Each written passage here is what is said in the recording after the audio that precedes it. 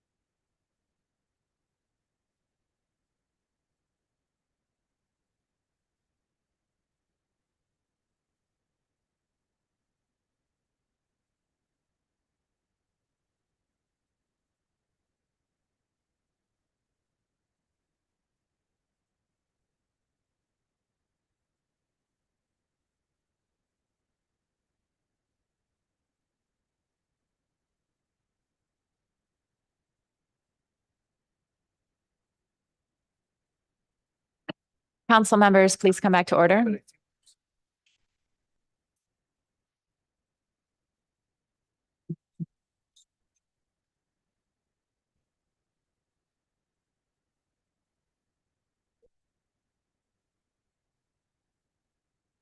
We're ready to continue our presentation on C2. We have Ms. Rhinesmith with us.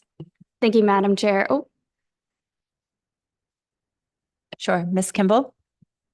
Sorry, before we transition to the EA, I had a question. It didn't seem like the presentation was going to provide anything on the economic impacts of the action. Is that, are we not seeing that in the presentation because it's not new information, or because there are estimates of economic impacts? Through the chair, Ms. Kimball, thank you for the opportunity to clarify. So yeah, it's not part of the slide presentation because it's not substantively different than what the council reviewed in June. So I guess that was an editorial choice on my part. So I'll take the opportunity to point the reader to discussions in sections 4.3 and 4.4 primarily, and some of the revenue at risk data upon which those qualitative discussions are based are in section 3.2 primarily. So we go through each of the 4 gear sectors and along with a description of how the fishery operates in 3.1, which is kind of the basis for our qualitative discussion of more operational and opportunity cost efficiency impacts. In section 3.2, there's reporting on gross revenues by the savings area and other parts of the Bering Sea, vessel participation levels. And then again, that's what's discussed in chapter 4, but not part of today's slides.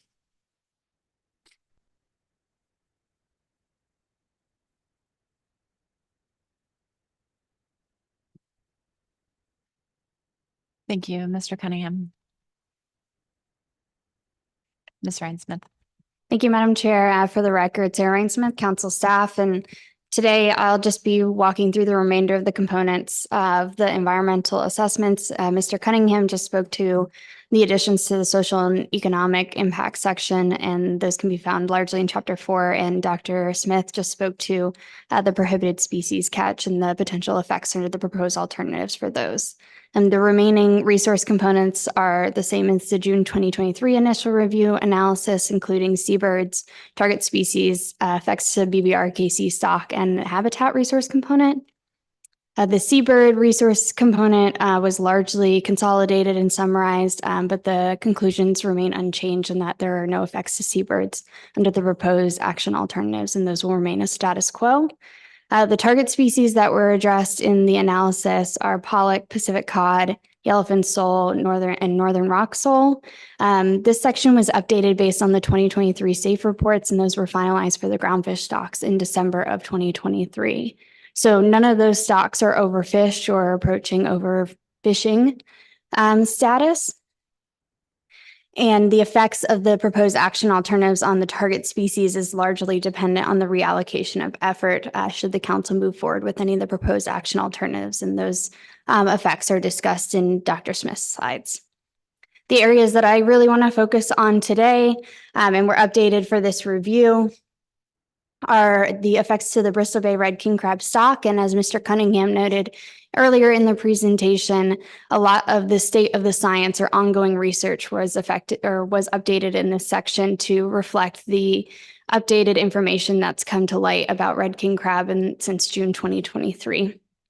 Additionally, the habitat resource component was updated to provide additional context for the habitat that is occupied by red king crab and the potential effects of the alternatives on habitat. These sections were expanded in response to the SSC recommendations in June 2023 council motion and largely speak to the relative importance of the savings area in Area 512.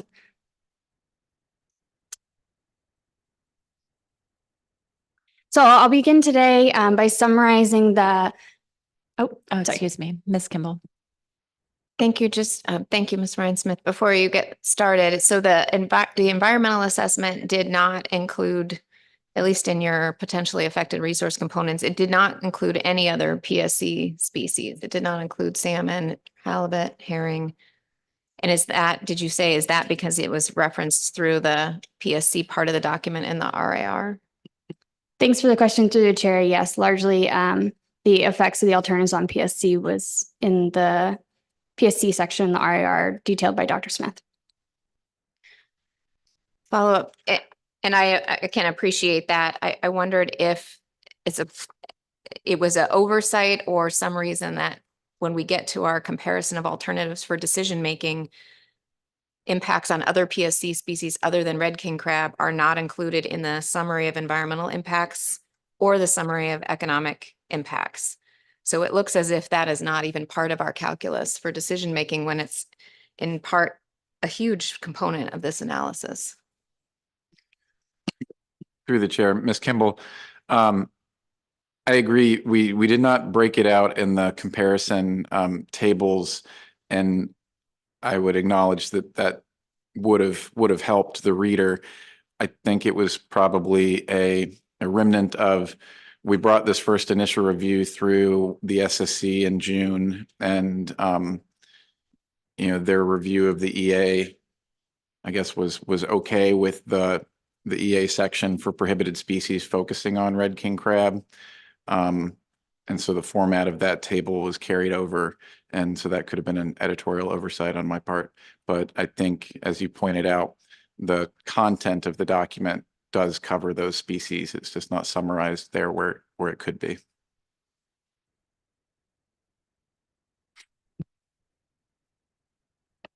Thank you. Thank you. So I'll begin today in summarizing the overall results of the 2023 NMFS bottom trawl survey. So this has become available since the June 2023 initial review analysis. And before I get into that, I don't want to cover too much about the life history traits of red king crab, but I do want to emphasize the molt mate timing that is known about red king crab. So it differs a little bit between males and females, and then also categorically between those who have molted for the first time or those who are molting for a second time, as well as juveniles. But largely it's thought to be understood that the molt timing for red king crab spans from January to June. So that's something to keep in mind as I move through the presentation and look at the potential effects of the action alternatives on the red king crab stock as a whole. So I want to just highlight the 2023 survey results in that legal males decreased from 2023 to 2022, whereby we saw an increase in mature females in 2023. It should be noted that 37% of the female red king crab that were caught at one survey station during the trawl season. So much of that information comes from that one survey station. Due to the increase in the mature female biomass, the state harvest strategy threshold of 8.4 million mature female crab was met. And that's one of the thresholds that could potentially open a fishery. And the state determined to have a small fishery for the 23-24 season. However, despite the small uptick in female biomass in 2023, the values of biomass are still at historic lows, and males are also at historic lows. There is no strong signal of recruitment into the population at this time.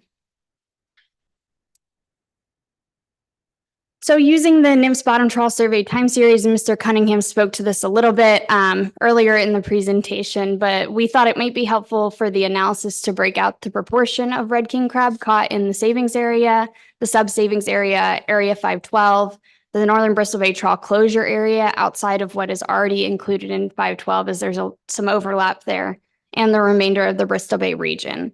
So this speaks a little bit to the relative importance of these regions and the reliance that red king crab have on these regions. As it was noted previously, and we saw in section 2, and Ms. Baker pointed out, it's difficult to determine the efficacy of the red king crab savings area, given we don't really have a great quantitative metric to assess the net benefit or success of the savings area since it was implemented. But looking into the historical usage of the savings area might provide insight into the current utilization of the area across all red king crab life stages. It may be helpful in providing some context as to the current proportion of individuals that are utilizing these areas and what those trends look like across the time series. So in figure 5.5, you see the proportion of the red king crab that are caught in the trawl survey that are broken out by life stage based on the areas of interest of the entirety of the time series. Table 5.2 in the analysis breaks out the mean, minimum, and maximum proportion for all areas assessed in figure 5.5.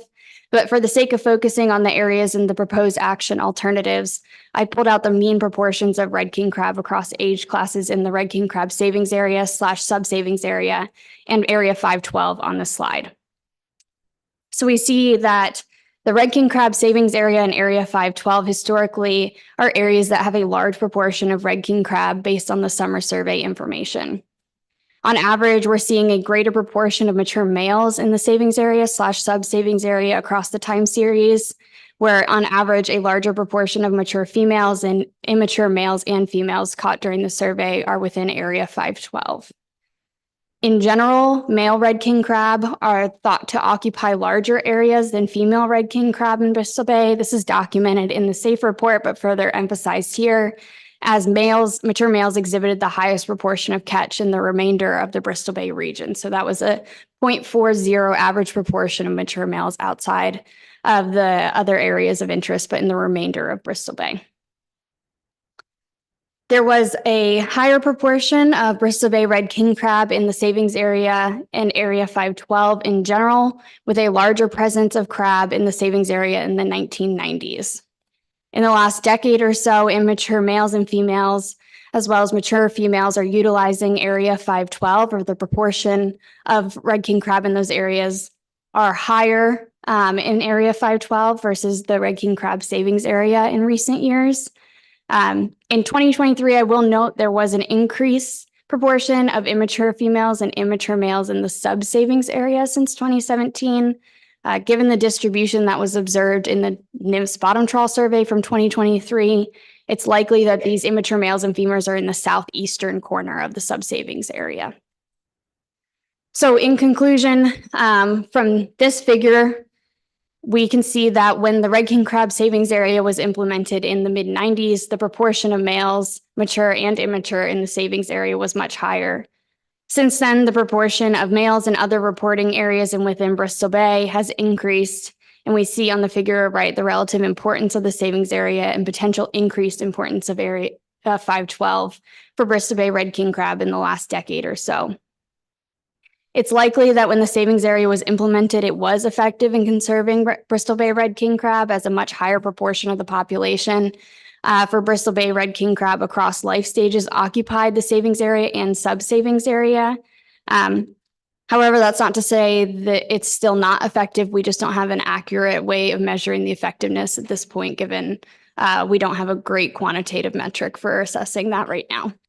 Given the higher proportion of Bristol Bay red king crab in other areas of Bristol Bay in recent years, it may be worthwhile to consider additional management considerations for those with higher proportions of Bristol Bay red king crab, such as area 512, where we see a large majority of the stock at this point based on the survey information.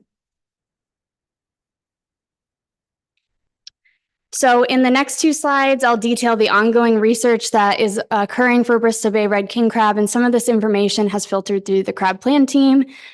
So apologies for repetition, as it may be duplicative from the crab plan team report and some of the other plan team presentations.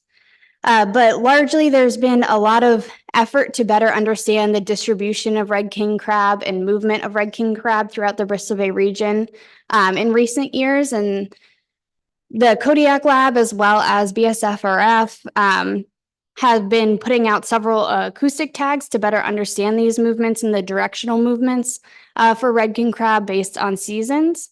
And they were able to put out some tags during the CPS1 collaborative pot sampling effort in the last spring 2023, as well as the summer survey. And Mr. Goodman provided testimony to the AP yesterday with a brief presentation that had a really great figure detailing the patterns and movement. And I'm hopeful that he'll provide testimony today to show that figure.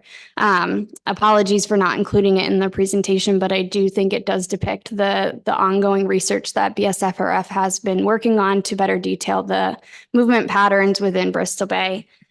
And I'll detail some of the conclusions here, and hopefully those are reiterated throughout testimony today, because I do think that they are very valuable to provide input into directional movement within the red king crab savings area as well as outside of the red king crab savings area. So in large, males that were tagged in the core Bristol Bay region tend to move towards the savings area, and males that were west of 160 to 64 degrees are moving southwest into deeper waters. From October to June, there was consistent movement from the savings area into shallow waters north and east. This may be temperature or reproductively driven. It's still undetermined at the moment what's causing this movement at this time of the year. For females, crabs were moving eastward from fall to spring towards central Bristol Bay or along the peninsula. And from June to October, there was movement south and west towards the savings area, but not as far west as males were moving. Excuse me, the current working hypothesis is that females are moving in the spring to mating and molting grounds in eastern Bristol Bay, both near shore and offshore. However, there's more tagging work that's needed near the northern boundary of the stock area to understand movement patterns between the north and south individuals. Some additional movement to better understand red king crab life history traits as well as movement and distribution is ongoing. The Kodiak Lab has an ongoing spatial modeling effort to predict red king crab fall distribution. I touch on this a little bit later, so I'll kind of skim over the results of that for now, noting that I will highlight that in the habitat resource component section. As I noted in previous slides, there was a recent collaborative pot sampling effort, or CPS1, which was detailed in the June 2023 analysis. And BSFRF frequently provides testimony, so I think that's filtered through the council process previously. But I'll highlight some key results of the findings, and the full write-up is available in the link on the slide as well. Overall, the project caught a total of roughly 10,000 red king crab, with roughly 25% of those being female and 75% of those being male. There was a large sex ratio found in this pot survey, and that may be reflective of when this survey took place, and it may have taken place during a time in a period when females are typically molting. However, some males showed some signs of having molted recently, which would indicate that males were underrepresented in those survey pots. There's current funding for a CPS2 project, so this will be deployed in the spring of 2024 to gain some more insight, and largely the methodology remains the same for that, but I think there are a few other additions, and those are detailed from the January 2024 plan team presentation, but as well in Mr. Goodman's testimony to the AP and hopefully to you all as well. There's also an ongoing collaborative effort to better understand the groundfish predator-prey dynamics between groundfish predation and red king crab. This ongoing research effort between the Freezer Longline Coalition, Alaska Bering Sea Crabbers, and NIMS is working through detailing stomach sample contents to better understand the magnitude and the rate at which Pacific cod are consuming red king crab to better detail that predator-prey relationship between those. And I'm hopeful that that will be detailed as well in testimony, but the full write-up is in the analysis. And lastly, I just want to touch on something that was brought through the plan team process, but is the Unobserved Fishing Mortality Working Group report. As Mr. Cunningham noted earlier in the presentation, I won't be walking through the entirety of the report. It is linked here on the presentation for those that are interested, and this is something that will be brought through the council process in June. But largely, the working group detailed the ongoing research that is necessary to best determine the unobserved fishing mortality associated with different gear types. And the report details what information is already known, how we could potentially get new information, and the timeline for that research. And so that is linked on the PowerPoint presentation, but something to consider. Although there's no working objectives for the working group at this point or research ongoing through the working group, there was a first effort to compile some information that may be needed for that. So largely the effects on Bristol Bay red king crab as a result of the action alternatives remain mostly unchanged from June. The main difference in the current analysis being that there's additional information that has been brought to light since the June 2023 analysis on the state of the science and the usage or relative importance of the savings area, sub-savings area, and Area 512 historically. The effects of the action alternatives from a PSC perspective are largely a matter of reallocation of effort and where the effort shifts. It's likely that a reduction of PSC within the red king crab savings area would benefit the stock if it were to shift out of the savings area, as well as Area 512. Under alternative 2 and 3, there may be an opportunity for reduced unobserved mortality as a consequence of less gear crab interactions if effort is reallocated outside the savings area or Area 512. And this would likely provide a positive benefit to the stock, but the magnitude of unobserved mortality is still unknown. So there's a lot of uncertainty there on what the net benefit would be. While PSC is a factor to consider, it's not likely the sole driver behind the low recruitment in the stock, as Mr. Cunningham had noted earlier. There may be several other factors that play into the low productivity of the stock at this point.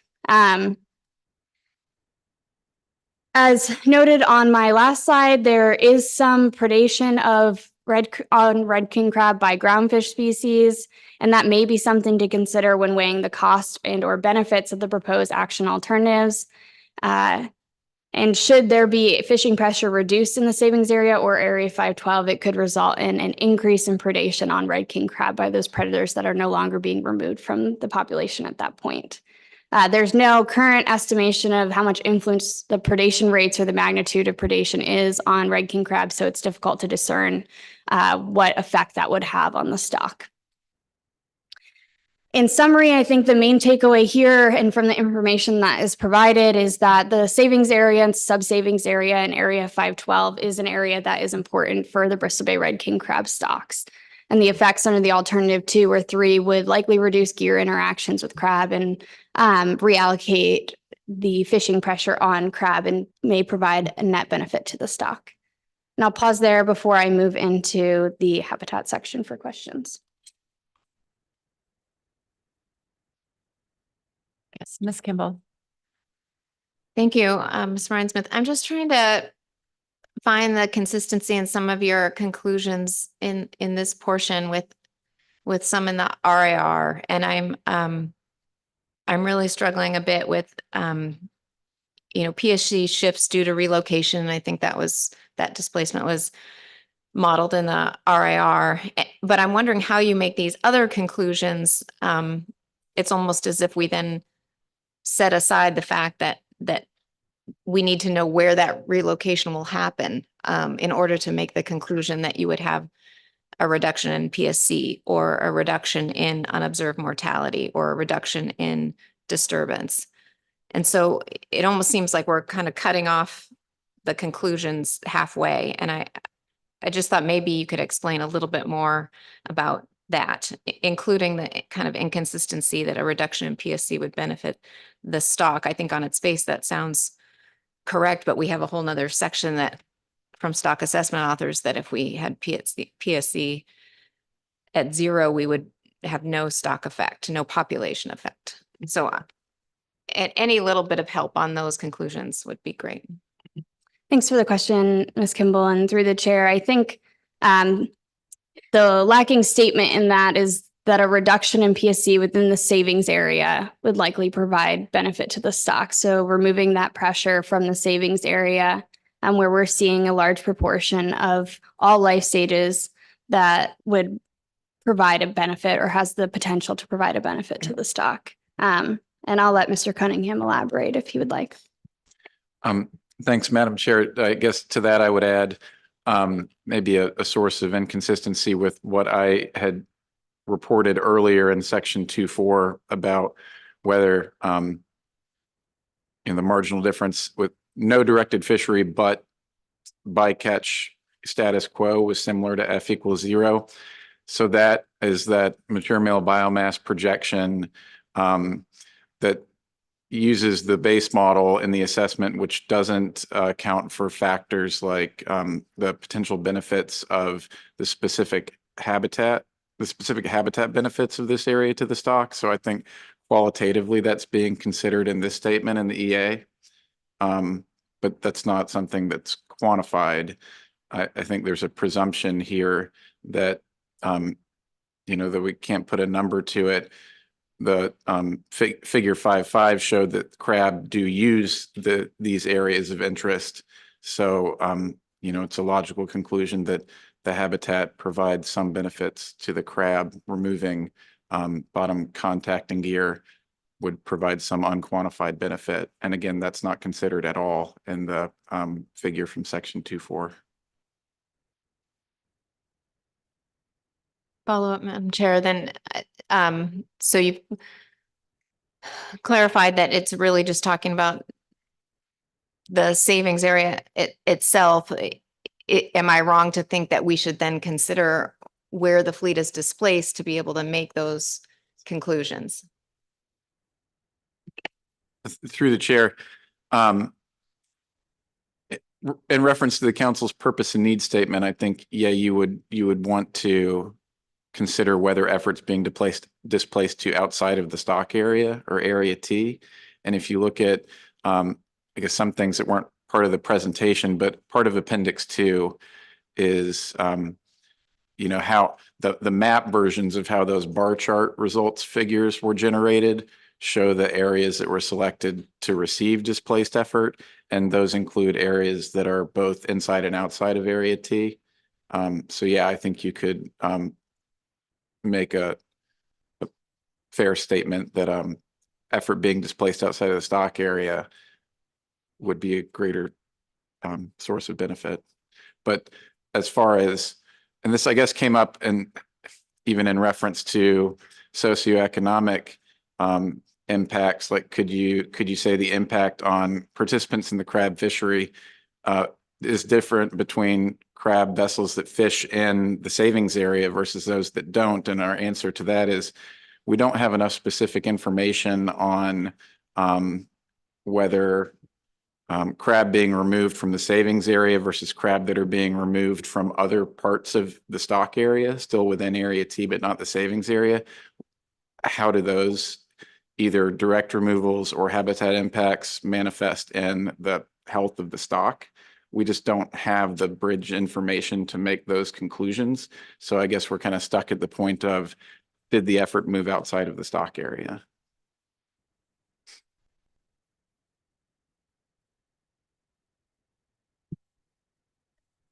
Thank you. So I'll get going here on the last component I have, the habitat resource component, and I would like to discuss the potential impacts on habitat by the proposed action alternatives. So just for a baseline reference, for the June 2023 iteration of the document, the habitat section was updated based on the red king crab essential fish habitat maps that were produced for the 2023 EFH 5-year review. And so for reference, those habitat maps that were in the June analysis are all BSAI wide. So those were not specific to the stock boundary or the Bristol Bay stock as a whole. And so for this iteration, analysts thought it may be beneficial to provide habitat occupied maps for red king crab broken out by life stage as well as the stock boundary. So we can see where habitat occupied is important for the Bristol Bay red king crab stock specifically, but broken out by life stage as well. So these maps were produced by the Habitat Conservation Division using the same methodological approach that was used in the 2023 EFH 5-year review. And that was vetted by the SSC and approved by the council in February of 2023. So I won't spend too much time detailing the methods here, but they are in Appendix 3 of the analysis if you're interested in looking at those and the model performance results there. So for those of you who are not familiar with looking at habitat maps. Ms. Ryan-Smith. Yep. Oh, apologies. Please continue. We'll see if you're going to answer the question. Thank you. Those who aren't familiar looking at these, I'm going to walk through what we're looking at and what you should be really focusing on. So in these maps, we're looking at habitat occupied by red king crab within the Bristol Bay red king crab stock boundary as outlined on the black box. We also have broken out here the area 512, the red king crab savings area, and the sub savings area. So the yellow and green areas are representative of the top 50th percent of habitat occupied, where yellow is the top 25%. So this makes up the core habitat occupied that is later used to estimate the percentage of overlaid with the percentage of bottom contact. So here the maps are showing the habitat occupied by life stage. And we can see that the Bristol Bay red king crab summer, so this is using the summer survey information. So this is their habitat occupied based on what we know from the summer survey, is largely within zone 1 and specifically the red king crab savings area in area 512. The occupied habitat for females and immature males and females was more eastward than for mature males, with habitat hotspots, or those yellow areas, being within the northeast portion of the savings area, area 512, and further eastward. Mature female habitat areas were largely absent in the western portion of the red king crab savings area. However, predicted habitat occupied for mature females was occurring within the southeast corner of the sub-savings area. This may be important to note for potential gear interactions with the non-pelagic trawl should that area be open for fishing at that time. Similar to immature crab, we see substantial overlap in area 512 with mature females, and so it's likely that the habitat occupied in area 512 is of great importance to females, immature males, and females, whereby mature males are largely occupying the red king crab savings area, absent of the southwestern corner of the savings area, and into area 512 and north of the savings area into zone 1. So this figure breaks out the percentage of the area that's covered in each management area, the savings area in area 512, by the 95th percentile of occupied habitat, the top 50th percentile, so those yellow and green areas, and the top 25% are hotspots, which are the yellow areas of habitat-related model predicted numerical abundance of Bristol Bay red king crab by sex and maturity life stage.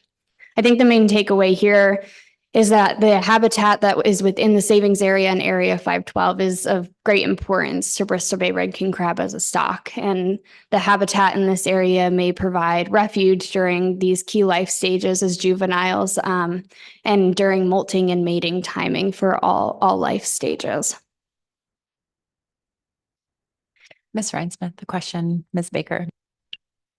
Through the chair. Thank you, Ms. Rhinesmith. And again, I'm maybe preempting information you're going to get to, but in discussions coming, in preparation for this meeting, the statement that you just made in terms of important habitat for the species, I guess I'm trying to drill into the definition of habitat without getting too stuck in the weeds. Because of the presence of crab in the data that you're presenting, it's inferred that those areas are important habitat for crab. But we have pretty limited information, as I understand it, on whether specific areas of these areas that we're talking about, the red king crab savings area or area 512, have specific habitat features that are used by crab, like benthic structures or things like that. Am I understanding that correctly? When we're talking about habitat in general here, we're talking about what you very usefully refer to as habitat occupied. It's because there are crab there that's giving us a very strong signal. I understand that, but I think sometimes when people are talking about habitat, they're talking about particular benthic structures or the substrate or things like that, that we know are located in a particular area that are important to crab for various reasons. Am I getting that close?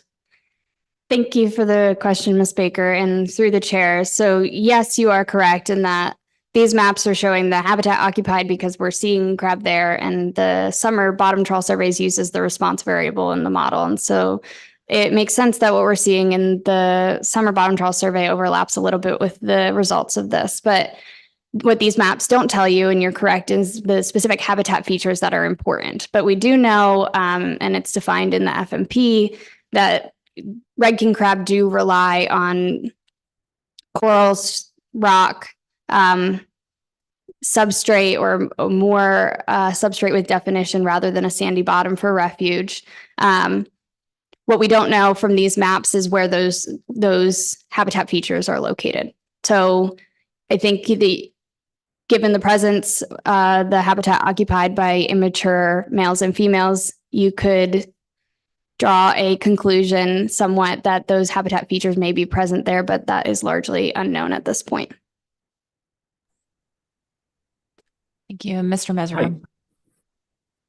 Through the chair, may I jump in really briefly on that topic as well? This is Mason Smith. Yes, go ahead, Dr. Smith. Thank you. Yes, when we develop these species distribution models, we do characterize the relationships of the abundance of crab to habitat relationships. And so in the appendix, if you refer to some of the tables and figures, you'll see what we present are the covariates or different habitat predictors that we use to develop those relationships. So it does get into which covariates were the driving factors in these models. So is it the slope or bottom depth, bottom temperature, for example, or benthic features? You can kind of see the different levels of importance of those features. And also what would be helpful in describing those effects are what we call partial effect plots. And those are going to be in figure A31, A32, et cetera, for each sex and life history combination. So that will tell you essentially what those relationships are. Are the responses positive to a certain range of depth, or are the abundances related to certain types of current? But those sorts of relationships will kind of help you piece together not only where the animals are, but the why. And that's kind of one of the useful uses of these models. And then when we project those relationships onto the covariate maps, that is where you're seeing these habitats. So that's just another piece of information where you can put the pieces together to find why these distributions are the way that they are. Thank you. Mr. Mesereau. Thank you, Madam Chair, and thank you for your presentation.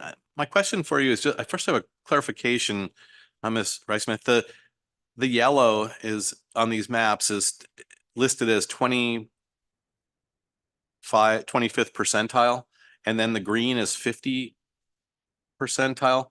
50 and 25 percentile of what? Thanks for the question, Mr. Mesereau, through the chair, of habitat occupied. So the habitat, the upper 20th percentile of the habitat occupied is within those yellow zones. So my question is that doesn't negate the value of the green on the maps. The green still is habitat that has value to crab. And so if you do that, if the trawl effort isn't going to be reduced, it's going to stay the same, and they're going to move outside the box, it's still highly likely that the habitat impacts would be similar if they're in the green or the yellow outside the box than if they're in the green inside the box. Is that accurate? If the fishing effort stays the same, the tack's the same, they have to catch it. It might even be more fishing effort if there's less fish available outside the boxes. Are these accurate interpretations of what would happen? Thank you for the question through the chair. Yes, and I think I characterized that on one of my summary slides, that should the effort be redistributed outside, the habitat impacts are largely dependent on where the redistribution of effort is occurring. And they're likely similar to what's occurring within the savings area, just within a different area, or area 512, just within a different area. Thank you. Ms. Vanderhoven. Thank you, Madam Chair. Thinking about these maps and the conversation that we're having. But I'm also recalling that in the EFH process, the stock assessment authors didn't flag any concerns here. And I'm trying to, I guess, just verify that I'm remembering that correctly from the EFH process.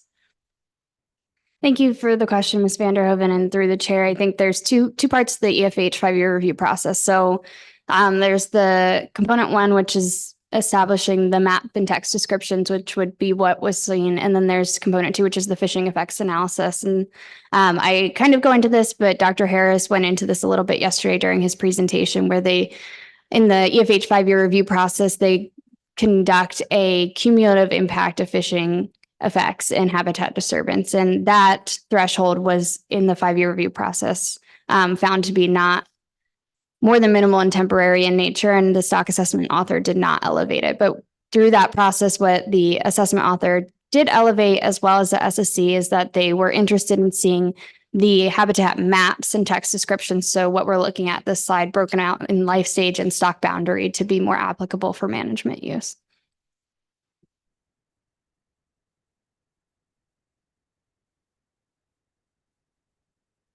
Thank you.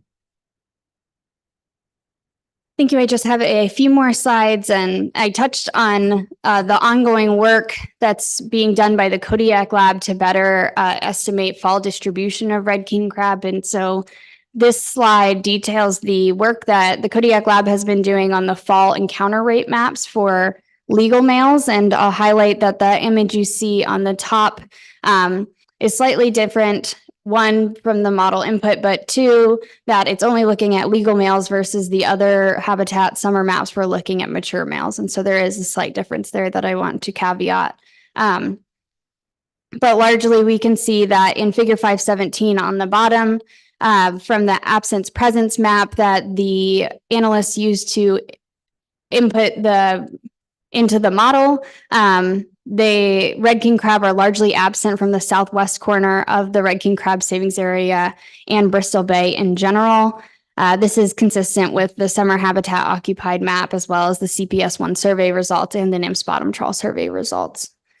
I'll highlight that the encounter probability of encountering red king crab is higher in the northwestern corner of Bristol Bay, as we see in figure 516.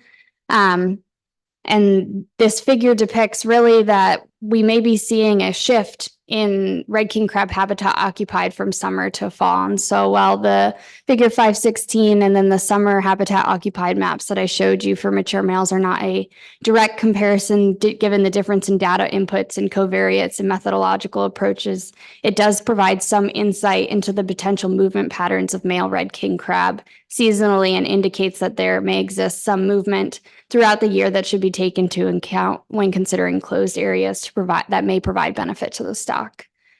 This work was also presented to the crab plan team in January 2024. I don't have it showed here, but in that presentation, Dr. Reisner showed a comparison between the fall encounter rate maps between warm and cold years, and there was a potential temperature dependent shift that was seen from legal males but in and out of the savings area between warm and cold years.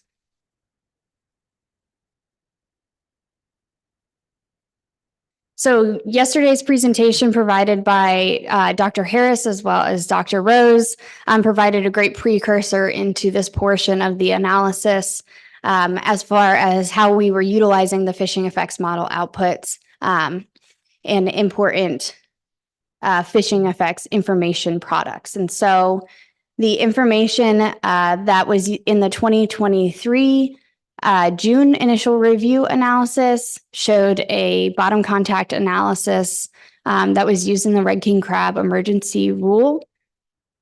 And these showed that the cumulative impact of gear types in the savings area was greater in the A season rather than the B season, which was largely driven by non-pelagic trawl and pelagic trawl gear. So for this iteration of the analysis, I thought it may be helpful to show bottom contact in the A season, as we can see with the gradient scale of colors on the left-hand side of the images, overlaid with the summer Bristol Bay red king crab life stage habitat occupied maps. So those are depicted on the gray scale underneath of the potential bottom contact. And so as Dr. Harris laid out yesterday, what we're looking at here is the area of expected gear and seabed interactions. There isn't a cumulative habitat disturbance that we're looking at here, so it does not take into account the nature of its ability for this habitat to recover. Rather, this is just an information product that shows where the bottom contact may be occurring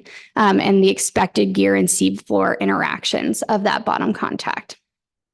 I'll also highlight that maps across the time series from 2003 to 2022 by month are attached on the e-agenda. We've just included those for the A season in the last 3 years from 2020 to 2022 here.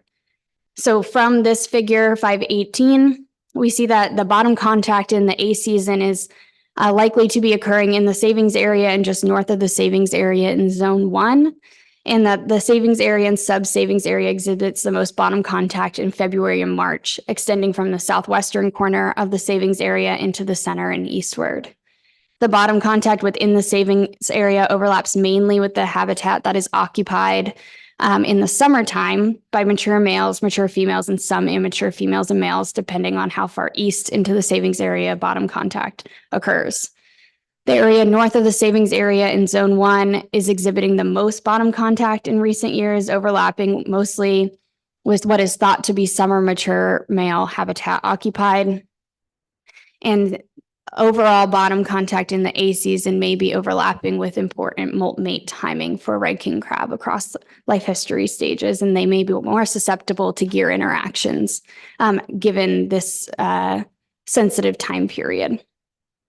You may notice here there's not much bottom contact in Area 512. This is as a result of much of Area 512 is comprised of the Northern Bristol Bay trawl closure area, so trawl gear is not permitted to fish in this area at this time of the year, as well as a lot of the pot and hook and line fisheries are not actively fishing and they don't detect much bottom contact as well through the fishing effects information output. So to clearly detail the impacts of the areas of concern for this analysis, analysts compiled the bottom contact area ratios, or BCAR, in the savings area, Area 512, Zone 1, and the entire Bristol Bay region broken out by gear type. So Dr. Harris highlighted this figure in his presentation yesterday, highlighting that this is summary information, and the difference between the previous figure and these figures is in the previous figure, we were looking at the footprint of the contact, whereas here we're looking at a summary of the contact that may be occurring. And so across the time series, we see that pelagic trawl gear and non-pelagic trawl gear exhibited the most bottom contact for the entire Bristol Bay Red King Crab Management Zone. Zone 1 and the Red King Crab Savings Area. This is shown in similar bottom contact analyses as well. So this isn't new information, but just reiterated and broken out by areas of interest for this analysis. Area 512 had low ratios of bottom contact across all gear types.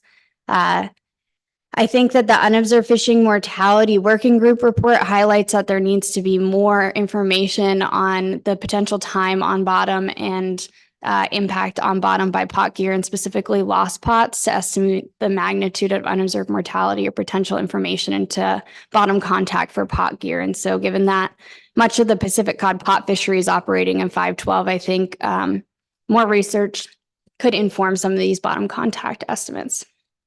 It may be worthwhile to continue research on those gear types for this.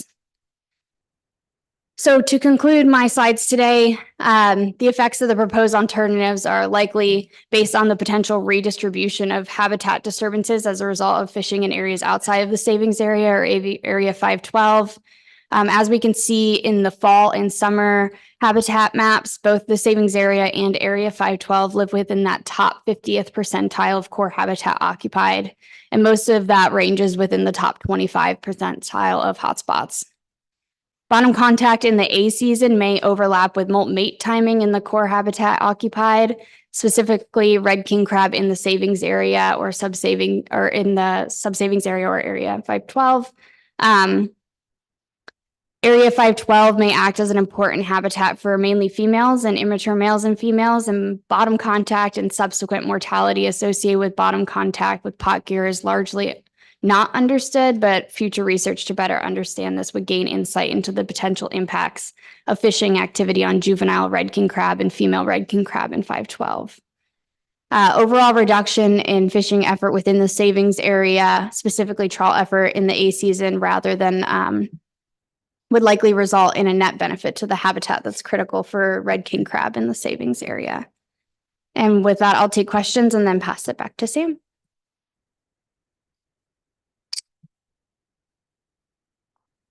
Ms. Kimball.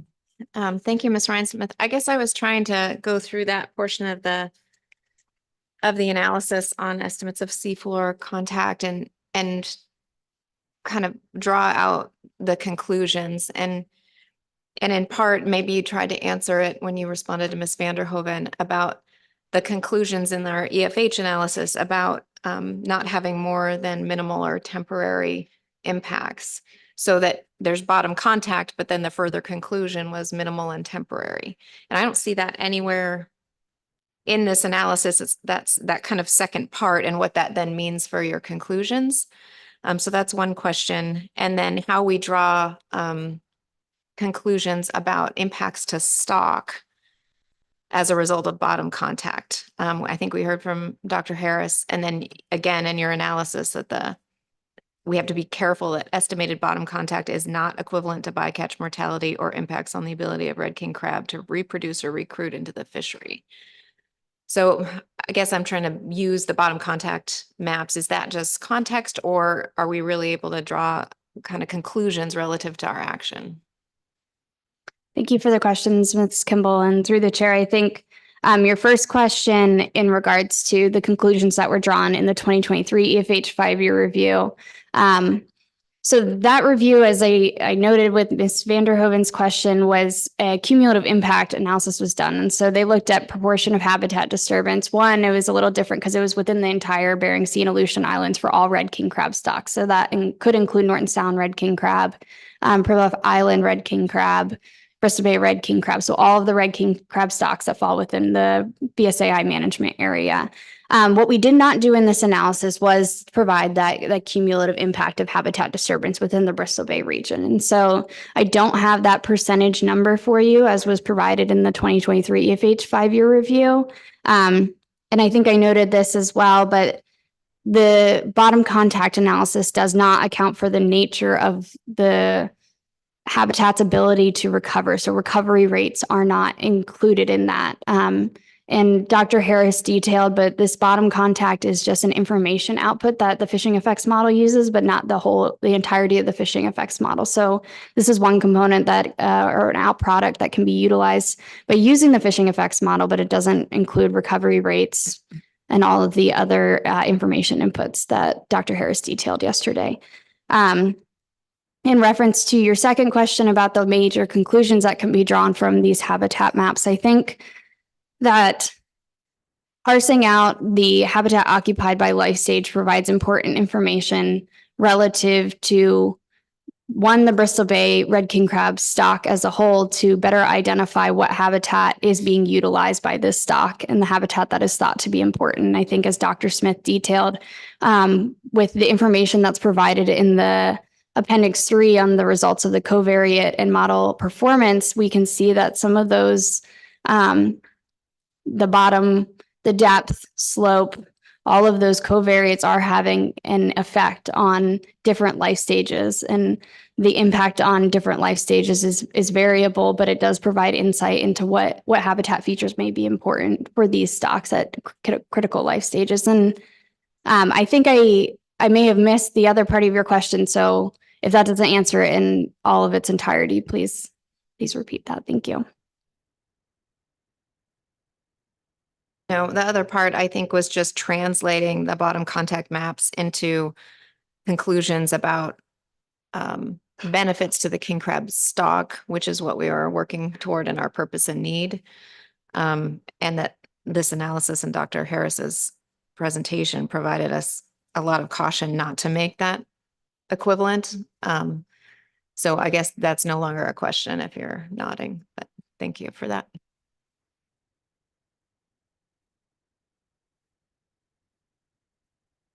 I think we're ready to move on. Mr. Cunningham. Thank you, Ms. Rhinesmith.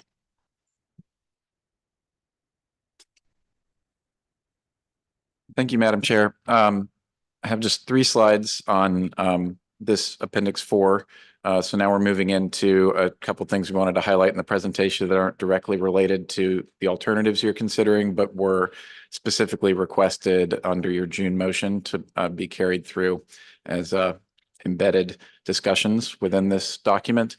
And then after that, Mr. Perry will come up and present to you about Section 8 of the paper on the pelagic trawl gear performance standard.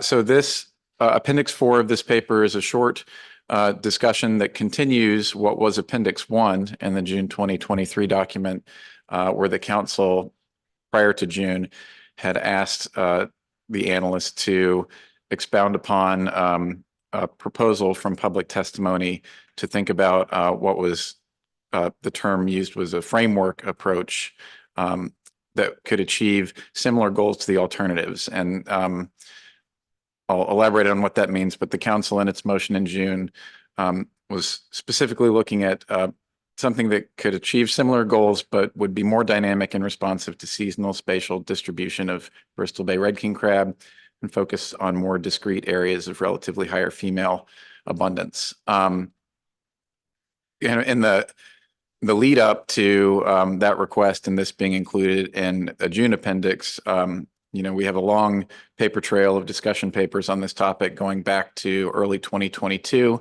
And in both the April and October 2022 discussion papers, the council had requested us to touch on topics that are relevant here about approaches that could be an alternative to static year-round area closure. So I won't go through all that history. I'm happy to address questions. But for example, we started out in April 2022 talking about what NIMS and season management authorities are and what some of the public process requirements are that make using that authority either beyond its authority. It's really limited to implementation of the harvest specifications or the council's inability to set up kind of if-then contingencies that would trigger an area closure through an in-season action.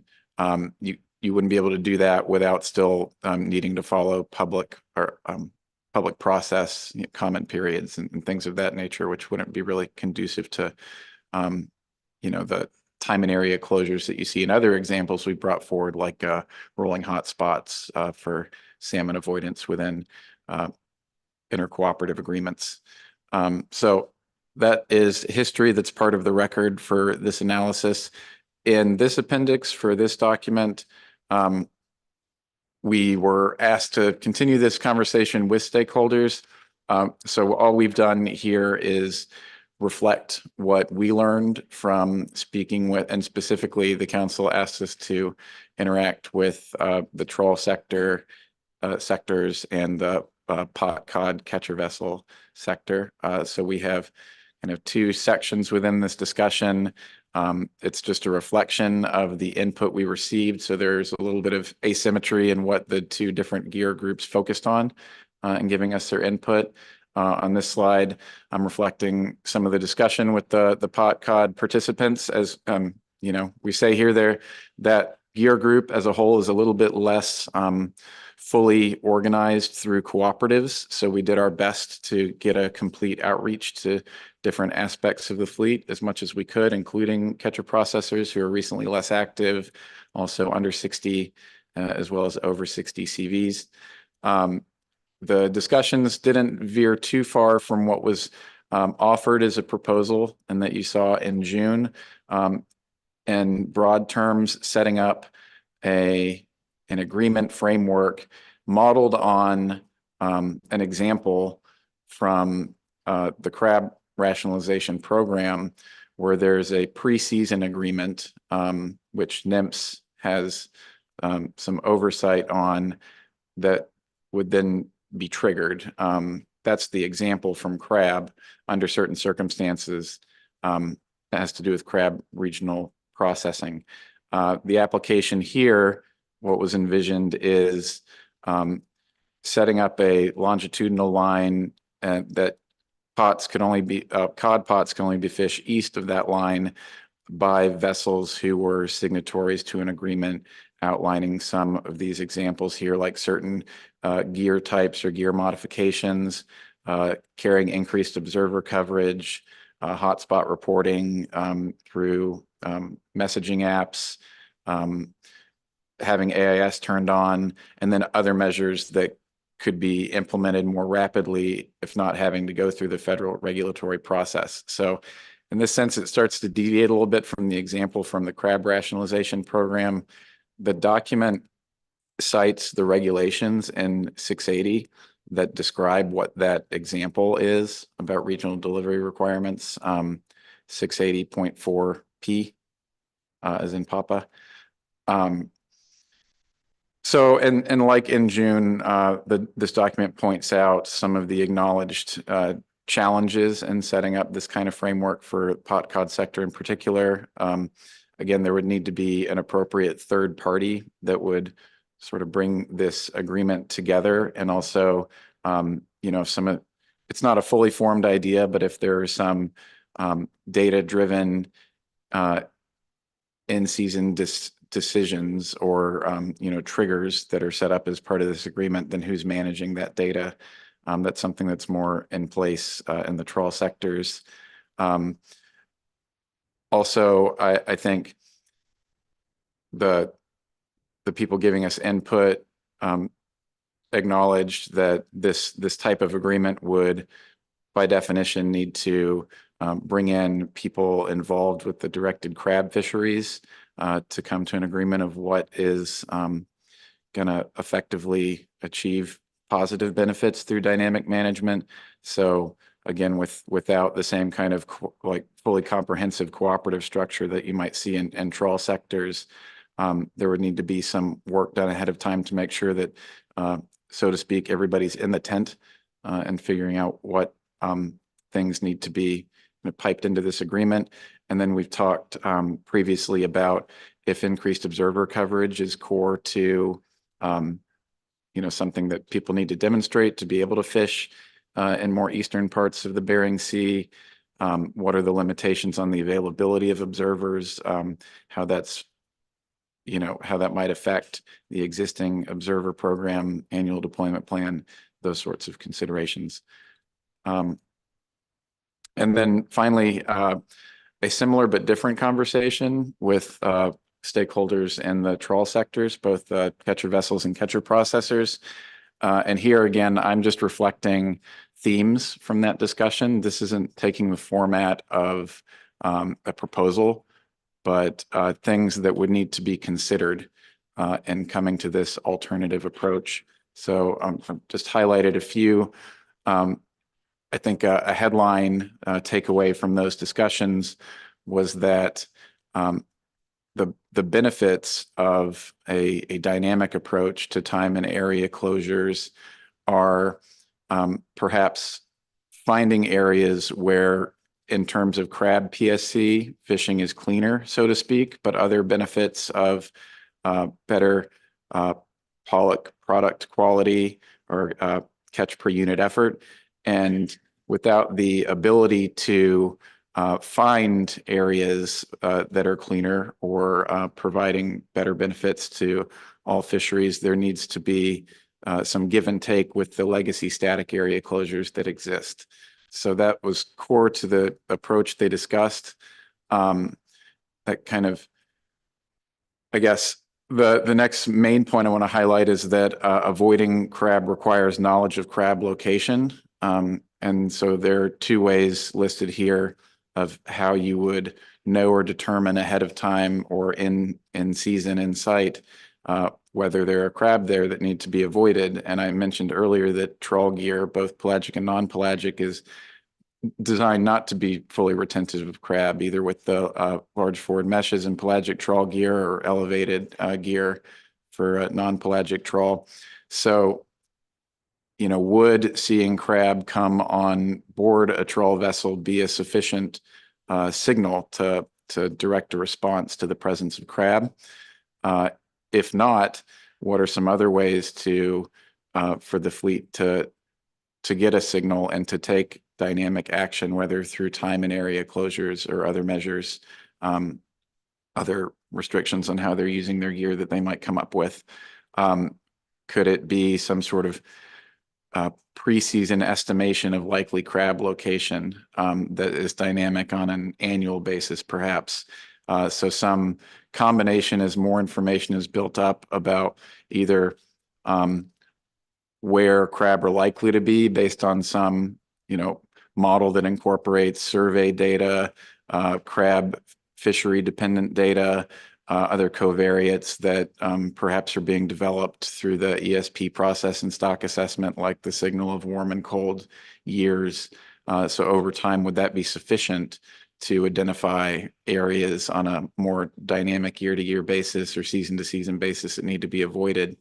And those are both approaches to a necessary task, and both of them have some limitations and drawbacks.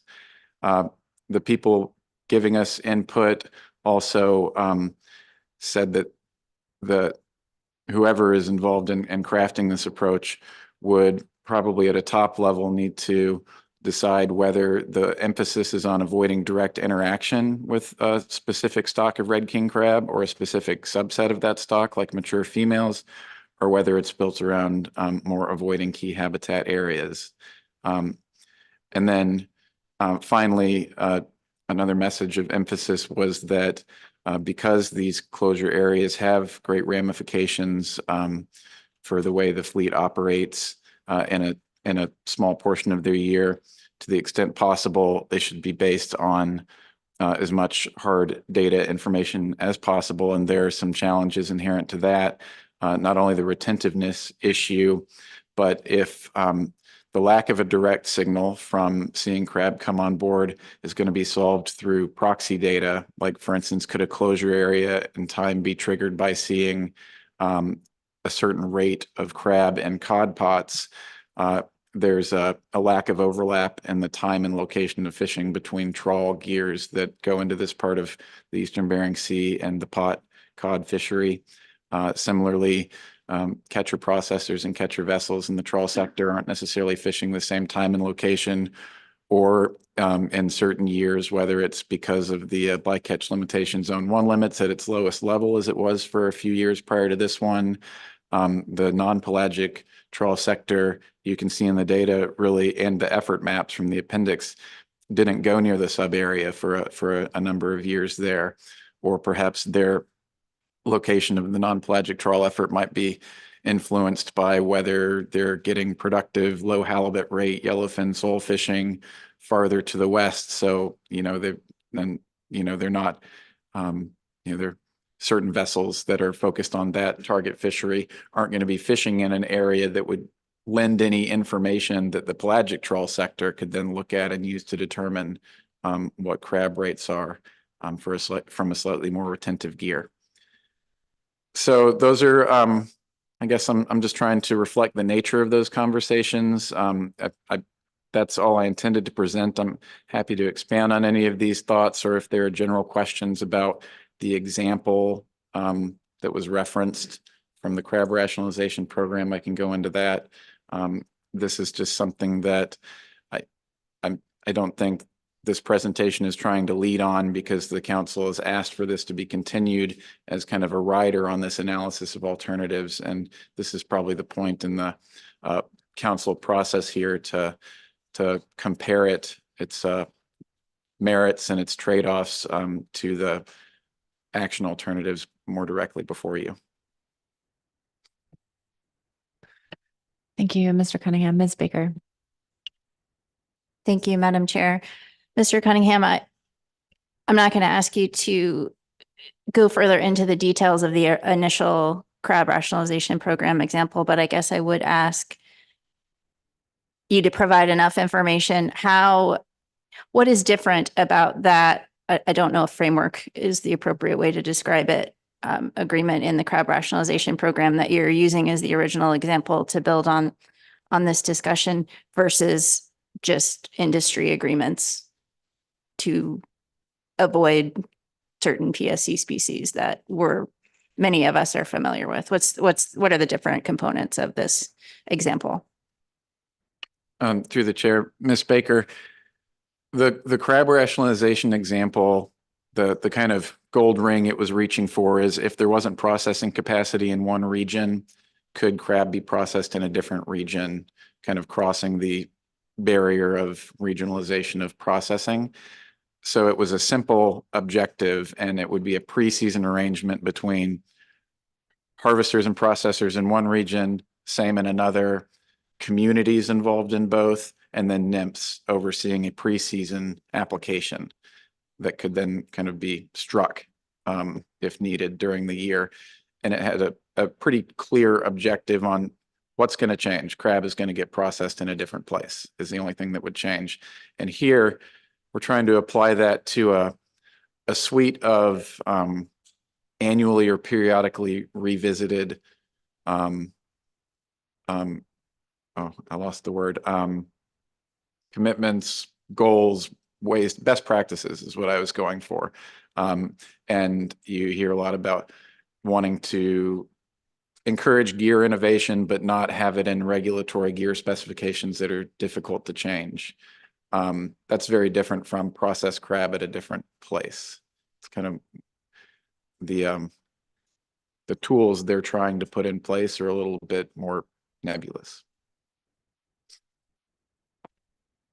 Through the chair, thank you for that. And I personally am interested in this concept and supported at least continuing the discussion of it and appreciate the expanded discussion in this analysis. And I think I hope I heard your recommendation correctly, sort of when you were wrapping up this slide.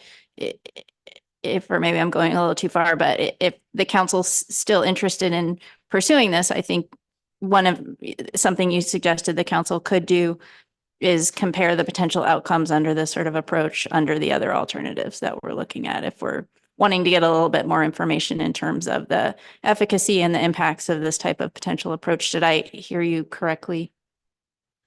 Madam Chair, Ms. Baker, I think to that I would say or add, it would still not be totally clear what we would be contrasting to the alternatives. And it's certainly maybe beyond my place to suggest, but I think there's a vacuum here that needs to be filled, I think, by participants in the fisheries and perhaps agency and council staff coming together to have a clearer idea of what would be contrasted. Even between the pot and the trawl sectors and having these discussions, they're different objectives, I think, that each sector was looking for, or different elements of what a framework approach would be. So I hesitate to say, but it would be hard to take this discussion much further until some of these gaps have been filled in.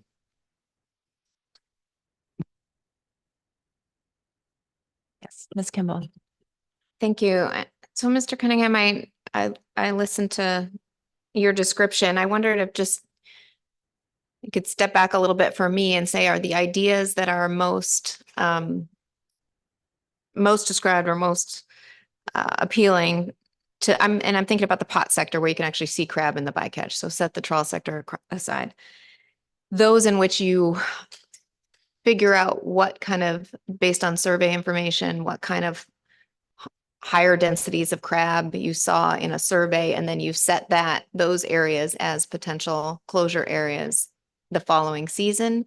Or is it really more like the pollock fleet does for salmon, where as soon as you see a higher rate, PSC rate in the fishery, that's communicated to the rest of the fleet, and if folks are above that kind of average rate, they're moving? So is it that latter task seems, I guess, a little more possible to me than maybe the or near-term ability than the first description, but I need you to tell me what people are actually talking about. Through the chair, Ms. Kimball, that's correct. It sounded a lot more like real-time intra-fleet reporting and move on provisions, basically. Not, I mean, there's no, to use an example from the trawl sector, there's no sea state that, you know, is helping draw boxes like I showed in that map earlier in the presentation. That's not a concept that came up. It had more to do with what type of gear is being used, that kind of coordination, move on approach, and you know, tied into having AIS on. These were just ideas, and then also having increased observer coverage if that's feasible, which I guess is a little bit distinct from communication and move on, but could be a pathway to other management measures that are kind of hard to implement with lower rates of coverage, like area-specific PSC limits. Thank you for that, Mr. Cunningham. And I was thinking that through, and from the rest of the analysis, the vessels using this area that are in this analysis are the over 60-foot catcher vessels for the most part. Is that correct? You didn't really see under 60-foot participation? Through the chair, for the most part, there was some. I could flip to the table if you want me to locate it, but by and large, over 60. Okay. And so that is the pot fleet that the council's already working toward initiating a catch share program for that would require 100% coverage. I'm just trying to link together some of our other actions that may make a framework agreement like this actually more feasible. That's correct. Okay, thank you. And Mr. Cunningham, just quickly going back to the trawl potential frameworking, sounds like you did kind of you identified some initial limitations with using proxy data with disparate timing of the fisheries. Do you feel that cursory assessment is as far as we can go now, or are there opportunities to do a little bit of a deeper look at whether or not there would be, some viability in using proxy data for informing movement and presence of crab for a pelagic framework process? Madam Chair, I think I and we probably know enough now to know that those are real limitations. I think even in this document, you could look at the bottom contact maps by different gear types and the effort maps in Appendix 2 that, we can break out seasonally, and we can look at it even more and see that in addition to the different retentiveness of gear, the different time and area fished, there's going to be some circles that don't overlap there. And I guess to do a statistical analysis of like how big a problem that is, I think we would probably need to make sure we had the right staff available to do that. And I would hesitate to, I guess I'd want to know to what end. That might be a heavy quantitative task for somebody. Thank you. Ms. Kimball. This is not on the framework agreement. If others have questions on that, I can wait. Okay, it seemed like we were moving on to the Section 8. So Sam, I just wanted to, there's a lot of information, and I commend you on the level of new analysis, but is there typically we'd see like a summary slide or two on the effects of the alternatives, we had a lot of extra contextual information in this document, which is the responsibility of the council. They directed that. But is there something that points us to the actual action, like effects of the alternatives? Or should we just be using the decision summary tables in the executive summary and the PSC analysis? Through the chair, Ms. Kimball, Yes, we did try to focus on what was new this go round. And so when we were looking at the map slide earlier, I guess I tried to touch and then jump over that sort of total benefit cost trade-off by making reference to, so pair with the PSC impacts analysis, which I think was a big step that we took, and then the habitat discussion, which is a normal part of an EA that wasn't really directed by the council, but it was much improved over what you had in June. And then taking the general approach that we're talking about, less so foregone catch and more so, especially for the trawl and to some extent hook and line sectors, marginal changes that have to do with fishing in an area that's not preferred at a certain time of year. And so we characterize that in terms of, in section 4, the operational impacts, the effective deployment of capital and labor. So those were discussion topics, product quality, and also the presence of the target species in, fishable amounts at certain times of year. Again, we enter with the presumption that the fleets that are fishing, that have fished in the savings area, were there for a reason, whether it was better fishing or lower PSC of species like Chinook salmon. So that discussion didn't change in nature from June, and that's why I didn't make it part of the presentation. So I guess that was a long-winded way of saying we left a little bit of work for the council in putting those together. I hope this presentation has helped a little bit, but we're taking that discussion and adding to it the PSC impact analysis and what Ms. Rhinesmith went over.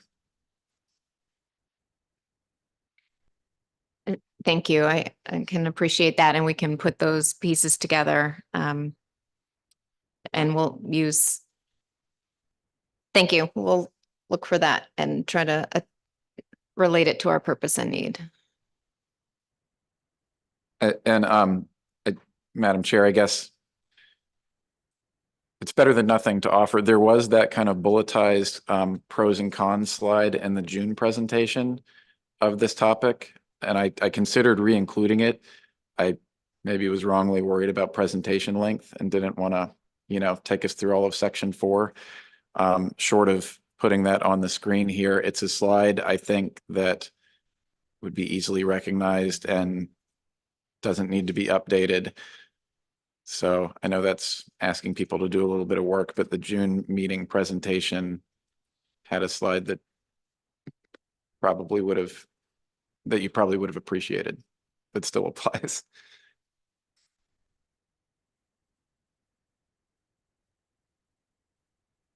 Okay. Any other questions for Mr. Cunningham? Wait. Thank you for your presentation. I'll invite Mr. Perry up here, and whether you take the PNCAC report as part of staff reports after that, I guess if you do, then that would conclude staff presentations, or between lunch and your SSC report. But we'll include Mr. Perry, PNCAC, and then I guess final questions to any staff, and that would be your whole staff presentation. Mr. Cunningham, do you think we could take the PNCAC report first, or would that not make sense? Make sure that I see Mr. Dwyer and Ms. Reed. I think the discussion with Mr. Perry will take a little longer than That's we had probably before lunch. a good assessment. If Mr. Dwyer and Ms. Reed are willing, then I'm fine by me. Thank you.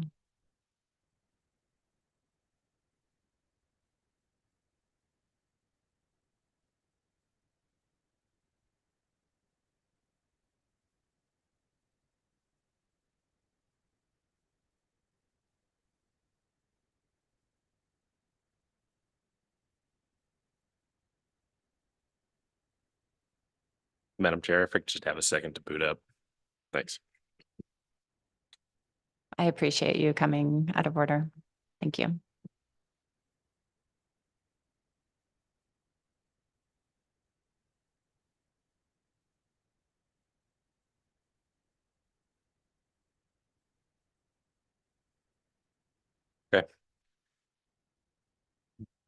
Madam Chair, members of the council, my name is Sean Dwyer and I serve as the chairman of PINCIAC. Alongside me is Elizabeth Reed, also a member of PINCIAC. For those of you who may be unfamiliar, PINCIAC stands for Pacific Northwest Crab Industry Advisory Committee and was a committee established by the council in 2003 to provide advice and recommendations on preseason and in-season management measures for the Bering Sea and Aleutian Islands king and tanner fisheries. The current membership consists of crab vessel owners, captains, and crab processors. The committee meets 4 to 5 times a year to discuss and put forward recommendations on current crab-related issues in both the council and Board of Fish processes. PINCIAC met on January 30th to discuss current crab-related council agenda items, particularly C2, Bristol Bay Red King crab closure initial review. The following motions were put forward and passed among the committee members. Motion 1 was that PINCIAC recommends the council, pardon me, PINCIAC recommends the council include in the range of alternatives for closure agreements or alternatives that allow further development of gear innovations in all sectors to reduce crab bycatch and habitat impacts. For example, allow pot cod in Area 512 if a vessel signs on to an agreement specifying enforceable measures like observer coverage, gear requirements, and limits on bycatch. Another example, close the RKCSA to pelagic trawl unless a vessel uses enforceable technology proving the gear is not on the bottom. Motion 2 was that PINCIAC recommends the council include in the range of alternatives seasonal timing to protect molting and mating crab.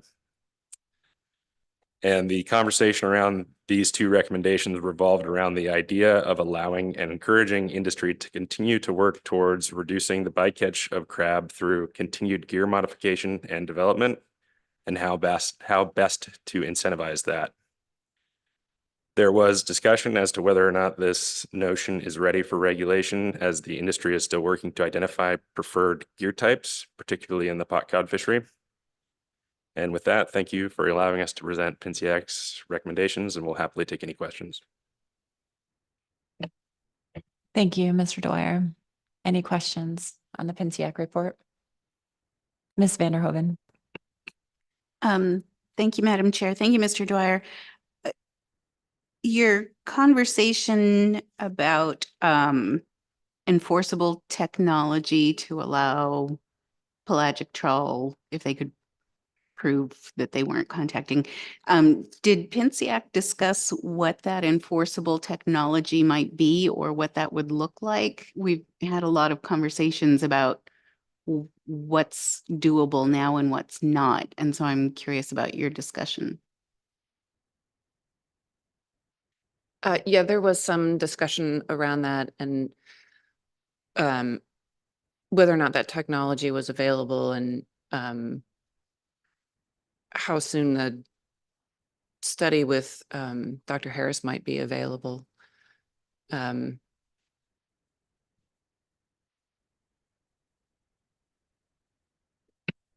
So I take that to mean you didn't identify anything that was currently available that would be enforceable technology. Correct. There was a lot of discussion about potential gear, both in pot cod and in trawl, but no specific solutions put forward.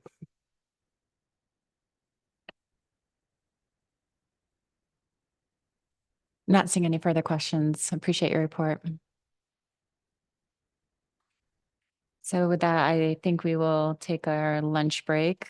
Let's come back at 1:15 and we'll resume our staff presentation on C2. Thank you.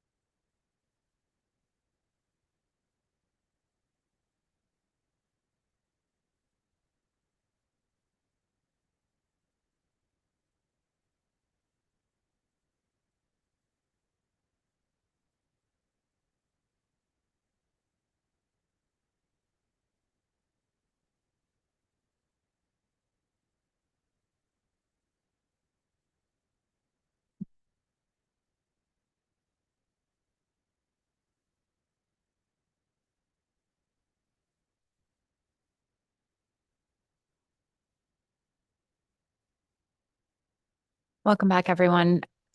So we will be taking our SSC report, the remainder of our SSC report, and then coming back to the remaining part of our presentation on C2. So we have Dr. Dressel with us. Walk us through the SSC report.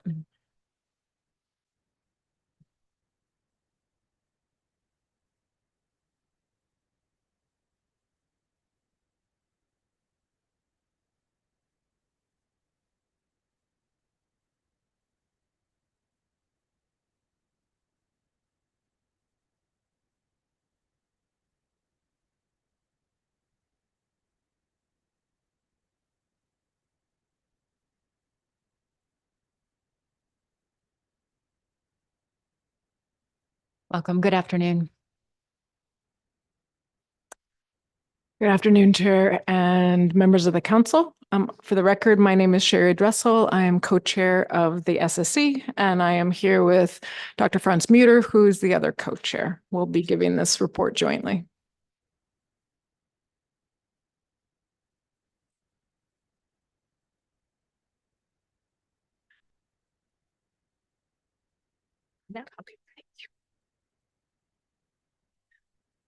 So the SSC had election of officers at this meeting, and the SSC re-elected myself and Franz as co-chairs for 2024.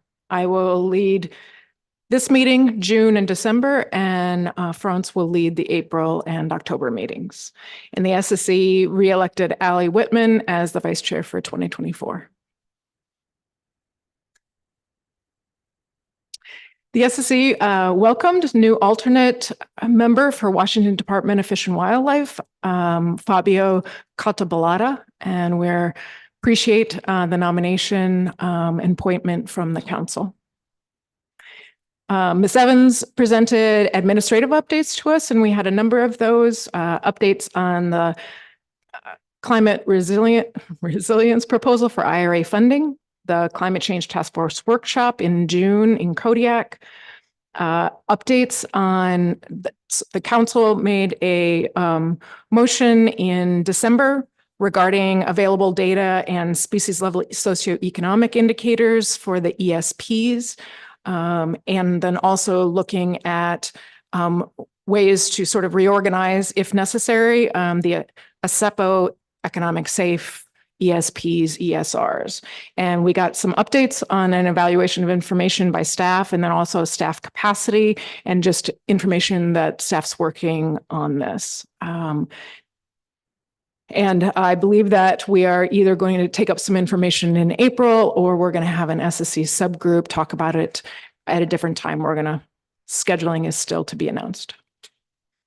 She also shared with us options for the SSC review cycle, given the decision not to hold an in-person meeting in February 25, and that is still pending as well. We'll figure out how that works. Dr. Foy provided brief updates, as we talked about earlier this morning, from Alaska Fisheries Science Center, which I believe that you also received. I think that you received a more extensive presentation than we did, but we got some highlights, which we really appreciated.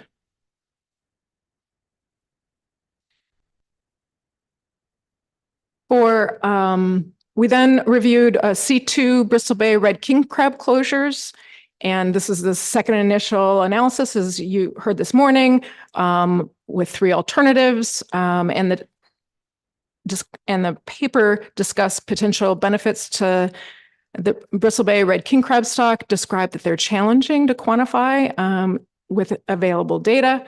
Also described the effects on groundfish fisheries as variable depending on the alternatives and options.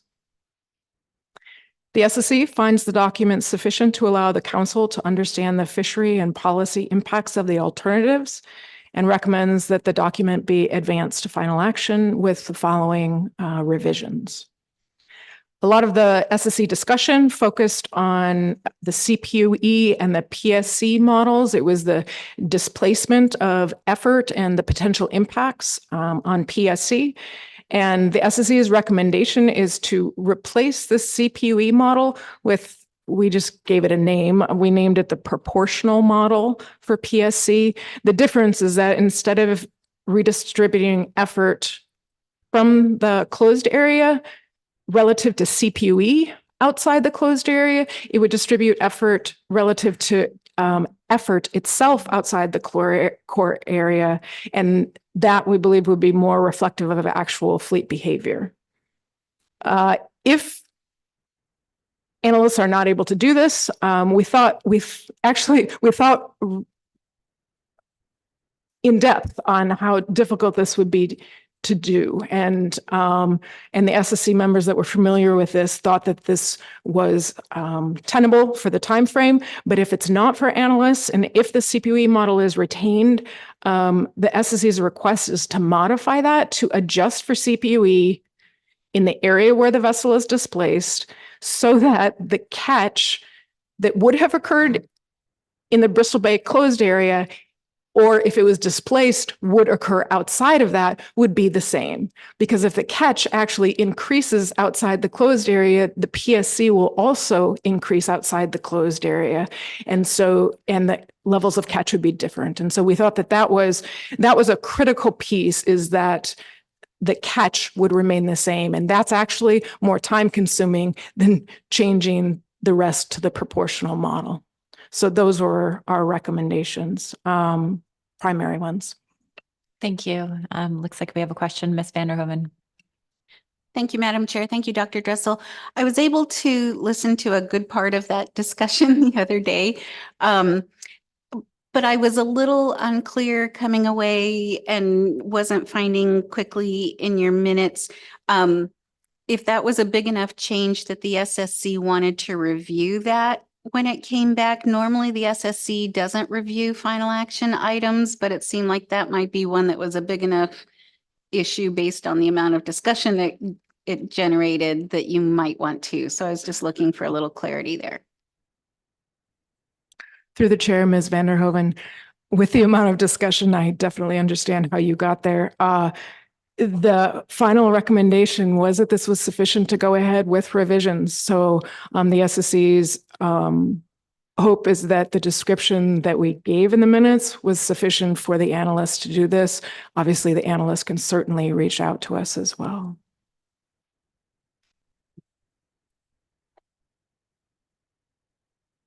Ms. Kimball.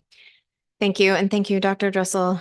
Dr. Muter, it might be in the written report, but I'm just looking at your PowerPoint. And so did the SSC have any input for the analysts on the other approach, the PSC rate approach? And then my second question was whether the, that discussion, I'm glad you had it, about what level of work this might entail. Part of what we heard in our discussion was from staff presentation was that if we can't get to an exact PSC analysis that's very quantitatively exact, but the trends, despite which approach we use or how we tinker with the approaches, are going to be the same. Like salmon PSC is going to increase. It's just by how much. Halibut PSC is going to increase. So did the SSC have that level of discussion on what staff effort should go into this, or did they still really want to try to nail down, and I don't blame you, the best kind of approach that may be useful in the future?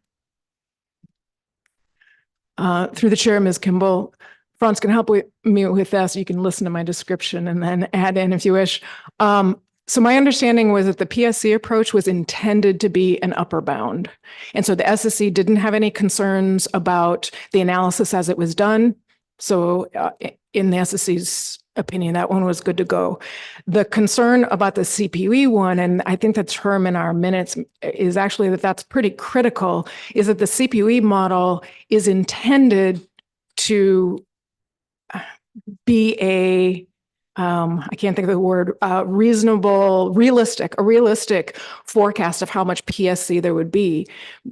But we're able to tell already that that is likely overestimated. And so I guess the struggle is that if the authors are putting that forward as a realistic estimate, quantitative estimate, but the quantitative estimate we know already is too high, it's no longer realistic. So the problem was, if the information in this, within the SSC's role, to inform the council whether this information gives you appropriate information. Our concern is that currently the CPUE method does not.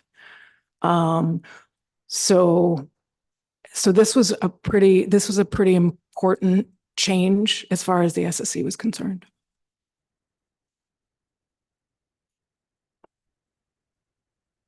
And Mr. Down. Thank you, Madam Chair. Thank you, Dr. Dressel. My question on this is, and I had the same question at the staff presentation, was looking at Appendix 2. I felt like that I had some of the same thoughts that the SSC had, which is that, is this really a fair depiction of what would actually take place using the CPUE method? So to go through these additional steps, and I think,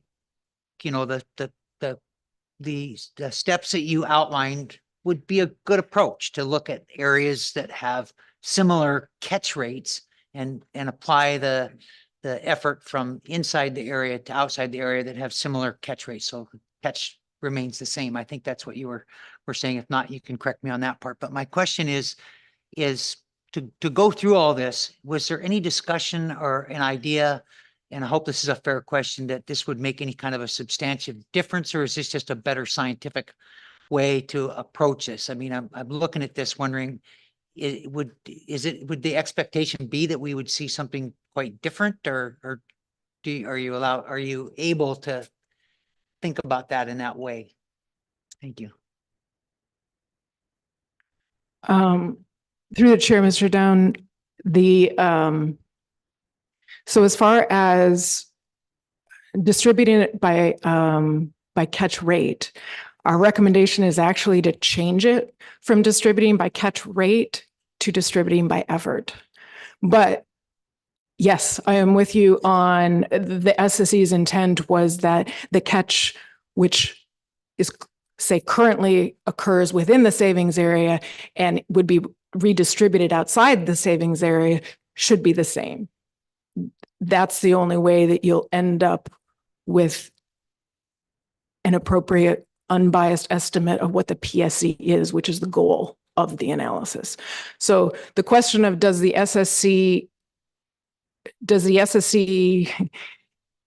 sort of, is it a statistical technicality, or is it actually meaningful?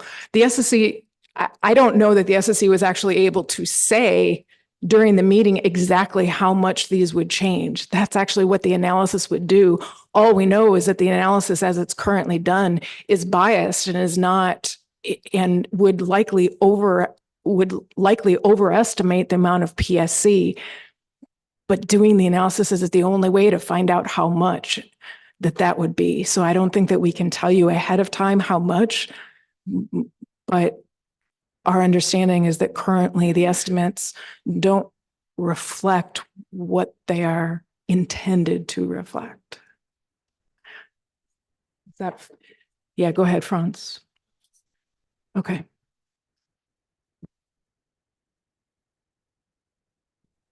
Mr.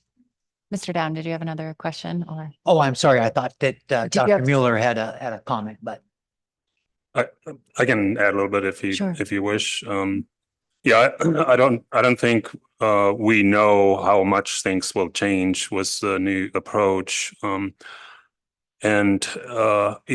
understanding was from the analysts and they've set up the framework to do this, that it wouldn't be a big lift to use a different way of distributing the effort from inside to outside.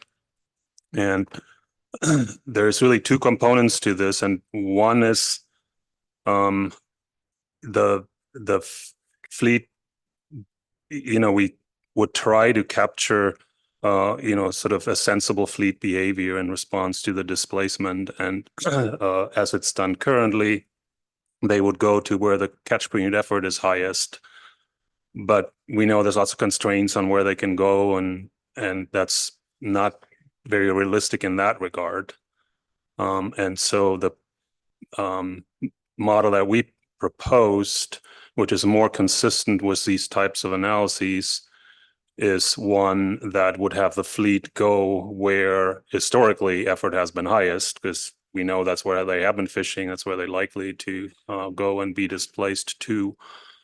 And that could make a substantial difference depending on, the distribution of the spatial distribution of the PSC and where there's more or less overlap.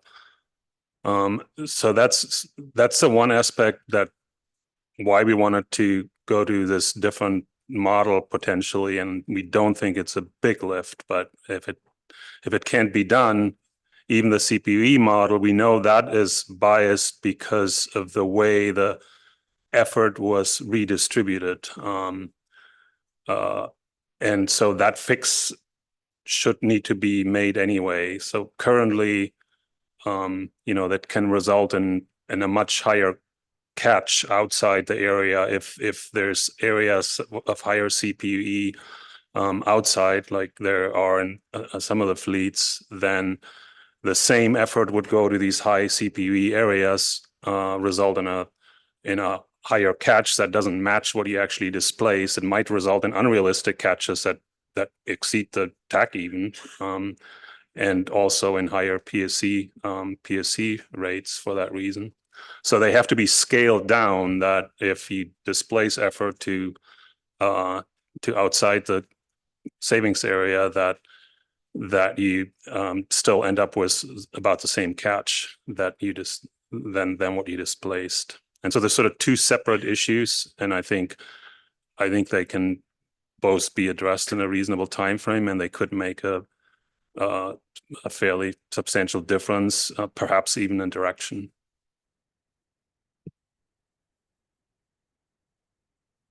And thank you, Madam Chair. Second question, and I don't mean to spend too much time on this, but this is really an important issue is whether bycatch is going to go up or how much it's going to go up in these various species. So just to conclude, just to make sure that I followed you, and I did follow Dr. Mueller. Thanks for seeing the two different issues there, and I appreciate that, the clarity on that. That was helpful. I guess the direct question I would have then is if what we're seeing in Appendix 2 is in your words, Dr. Dressel, is biased in it's likely to be high. And so we would think that if we did this other approach, it would be lower, less. We just don't know how much less it would be. I guess, is that right? I just want to make sure that I've got that before I conclude in my mind that's what that would be one likely outcome, is that we would see something back that would show that the bycatch outside that area for salmon, for instance, would be less if we be more would be yeah, thank you. Yeah, I can take that. So there may be differences. So when we discussed this and looked at it, we looked at the map for the pelagic trawl that's in your documents, which in that case, the CPE was higher outside the area than inside the area. And it was assumed that the fleet would go to where the CPE is highest. So in that case, you overestimate. I don't think we saw all the maps or looked at all the maps for, say Pacific Cod or other fleets that may have higher CPE in the savings area, then the effect would be the opposite. So I think, for we can't say, for certain across fleets that PSC would go down, based on just, the fact that in this particular case where CPE outside is higher, it would be overestimating. I don't know if that helps.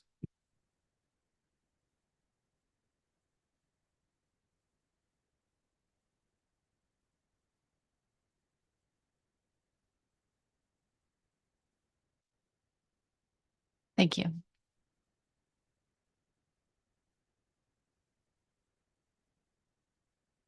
I think we're ready to proceed.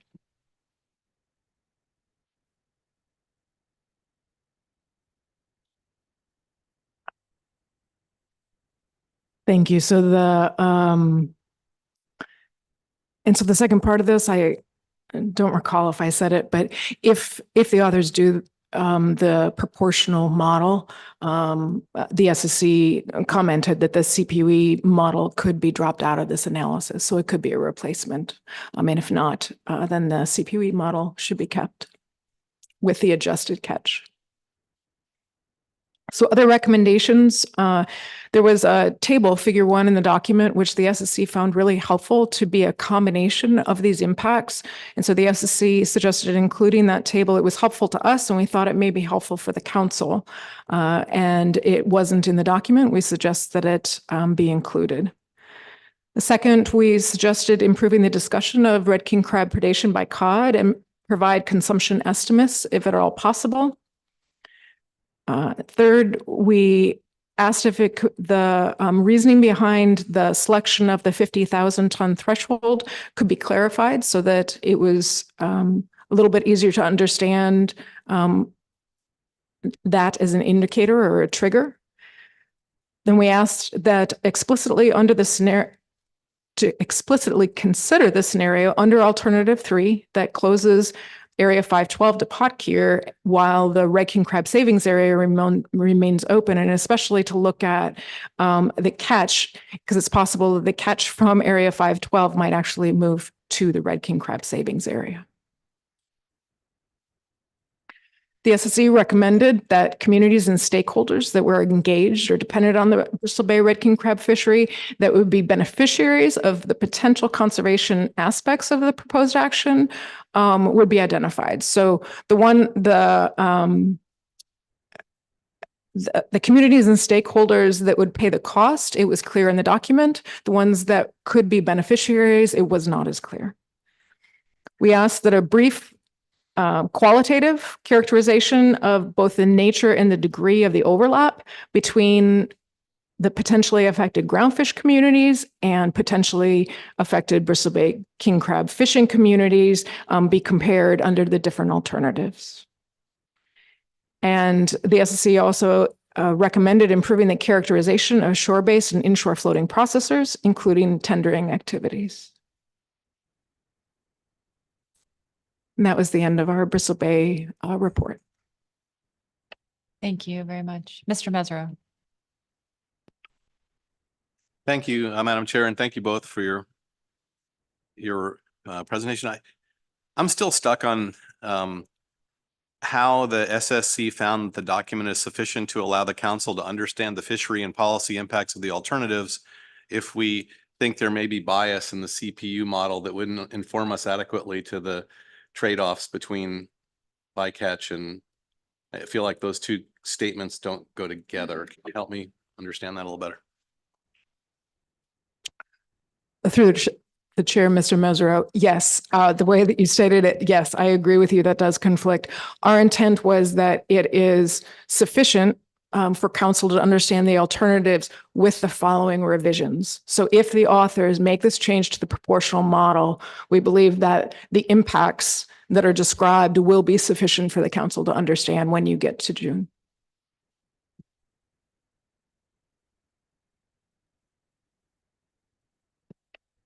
Thank you.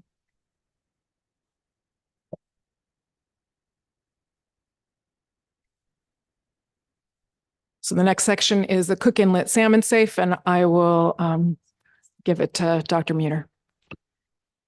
Yeah, thanks through the chair. So this was the review of the first safe for salmon fisheries of the Cook Inlet Exclusive Economic Zone. And again, we highlight the challenges inherent in this analysis here in adapting the state of Alaska salmon management practices that are based on escapement and active in-season management to meet the requirements under the MSA for managing catches in the EEZ. We also highlighted that this development of the Cook Inlet Safe process is really an iterative process and is probably going to take a number of years to get dialed in. By the nature of this kind of analysis, it is a first first draft. Whoops. So with regards to the, do we skip one? No. Oh, sorry, did skip one, yeah. So I can't tell. Yeah.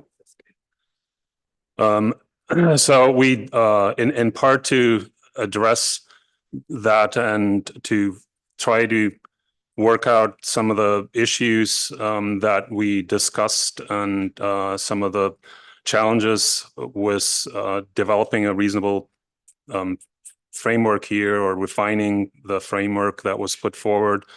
We suggest that a workshop to facilitate that development would be really helpful, and that should include expertise from the SAFE team, the SSC, Alaska Department of Fish and Game, and we suggested also including somebody from the Pacific Council, where they have extensive experience with considering federal management of salmon fisheries.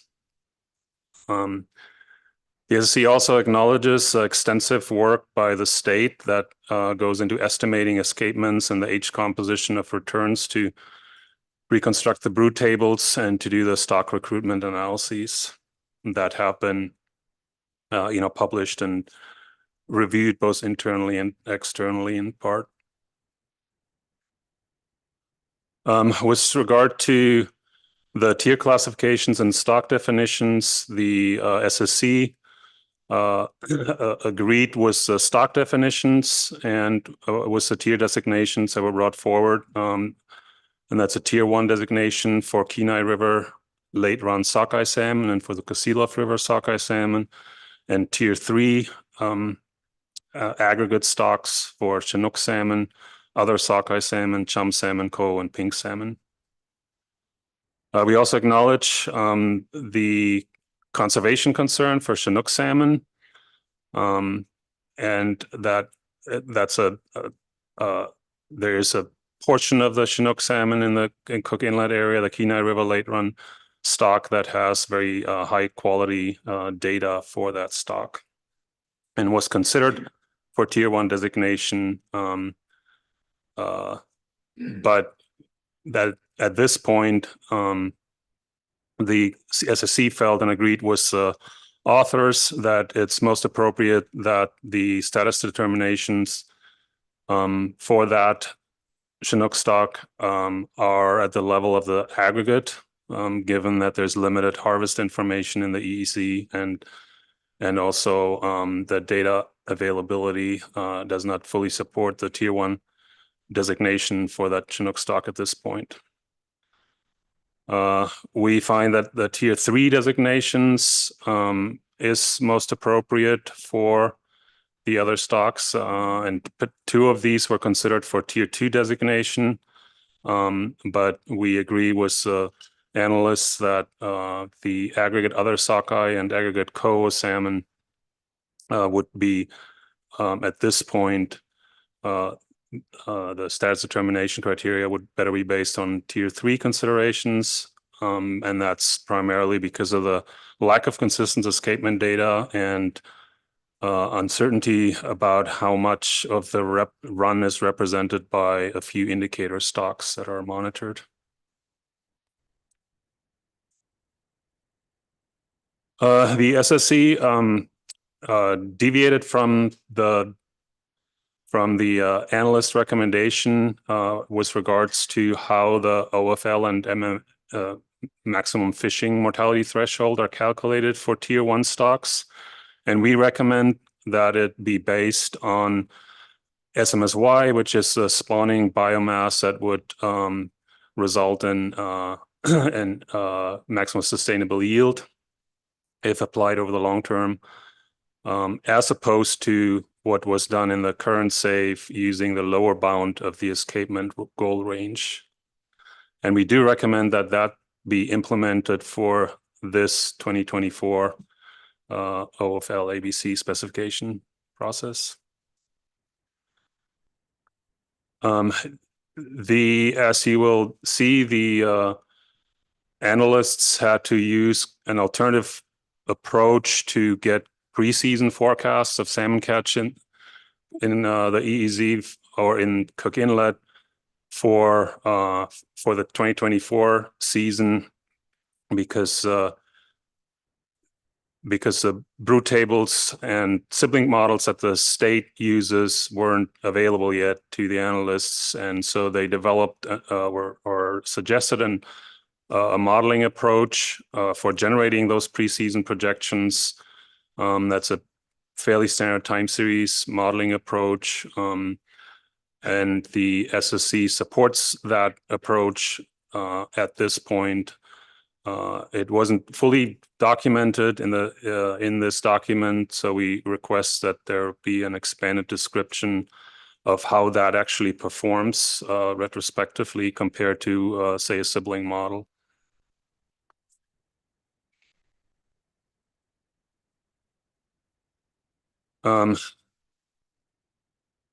The SSC appreciated the approach that was presented to determine appropriate buffers and to scale the ABC buffers based on looking at how well preseason OFLs as determined through this process approximate what would be estimated postseason was the final data.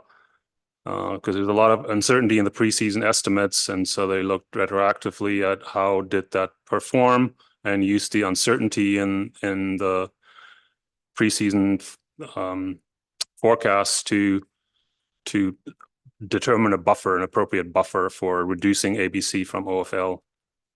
The metric that they used, however, has some issues. It's a symmetric measure, and we recommend developing a different approach in the longer term for the 2025 SAFE to address some concerns about the asymmetry in that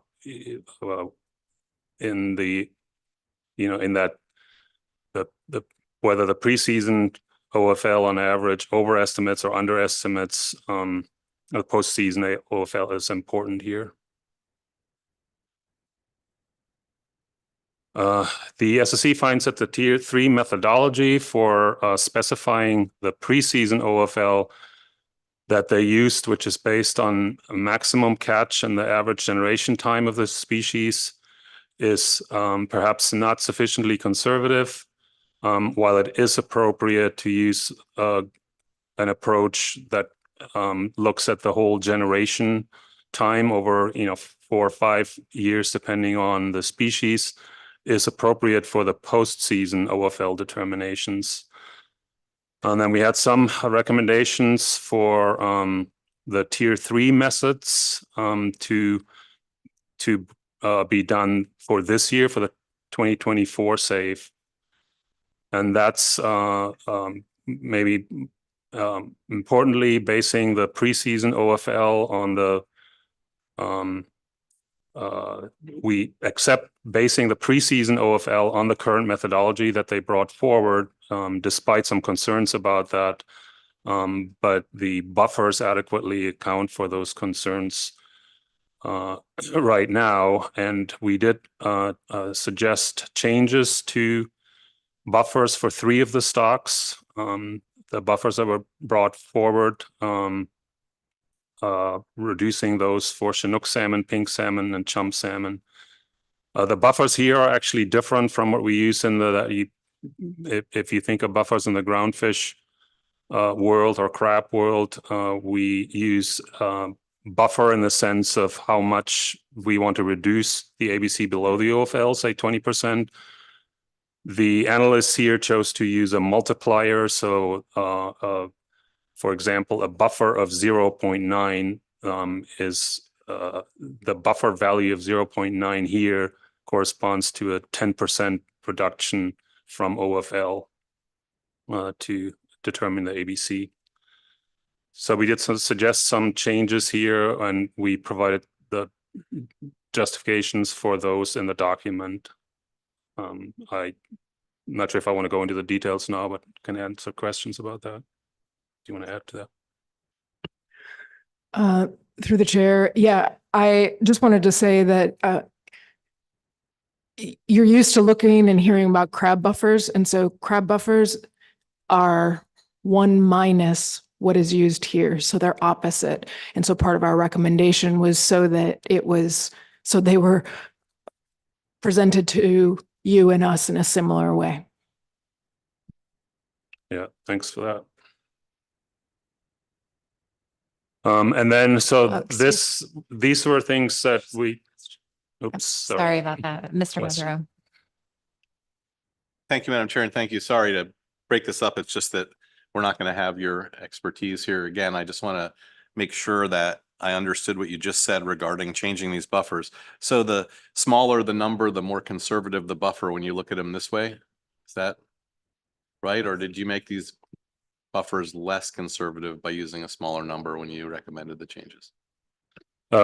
That's correct. So smaller buffers in this case would be more conservative. So the analysts sort of I don't know what the term was they used, but kind of liberalized the buffers because there are not particular conservation concerns about either pink or chum salmon, so they kind of liberalized the buffers.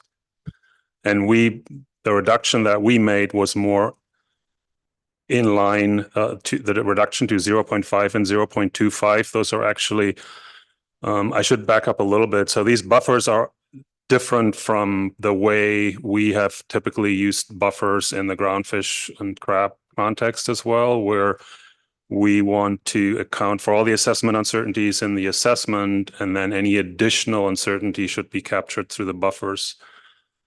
Here, the reduction for pink salmon or the buffer for pink salmon of 0.5 really just reflects the fact that they computed the OFL over a generation, over 2 years, for example, for pink salmon. So to translate that into a 1 year OFL, it would make sense to divide it by 2 or multiply by 0.5.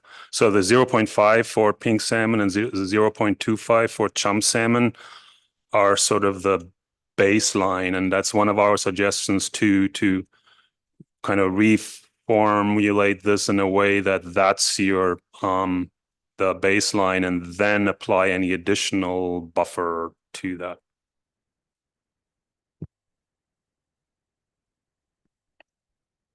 Did you have something to add, Dr. Dressel? Okay.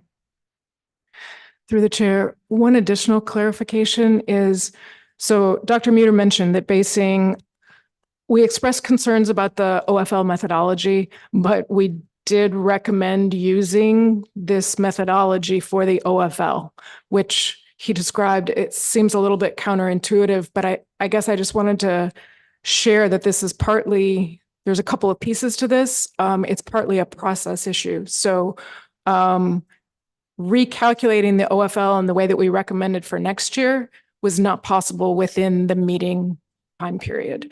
So there is no plan team. This isn't brought up ahead of time. We were in the middle of a meeting, and so it was just not possible to calculate in a different way, which is why Dr. Muter said that our concerns are incorporated into the buffers that we just changed for the ABC. The other thing is that there are drawbacks to recommending methodology and doing harvest specifications at the same meeting.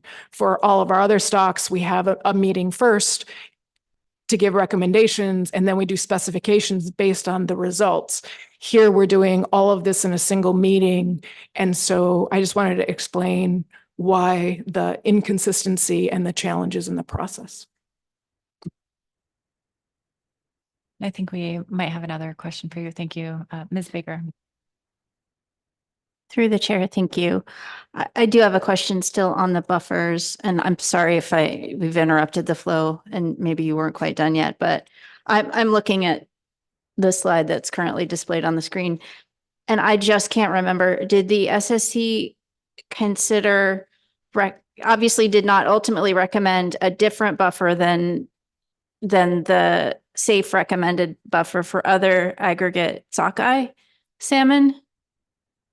the tier 3 stock. And I honestly can't remember if the SSC discussed that at all in a potentially different buffer. And I asked that because there are some stocks of concern, sockeye stocks of concern in that would end up in that other aggregate sockeye salmon.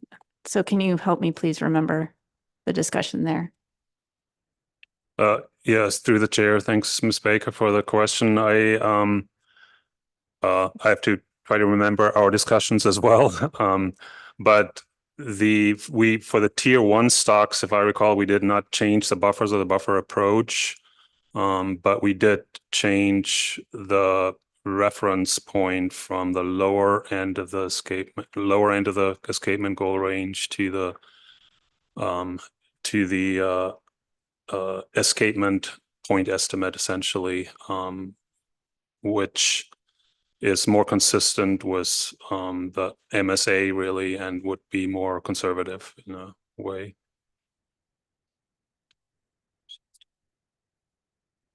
Thank you. Thanks, Dr. Muter. Yeah. There is a tier 3 aggregate other sockeye salmon stock proposed, and that's the one I was referring to. Yeah, thanks for that. I was thinking about the tier 1 sockeye stocks. Apologies. So for the other sockeye, the aggregate other sockeye, we did not change the recommended buffer, which I believe was the one that was based on just applying the buffer to adjust for the generation time of sockeye. So sort of a default buffer.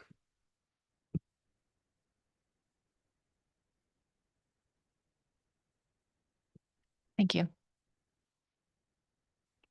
Okay, so then looking forward to next year SAFE, we had some recommendation for the tier 3 methods.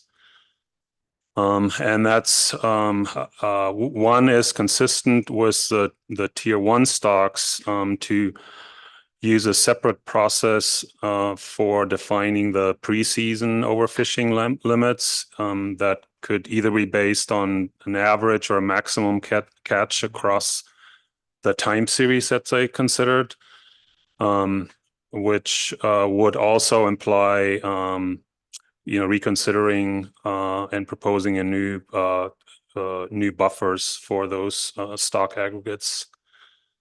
And then secondly, we suggest that the post-season overfishing determinations should be based on the average generation time of the species. That's consistent with what's in the 2024 SAFE.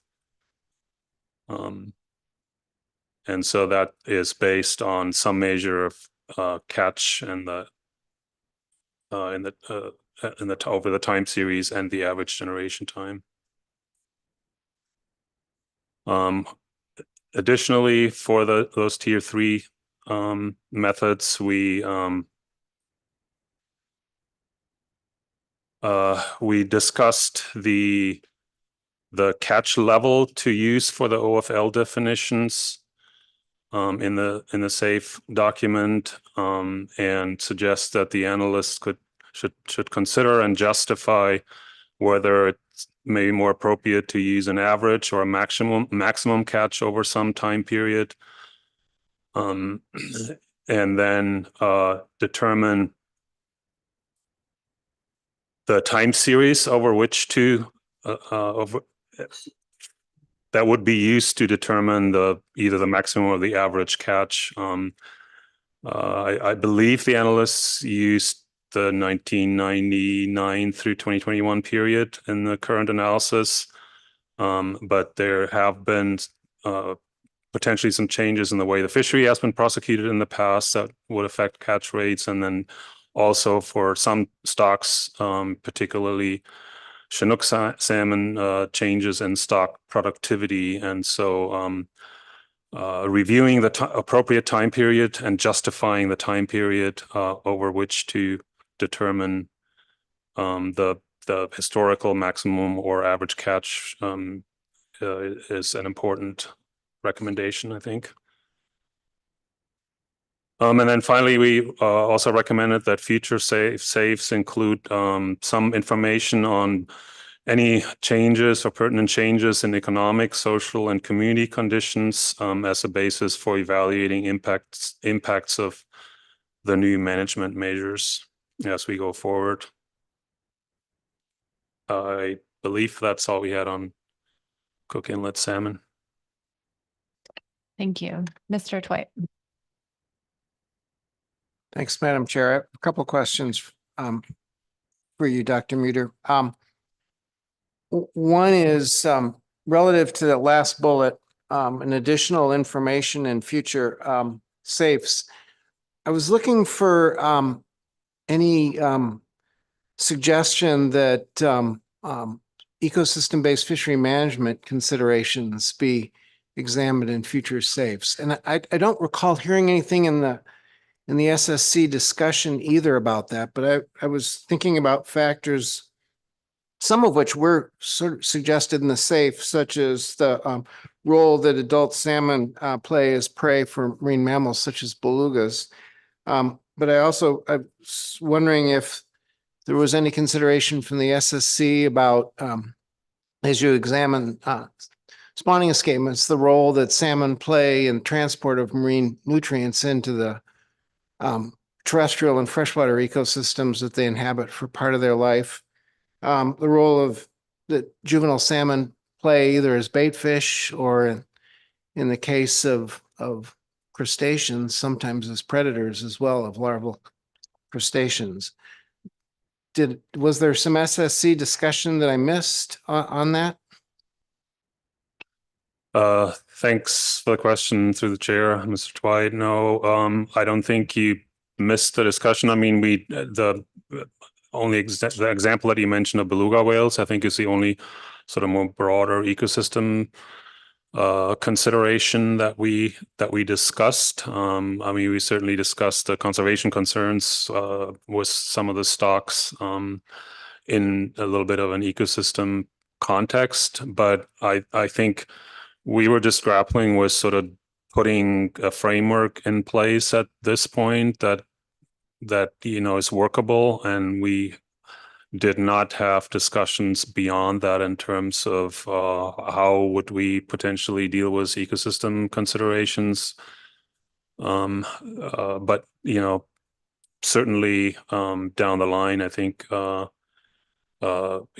environmental conditions should, as this is further developed, I would expect there to be not a full-blown ESR, ecosystem status reward addition, but some consideration of current environmental conditions. But we didn't just have extensive discussions about that here. But Sherry, can you add to that? Through the chair, Mr. Twite, there were two additional things that I thought I would note.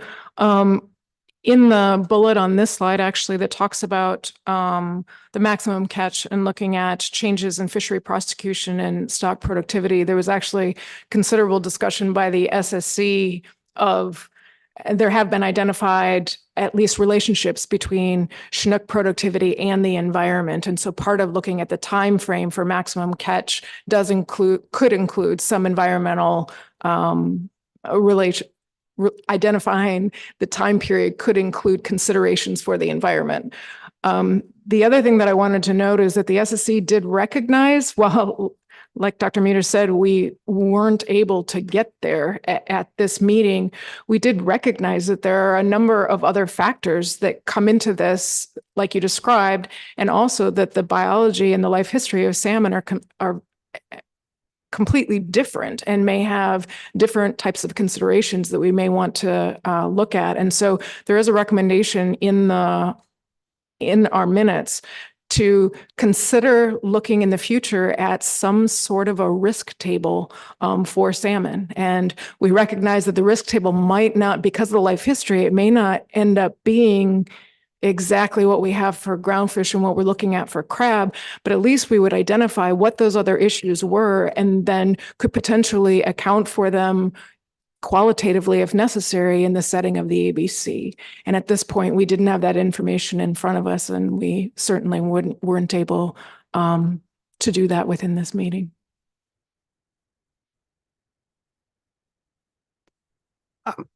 Thanks, both of you, for that. I guess I was in a way just a little remiss in not acknowledging the very short time period that this process necessitated, and the difficulty of transitioning from groundfish speak to salmon speak. They really are different languages with different math, as you also pointed out.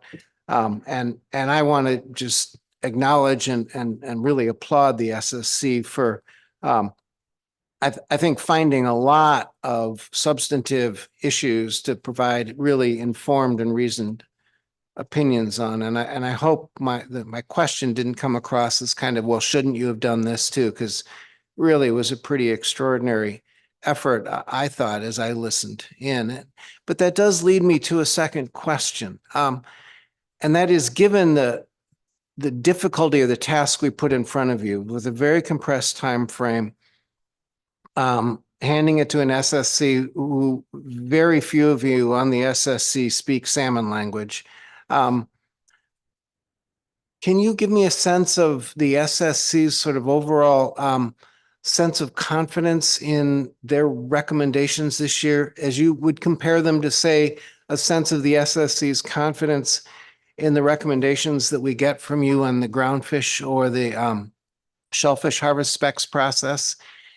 And I recognize it's an unfair question to one extent, but for me right now, it's a really important one, because there will be a fishery this year, and we need it to be based on our best attempt to balance the Magnuson Act standards, but really with an eye to, because there are stocks of concern present in the area, because these are tough times for salmon.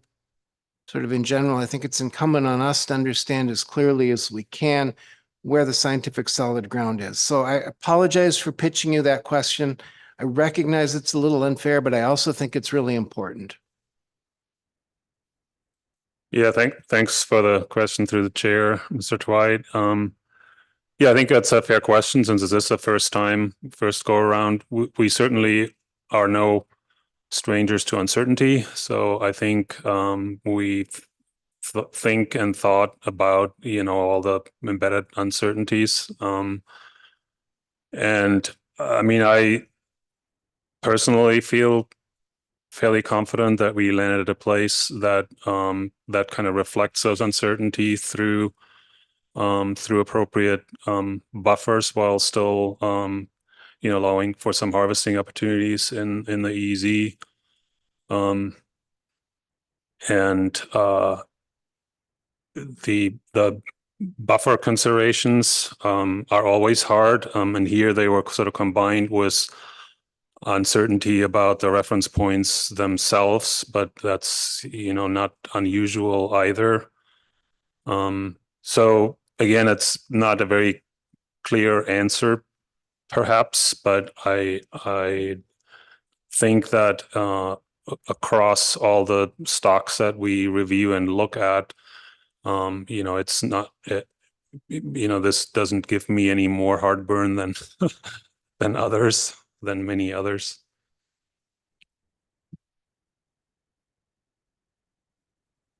Did you have something to add, Dr. Dressel? Okay.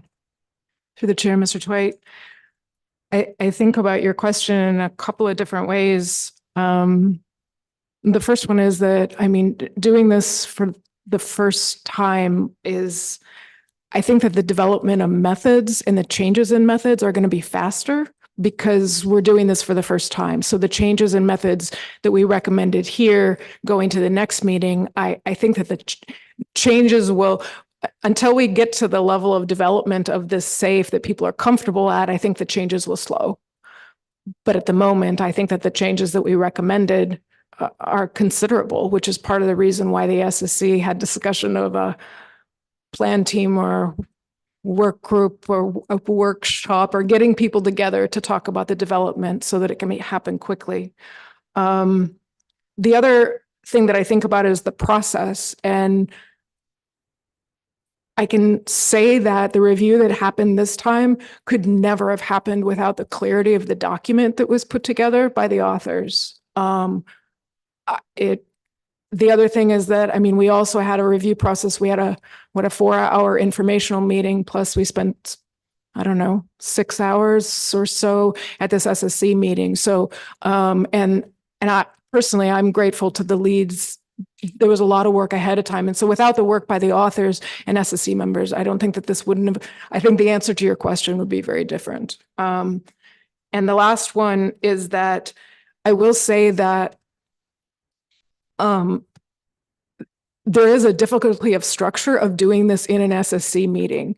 Combining the plan team and the SSC process into the SSC, we have presentations, questions, and then the presenters go away and we have a discussion. And so there's no time where you can interact and talk with each other and develop things and find out how things came about. That normally happens at a plan team. And so the last thing I want to do is recommend one more thing for this process where we're completely overstrapped. I don't want to go there, but at the same time, I have to acknowledge the challenge.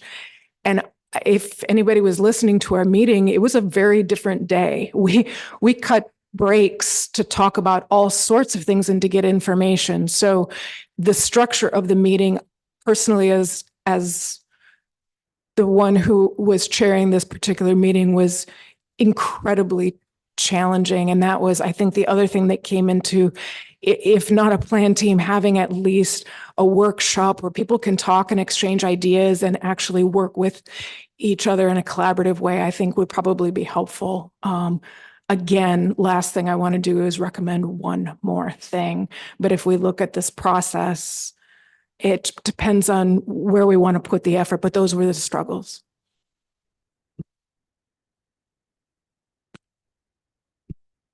Thank you both. And I understood your answers, I think, in the sense that I asked the question, but I'm left with one thing that I really can't reconcile. Dr. Muter, as you were addressing this year's process, I was thinking about the yeah, but that was coming up in my mind was at the same time, your report's really clear that the methods that have to be adopted this year for both preseason OFL and for the ABC buffer scaling are not the methods that you have a great deal of confidence in. And they're the methods that you identified as needing a lot of revisiting. And those strike me as incredibly constructive observations and suggestions, but I'm not used to having specs recommendations coming from the SSC. And it's exactly because of, I think, the difficulties that you both described. I mean, so again, this is not a criticism of the process and the work that's been done to date. It's more a reflection on just where we are because of the time frame that we had to work in. But I'm just not used to SSC harvest spec recommendations coming forward with those kinds of sort of cautions about a couple of the major tools that are being relied on. Yeah, through the chair, thanks for the question. Yeah, I think we obviously had some concerns about the way some of the reference points were calculated and some of the buffer calculations. However, so the way we thought about it is, is there, based on what we know, is there a sufficient buffer to address any potential conservation concerns? I think in the end, we felt that, yes, there is. I mean, the stocks of most concern, coho and Chinook salmon, have a very a fairly extreme buffer in a way. They reduce the OFL by 90% based on the way it's computed. It's a little misleading, but still, that's a very large buffer to account for some of the conservation concerns. And I don't know if that's a full or satisfactory answer. One other thing I did want to point out, in kind of response to your earlier question too, I mean, in comparison to many marine species, we actually have excellent information on many of the salmon stocks in terms of the catch monitoring and the brood tables and escapement estimates, either for the population or for indicator stocks. So there is a wealth of information that we often don't have for marine stocks, which also gives me some confidence. I don't know if you want to add to that. Through the chair, Mr. Toit, I think that the other piece of this that we talked about a lot was captured pretty briefly in our minutes, but it was, again, the challenge of trying to fit together a process under the Magnuson-Stevens Act that uses escapement data on fisheries that are managed the same fish by two groups. So I think that there is a struggle in putting those together. There is a learning curve. And that was part of, if there was some sort of a workshop, we mentioned a member from the Pacific Council, because I think that there are things that we can learn about combining these approaches that would be valuable. And Ms. Baker. Through the chair, thank you. And Madam Chair, I'll try not to belabor this point, but my question is on the same point. In terms of Mr. Twite's question and Dr. Muter's response to the SSC's comfort level or confidence in the recommendations. And I did listen to the discussion, and I feel like one of the very important components of the SSC's ultimate landing on the recommendations, you did have a fair bit of discussion, concerns related to conservation concerns and the appropriate thing to do under the constraints you're operating under. But my recollection is, at least at what seemed to me the end of the discussion, another really important factor in the SSC decision-making was assurance from the authors that the EEZ fishery in 2024 and beyond will be managed similarly to the way the fishery was managed previously. And that was my recollection of an important factor that the SSC spent a little bit of time discussing, and that, in my mind, helped ultimately the group arrive at the recommendation. And so can you just, if I have that wrong, please feel free to tell me, but I do remember that part of the discussion, and that seemed important. Yeah, through the chair, thanks for the question. We did have a discussion along those lines in terms of, how the fishery might change in the EEZ, but we were primarily focused on the conservation concerns and thinking about whether the approach as implemented with the modifications that we suggested would be sufficiently precautionary overall in terms of specifying a potential catch in the EEZ region. If concerns about changes in the fishery that could really affect a number of things. In some ways, we felt that's sort of out of our purview, maybe a TAC consideration.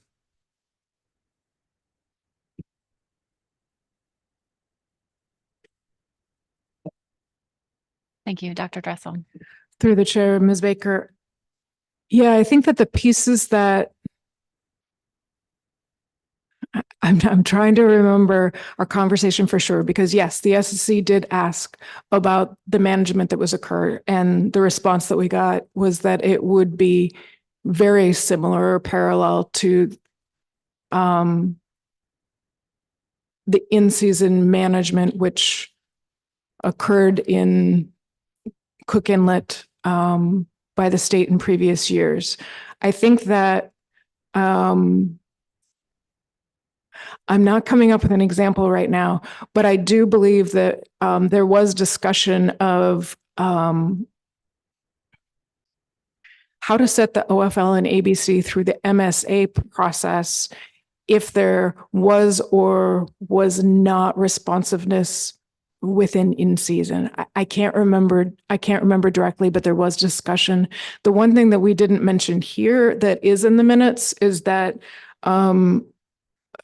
we did make some notes about data collection, because currently the state's methods of estimating the numbers that go into the safe will depend on catch estimates that are coming out of the EEZ. And so I don't think we talked about it in detail. I can't remember exactly how, but we did note, and it didn't make our, a presentation, but we did note that the data collection, which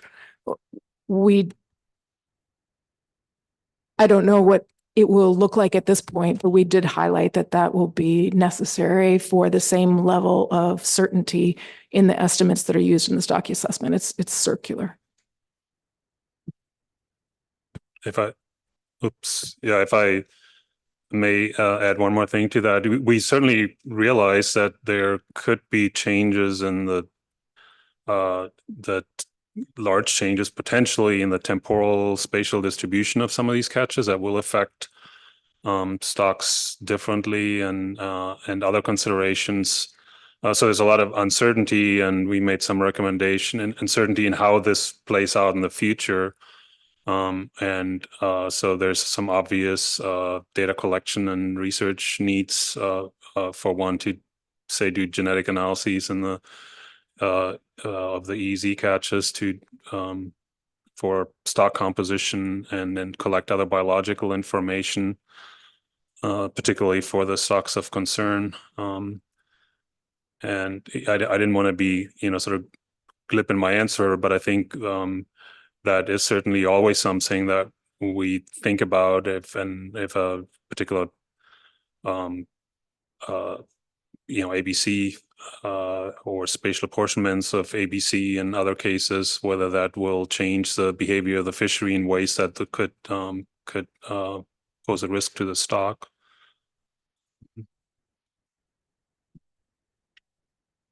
Through the chair. The other piece that I think that we talked about and came up in public testimony was, will there be a change in the behavior of the fishery? And so we discussed that. The OFL and the ABC obviously represent our recommendations out of that, but there was a considerable amount of discussion trying to figure out how will things change? Will they change? And will what we come up with be responsive to that? And Ms. Kimball. Thank you. Thanks for trying to respond to all these questions. I guess I'm back on the kind of the assumption that that management would look similar to state management, and I don't see how that's a possible conclusion. I've never seen the state manage a salmon fishery this way. I mean, even just on the most fundamental level of opening a fishery without any information on that year's run strength, the state just doesn't do that. So I'm coming back to then how we accommodate for that kind of a fundamental management change. And what I heard Dr. Muter say is that might be the opportunity to accommodate for that in tax setting, that's not well accommodated in the OFL and ABC calculations, with the exception of the modifications to the buffers. And these are almost impossible questions, like trying to accommodate for a management system that's not yet in place. But I wanted to clarify that that was the response, that possibly TAC specifications was a way to further accommodate really big changes to management. Yeah, through the chair, Ms. Kimball. Yes, I think that's fair to say. I mean, as you point out, we don't know how this is going to unfold, and it will have to be, adaptive and and iterative. And we were primarily concerned for this season in 2024. Are we, in the ABC setting? Is that is that sufficiently precautionary? From a biological standpoint, not being able to predict how the fishery might behave even this year or in future years. So yeah, again, I think that may be more of a tack consideration in my view. Through the chair, Ms. Kimball, I'm a little, so my response to the management would be the same. That was not part of the presentation. So when we asked questions, yeah, we didn't have any information on what the data collection would be, or like the on the grounds management would be in the fishery. So that was actually a question of ours, of staff. And I think it's probably worth you asking that yourself, because I may not have summarized their response accurately. So our understanding from that was that there would be a number of things within management that would be similar, like we asked about the corridor and things like that. But obviously the numbers that we're using with coming up with preseason estimates is different than the state. And so we're trying to figure out how those work together. So, and the word management contains a lot. So I'm not sure that I've represented it appropriately. It's probably worth asking staff. Thank you.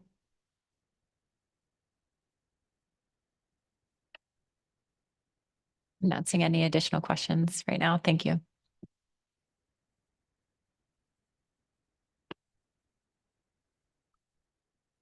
So the next topic that we covered was D4, the AFA program review work plan. We reviewed the plan for the 7-year review and find that the work plan reflects NIMS guidance, national NIMS guidance on the best practices that the North Pacific has evolved through several iterations of these lab program reviews. The largest discussion was how to balance the presentation of historical data, both within the lab program and pre-AFA, and how to balance that with recent developments in reviews of the mature lab programs. So the SSC recommends that there's value in retaining this historical data, and talked with the analyst about how to do that. And this includes even presenting historic trends. One of the SSC's comments was, if there are new metrics and tools of how to analyze this that weren't available in the past, that it's worth using those tools even on historical data if it doesn't happen to be in these last 7 years. And that was specifically for new tools. We also recommend considering comprehensively the contributions of AFA through the CDQ group outcomes, including ownership shares.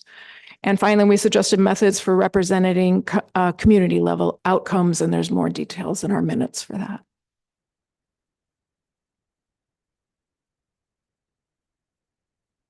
Okay. Oh, that's right. I was going to pass this one off. So the next section, no, this is good. For D5, Dr. Muter. I'll take that. Yeah, so this was this kind of an informational item. As you know, the national SCS 8 workshop is coming up in August, where the national SSCs get together, where SSC members and staff members from the different regions focus on different topics each year or every other year. So we reviewed some possible case studies that we could bring to that meeting from this region, and who might be able to do that. The workshop itself is focused on applying ABC control rules and changing environment, and has sort of three sub-themes. And that is advances in science to inform ABC control rules in a dynamic environment, adaptation of reference points, control rules, and rebuilding plans to a changing environment, and application of social science to achieve management goals in a dynamic conditions. So very much focused on sort of dynamically changing environments and how we can adapt our ABC control rules and reference points and so forth. We discussed sort of possible objectives for case studies. If we get a chance to bring maybe one or two case studies to that meeting, that's yet to be determined, and that will be determined by the steering committee and the organizers. But we could focus on sort of showcasing approaches that are used in our region. And one thing we had talked about there is, talking about how we use risk tables, the ESR, the ESP process. We could think about advancing some of the tools and approaches, innovative tools and approaches that we use, and get some feedback on that, or bring that to the meeting for others to learn about what we do here, which is one of the benefits of that meeting, that we get to see what all the other regions are doing, and vice versa. And third, presenting current challenges that we're facing in this region for feedback and discussion at a national level. And we actually had quite a bit of discussion around that third objective, really, for bringing case studies there, and suggest that there may be quite a bit of benefit to focusing on that. And so what we thought we would do is explore some options with the organizers at the next SES 8 meeting. Myself and Mike Downs from the SSC are on that steering committee, and we might discuss with the steering committee to maybe have explore some different formats for the workshop that would help facilitate these kinds of discussions, where we would maybe present a challenge that we're grappling with in our region, and then have a follow-up breakout to discuss that in more detail. That I think would be perhaps a more effective use of time, but that remains to be seen whether others are open to that. And we didn't list the various case studies that we discussed. There's quite a list of them there in the minutes, and it's an ongoing discussion between potential presenters and with the steering committee of who might end up going. And like I said, we may only be able to have perhaps two case studies at most. I should mention that we also received a report on the planning for the June CCTF workshop in Kodiak under this item, an informational update. Thank you. It looks like we have a question for you, Dr. Muter. Ms. Kimball. Thank you. Thank you for that report. I was tracking the actual potential case studies in the report itself, and just wondered how or when you had to narrow those down to the two that might make the cut, and maybe that still is, getting some feedback on the objectives to use. But so I wanted to hear about the timing for narrowing that down. And then I don't know if you're looking for council input on this at all, but I'm just really hoping that you move in the direction you mentioned. What I would be afraid of is the national workshop would just have each region presenting something. Here's what we're using to try to be more climate ready, or try to adapt our specs process. And there's no actual time for everybody to sit around and say, here are our main problems. We can't figure this out. Or are you using this time series? And we're not, we're still stuck in these old reference points. Just, I feel like moving in the direction of talking about the challenges and having those breakouts to have real discussions between scientists on how to move forward, as opposed to just showcasing our risk tables or something, is way more productive and beneficial to this region, especially when we've been told this region is kind of leading on those fronts. So I'd hope that we could still learn something. Anyway, that's more of a comment, and then just kind of if you could provide a general timeframe for when you might narrow down those case studies. Yeah, thanks, through the chair. Thanks for the question. Yes, as far, well, first, I appreciate the comment on the way we've been thinking about it, to maybe, have more discussions along those lines. We certainly would appreciate any feedback from the council on what you see as important. This has traditionally been sort of a SSC planning effort with the other SSCs. With regards to the timeline, we didn't have nearly the time that we had. Our schedule got kind of compressed after salmon in particular, and other items that took a lot of time. So we weren't able during this meeting to kind of narrow it down. We didn't necessarily discuss even how many case studies we might propose, because we could either just select one or two and suggest those, or we could select a number of them and then have the organizers select what they think fits best into the overall meeting. So I think my hope is that at the next steering committee meeting, we get some clarity on what the potential is for having a somewhat different format. And then at that point, we will probably, through email, and it's an iterative process with potential presenters. That you always have to find somebody to actually do the prep work and do the presentation. So I know there's some interest from some groups to present some work, and so it'll be a bit of an iterative process that hopefully we can settle on. Give you an update in April on where we're at.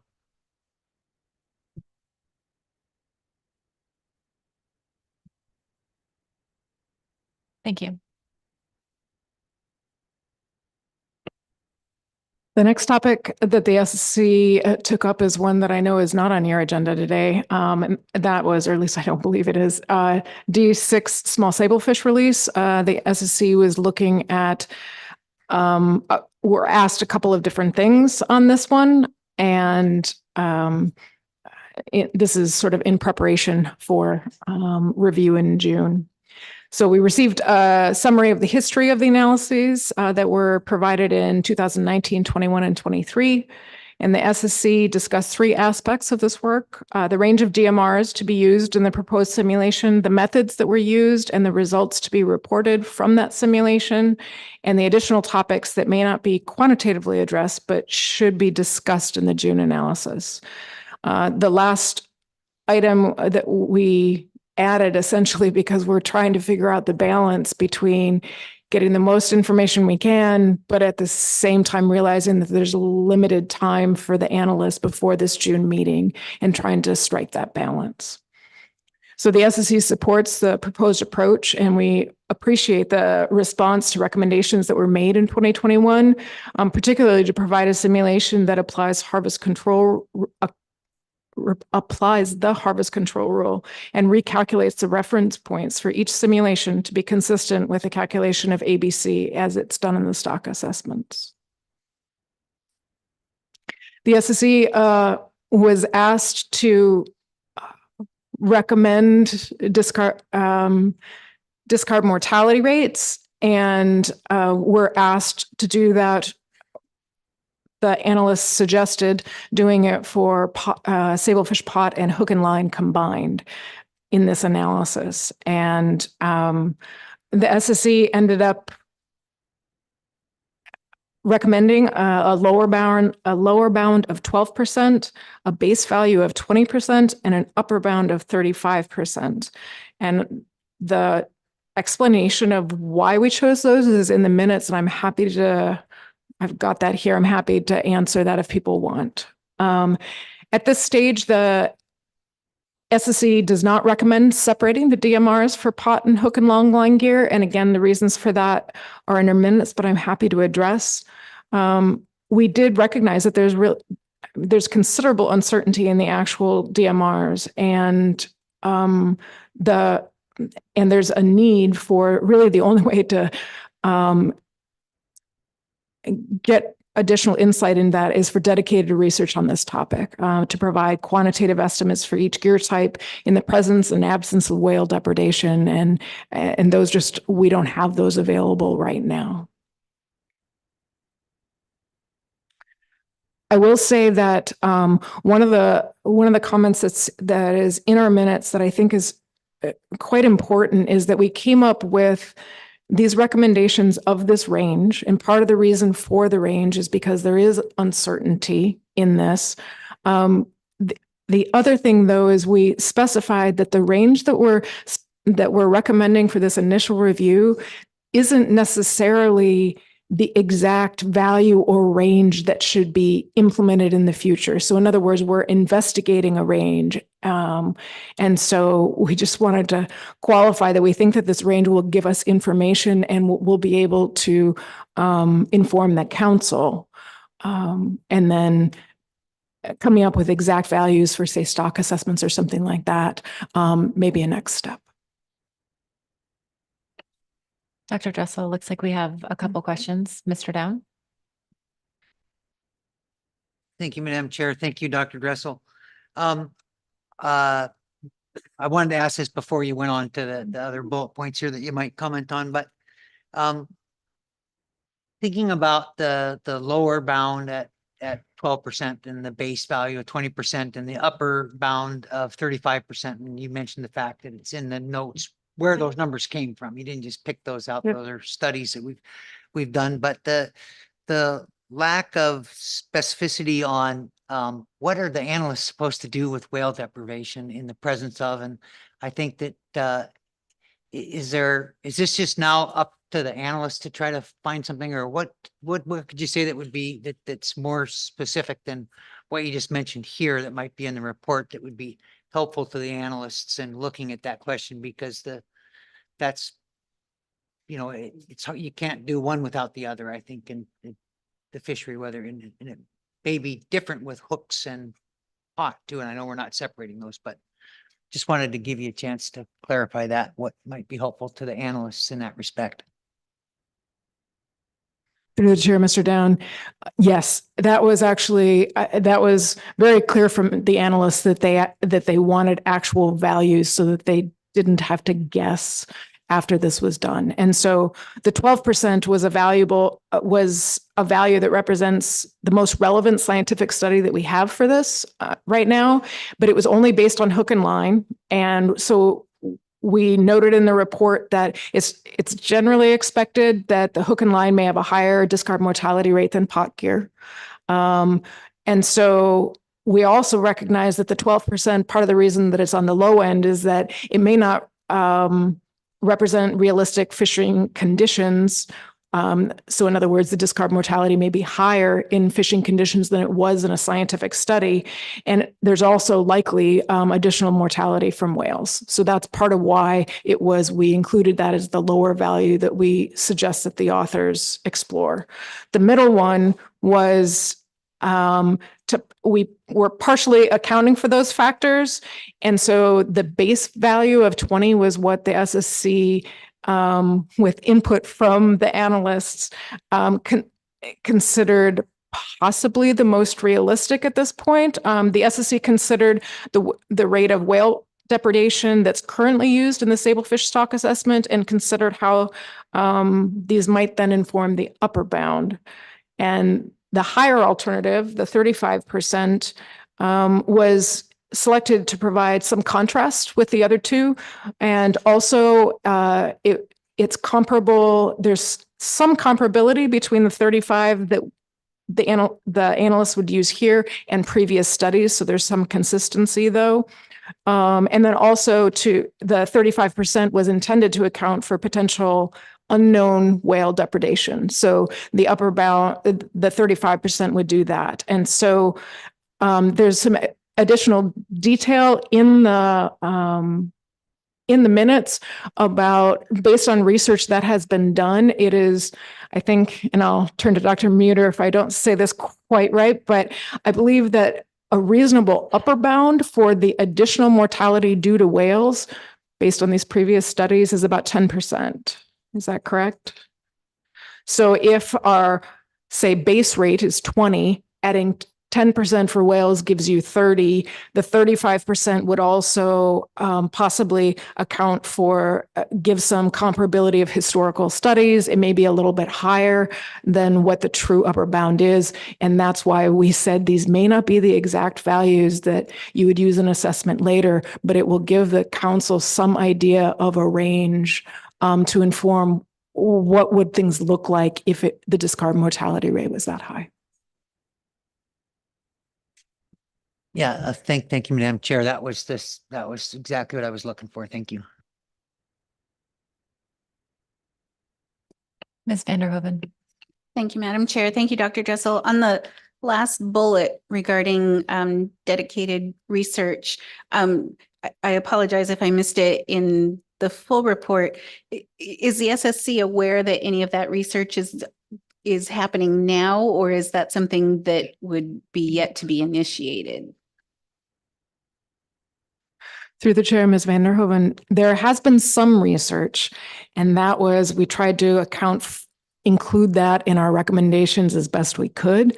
However, I am not aware. I'll give my first answer and then give it to Dr. Muter. I think that there's limited studies that have been done with whale depredation. Also, I think that fishing operations are different than, let's say, research operations. As far as gear types, my understanding is that there's research on hook and line, but there's not research right now. I don't believe that there's any research that's on discard mortality for pots. And so we talked a lot about, okay, what would the difference be between hook and line and pot? And part of the reason we didn't split the two was exactly due to the lack of gear specific information that there is. And it's also in the assessment, they're combined in the current assessment. And so there was a desire to keep the two together, even though, like Mr. Down noted, there's likely differences between the two. So I think that there's a lot lacking as far as the research goes, but I'll turn that over to Dr. Muter. Thank you. I don't have much to add to that, but there is no research. I mean, there hasn't been research on the whale depredation piece because there hasn't been discarding of sablefish, and we really don't know how what might happen. However, we estimated that upper bound on whale depredation based on the frequency of interactions between killer whales and vessels that have been observed in the fleet. And then under the assumption that killer whales would likely be able to take the vast majority of any released sablefish, whereas sperm whales would be very unlikely to do so. We, it's not, it wasn't it was sort of a quick during the meeting, back of the envelope calculation informed by talking to some whale biologists and looking at the published references on published work on the interaction rates between, how often does a vessel interact with, say, killer whales in the Bering Sea.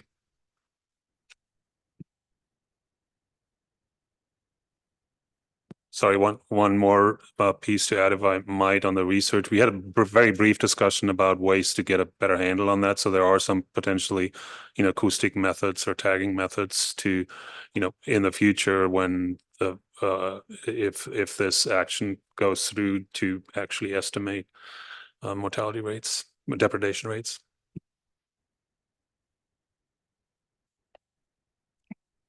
Thank you.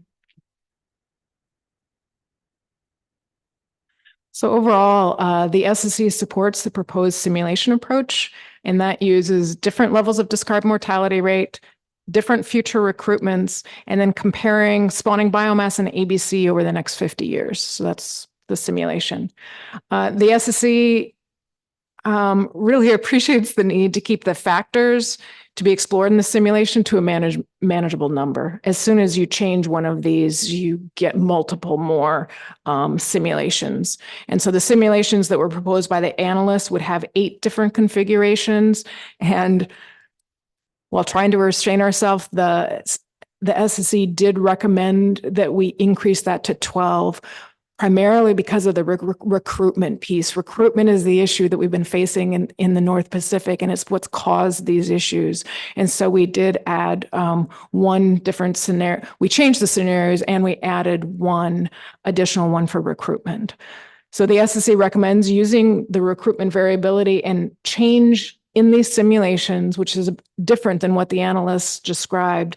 If there are 3 different ways to represent recruitment, the first one was resampling from historical recruitments. That gives you some idea of variability over time. And then we said you need to have enough simulations to represent that. Enough years in the simulation to represent that. The second one was having the set of years and having the first part. So first scenario is resampling. Second scenario would have the time series with, say, low recruitments at the beginning, low mean, high mean at the end. The third scenario would be high mean at the beginning of the time series, low mean at the end. And these were 3 different ways to try to explore changes in recruitment. If I remember correctly, the authors had suggested doing it with 3 mean recruitment levels. And the SSC's concern was we don't see consistent recruitment over the time series. And so we tried to come up with 3 ways that we could give some contrast in these results. The other thing is the SSC recommends using a size structured. So my understanding is that the simulation will not include sort of a simulation of socio or economic issues. However, prices will be computed for each of these simulation runs. And so the SSC did recommend using the size structure price information to approximate gross landings across simulations. And the reason is just because the price changes so dramatically that instead of just assuming that the price is like it was, say, last year, trying to look at a range of prices. So those were the simulations. We then, in our attempt to balance the need for complex information and understanding with still having recognizing the ability of the analysts to provide results, we recommended discussion of the next issues rather than additional calculations. So the first one is to discuss the assumption of the constant relative fishing mortality among the trawl and fixed gear fleets. Second one is to look at how discard mortality would be managed. In our questioning, we found out that it's not yet known whether discards would be calculated at the fleet level or at the IFQ level. And the implications, those 2 would have very different implications for fishing behavior. And so we requested a discussion of what those implications would be. The third one was recommending that to discuss potential gaps in monitoring and counting enforcement and how stock assessment and management will proceed if there are data gaps that can't be addressed. And the reason for this was in the presentation, we were told that it's not yet known whether the observer program, depending on the priorities for the observer program may not be able to give an estimate of discards. If there is no estimate of discards, that will have great implications for the results. And it'll also have big implications on, in the stock assessment, you'll have to make an assumption of what the selectivity and the discards were. And if that's off, this could likely lead to having greater ABC buffers because we really have no idea what the discards would be. So we asked for a discussion of sort of if you don't have information on discards, what would the implications be or possible implications? If it is accounted for in one way, or if enforcement is able to do things, how would these impact the assessment in a qualitative way? I'm sorry, the analysis. The last one was a discussion of the assumptions of fishery behavior. So the current simulation has assumptions of what the fishery behavior were, but that wasn't made explicit. So our recommendation was that the assumptions in the simulation, whatever they are, that those are the assumptions are explicitly described, and then a discussion of how those may change in response to differing incentives, prices, and fisheries conditions. And finally, the last two were the SSC. Let's see what the SSC noted that discard choices are likely a function of differences in price between sablefish size, as well as the absolute prices. And so we recommended discussing alternative price structures and those potential impacts. And then the last one was to discuss social and economic impacts beyond the gross landed value. And that is to aspects of the fishery, such as effects on crew retention, use of types of pots, size of vessels, different impacts among affiliated fishing communities. And we suggested including local knowledge in that. And part of the reason that we went into this detail is because there's a lot of flexibility in this fishery, in the size of the pots you use, in the ability to move to different places. And so we felt that it would be important to at least discuss what some of those might be and the potential impacts. And that's what I have on sablefish.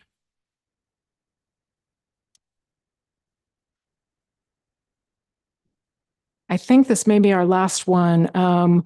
We took up research priorities with very limited time in our meeting. And so, but we wanted to, especially to have a time for public testimony, because we said we would have it at this meeting. And so we got a presentation on an overview of the process that's been used in the 23-24 prioritization process and what has been done with the ranked priorities by the social science plan team, scallop plan team, crab plan team, joint groundfish plan team, Bering Sea FEP team, and then the SSC subgroup.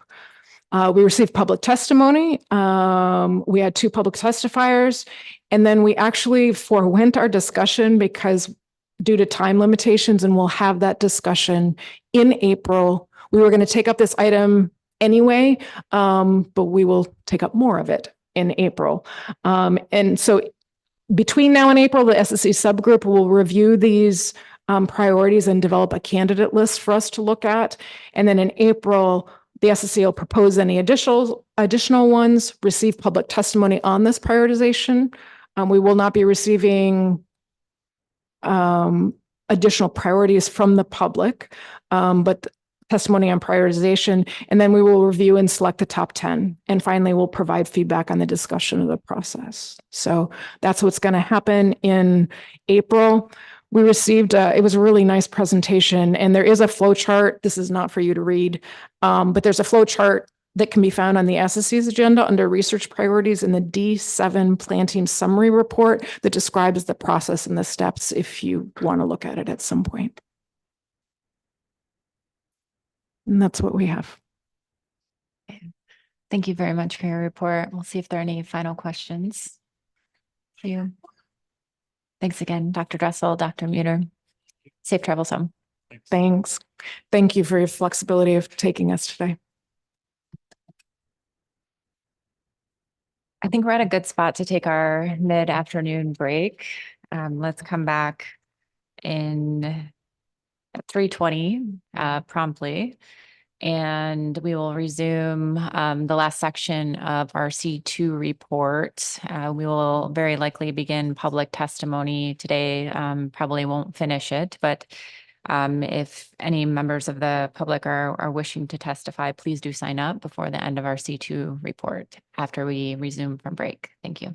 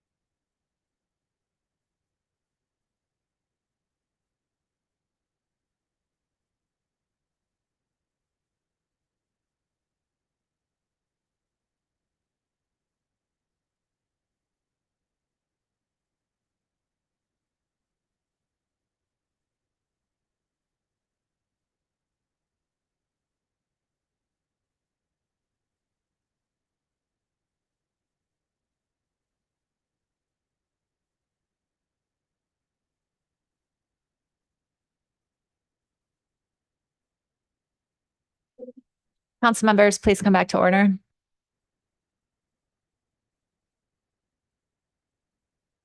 I apologize for the extended break there. Thank you for your patience, Mr. Perry and Mr. Cheeseman.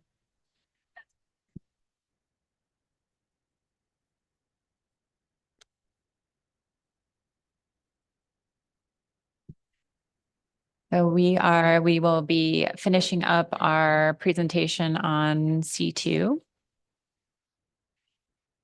discussing section 8. Well, thank you very much, Madam Chair and members of the council. For the record, Alex Perry, NIMS Office of Law Enforcement. I'd like to introduce Ben Cheeseman, Acting Assistant Director for OLE in Alaska.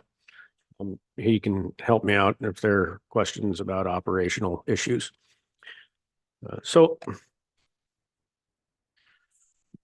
the slide that you see in front of you, I'm not going to read through the definition. It's just a reference for the trawl performance standard in the BSAI, which is the one that we are looking at in this portion of the analysis.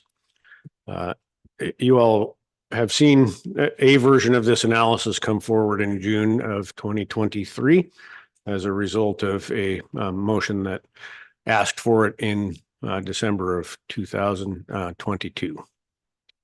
So in June 2023, after looking at that first initial analysis, it was determined that there were some deficiencies that needed to be addressed, and the motion did ask for a little bit of revision to what was Section 4, which is now Section 8. One thing to note is that we did remove a few slides from the AP presentation. And that's for the sake of brevity. If there are any questions related to those, that's part of the public record, and all of the information is contained within the analysis. So I will briefly go through some of the history, but mostly stick to the new information that was asked for to be brought forward in that June motion.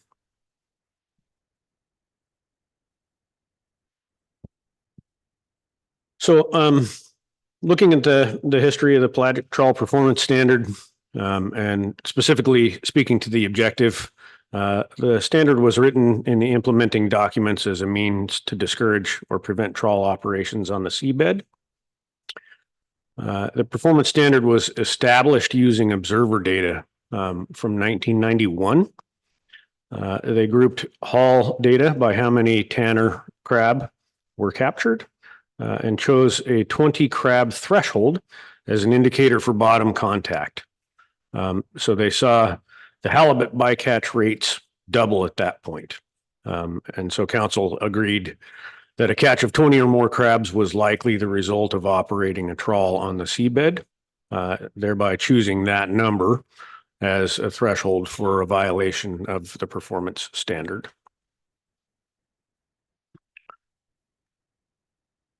So one thing to note briefly is that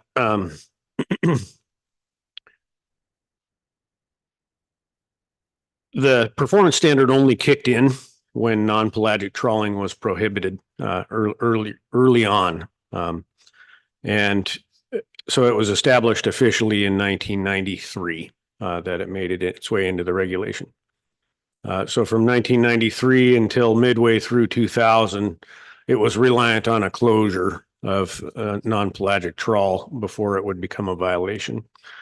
When it was revisited in 2000, it was modified by Amendment 57 to the BSAI Groundfish FMP to make it applicable at all times after the use of non-pelagic trawl gear for directed pollock fishery was prohibited permanently.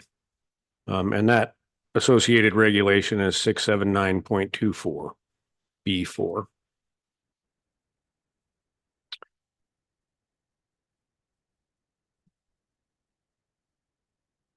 A little bit more about the analysis. The analysts looked at 2018 through 2022 and essentially repeated that initial analysis, which was performed in 91 with more recent data. And what this slide shows is that there is no longer a correlation between the number of crab caught to the number of halibut. So that initial correlation that was used to set that standard at 20 crab doesn't seem to apply given the new, given the definitions of pelagic trawl gear, which were established in 1993.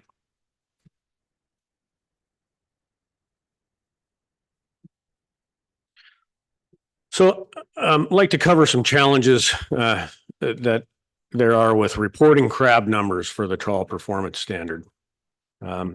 Most notably, the only way that we have historically learned about the trawl performance standard violations have been through the observer program, through statements of potential violations, which the observer program provides to OLE. Another thing to note is that extrapolated data from observer samples are not, we can't use those to prove that a potential violation occurred. The way that the language of the performance standard is written is, very specific and requires that crab be in hand and measurable by an observer and have to be, at 20 or more at any particular time. Observer priorities emphasize random sampling. Collection of crab from outside species composition samples is not the norm. And the next slides will relay a little bit more why that's important. Observer data recording protocols are not designed to easily record crab sizes for animals collected non-randomly and outside samples. And just a quick note here, we did collaborate with the observer program experts and they helped us to generate some of the information about the difficulties faced in collecting those 20 or more crab and the associated data that would be required to prove a performance standard violation. So I'm carrying on. Observers have reported safety concerns about collecting or requesting crew collect crab from the foot rope, intermediate mesh, or otherwise outside of the cod end. And the wording in the trawl performance standard is difficult to interpret for observers because not all catch is visible at any particular time. I.e., a few crab observed while dumping the catch does not indicate what an observer may find in the rest of the catch while they are sampling. And to note here, it's fairly normal, and it's actually within the observer manual that the population that an observer samples from on a trawl vessel is from within the cod end. Mr. Perry, we have a question for you. Ms. Baker. Thank you. Thank you, Madam Chair. Thank you, Mr. Perry. I have a question about that and specifically the second bullet about extrapolated data. You've clearly had to do a lot of research into the origins of the current performance standard. Is the requirement, the wording of the current performance standard regulations, is that something, the only direct observation at any particular time, is that a function of something that the council or the agency determined, or is that something necessary to enforce something like this? I'm not asking it very well, but are you understanding what I mean? Yeah, I believe so. So hopefully the answer will, you can confirm whether or not I've answered properly. But so I think there's maybe multiple parts to why, looking back through those historical documents, why that particular language may have been chosen. From what I found, looking back historically, landing on the at any particular time essentially made it easier or more enforceable because it could be observed at any given time as opposed to from a single haul or from an entire trip, where crab parts that may have been caught up in the forward portions of the net or something like that wouldn't be, if they're caught up and then ended up in a following haul, then they wouldn't be associated with that next haul. So that's my recollection of looking back at that information. But it's from a long time ago. And with respect to the specificity of the 1.5 inches, the justification that I remember reading about for having that be the cutoff is that under that size, they could have been consumed and then regurgitated primarily by Pacific cod.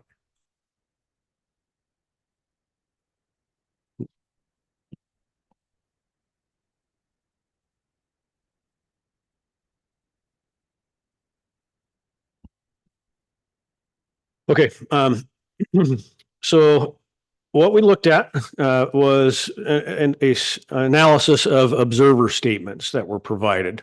The request was to look back at observer statements or potential violations of the performance standard dating back to 1993, when that regulation changed the definition of pelagic trawl and implemented that initial version of the trawl performance standard. However, analysts discovered that the observer program statement database only goes back to 1999. So we were not able to look back from 1993 through 1999. But also, again, to reiterate that 20 crab on board may not have been indicative of a violation if non-pelagic trawl were not closed during that time frame as well. So with that being said, during the 24 years of the analysis, 1999 through 2023, we received 38 statements from the observer program depicting 66 potential performance standard violations in the BSAI over that time frame. Digging into the data a little bit more, 30 out of 38 of those, so roughly 80% of the statements, the crab were seen from forward of the cod end. So i.e. foot rope fishing line in the large mesh within the intermediate, not contained within the cod end. Of 8 of those statements, the crab did come from within the cod end, and there were 6 statements where the cod or the crab came from within the sample from within the cod end. So, that represents 16%. Other methods for enumerating crab listed in the statements included estimates and tallies of crab. Observers can use tally sampling, for example, on longliners where they use a thumb counter to keep track of the number of animals coming up on the line. But because of the specificity in the definition, a tally can't be used because each individual crab must be counted, weighed, and measured in order to prove a violation of that performance standard. And I see a question. Thank you. Ms. Vanderhoven. Thank you, Madam Chair. Thank you, Mr. Perry. Trying to think about the scope or scale of the problem. So 38 statements, 66 or 68 potential violations. Do you have an estimate or a number of approximately how many hauls we're talking about here that we can put this in a relative scale of how big of a problem it may or may not be? Thank you very much through the chair. The next slide is going to dive right into that. Thank you. And you may have some questions looking into the next slide. So just to finish this slide up quickly, during that time frame, those 66 potential violations reported through those 38 statements resulted in 0 monetary penalties. issued 4 compliance assistance and 3 written warnings. And so I'll provide more context for relating the, proportions in the next slide. Quite a few years contained in this table. Requires a little bit of squinting. I apologize for that. So what this table represents in the left column is years. The next column is using observer data. And analysts look back to 1991 instead of the requested 1993, because 1991 was when some gear definitions began being implemented and the change originated. And it didn't, the current definition did not of pelagic trawl wasn't implemented until 93, but there were changes taking place prior to that. So we felt that it was appropriate to go back. The next column, number of hulls with greater than or equal to 20 crab. I'll note, and the analysis notes that those data come from extrapolated observer samples, as opposed to actual hulls where there were 20 crab, in hand. So whatever the observer sample at sea would extrapolate. That was used to indicate that a potential violation could have occurred on those hulls and could have been observed by the observer on the vessel. So between 1993 and mid-2000, hulls with greater than 20 crab, again, may not have constituted a violation. Ms. Vanderhoeven, so 453 hulls showed potential violations during that time frame. And for general reference, during that same time frame in the BSAI, there were 329,941 total hulls. So 453 of that large number showed that 20 or more crab were caught within that hull. So I'm trying to do math on the fly, which is never a good thing for me, but that sounds like it's slightly more than 1 in 1,000 hulls has a potential violation. Through the chair, thank you for the quick math, back of the envelope math. Doing the same, that sounds like an accurate statement. Ms. Kimball. Thank you. I just missed where the 400 some halls came from. What time period was that across? Through the chair, Ms. Kimball, thank you for the question. So that is because we were looking at observer statements to compare. So that's only from 1999 through 2023. And this is, I guess, a good time as any to note that all 2023 data are preliminary. So they, at the time of doing the analysis, they weren't officially finalized data.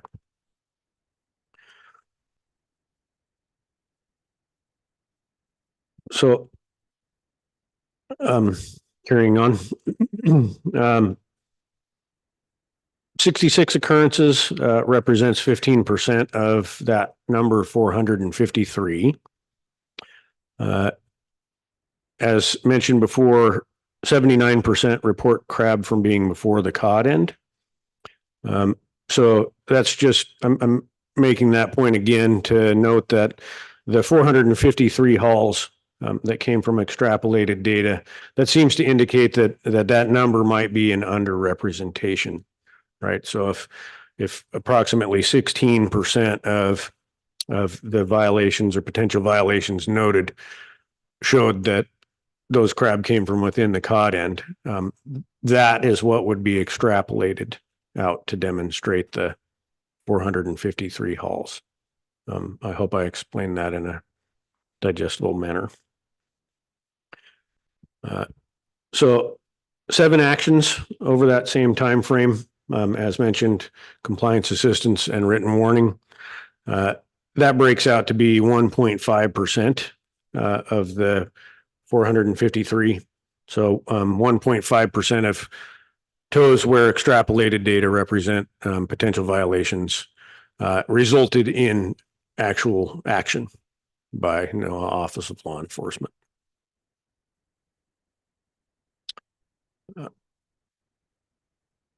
So that breaks down the analysis that I'm going to do here. If there are any more questions before I move on.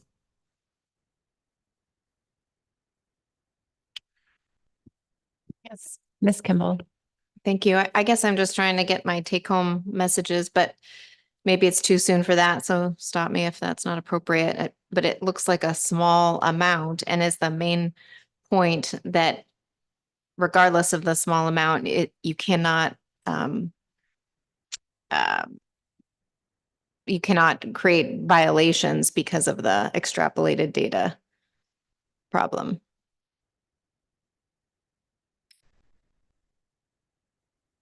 Through the chair, Ms. Kimball, thank you for the question.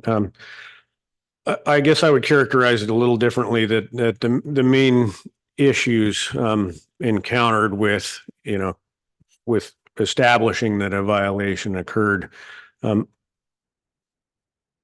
Sure, I completely agree that it is a very low number to begin with. But I think that, the fact that 16% of the violations came from within the pod end shows that that number 453 is probably an underrepresentation of the number of crab that were brought aboard. And then also the observers' actual issues with collecting the crab for the performance standard are also, I think, a significant barrier to collecting the information that would be needed to prove a violation.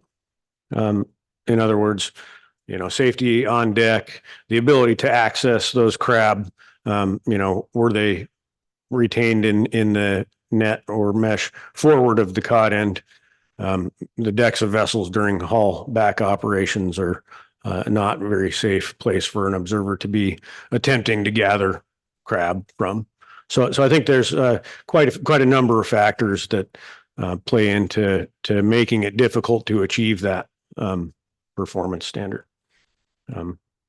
One of which is certainly that the number is low of hauls where it might be met as a potential violation.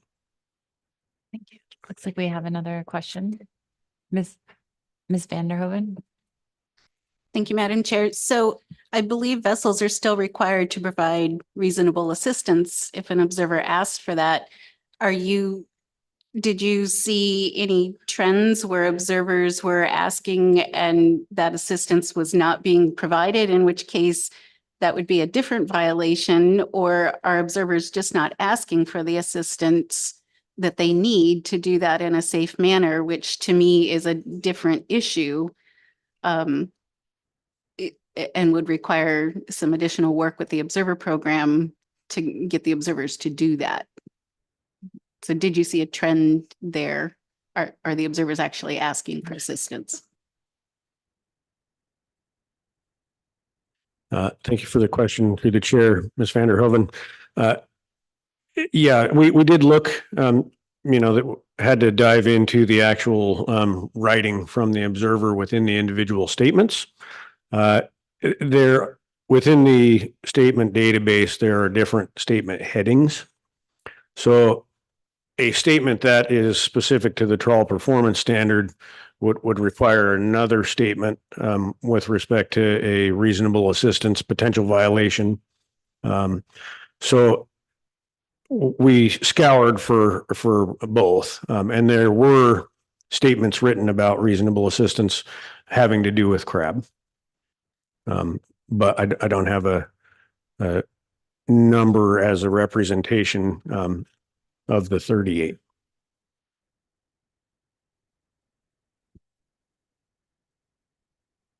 Ms. Baker. Thank you, through the chair.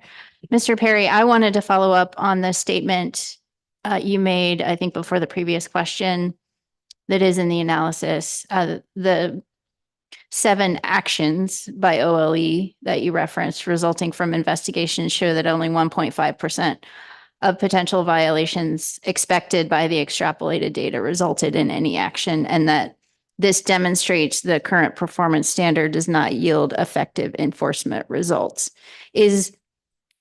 I just wondered a little bit more, is there a threshold above which you could determine enforcement results would be effective, or is this a unique metric to this analysis? Can you help me?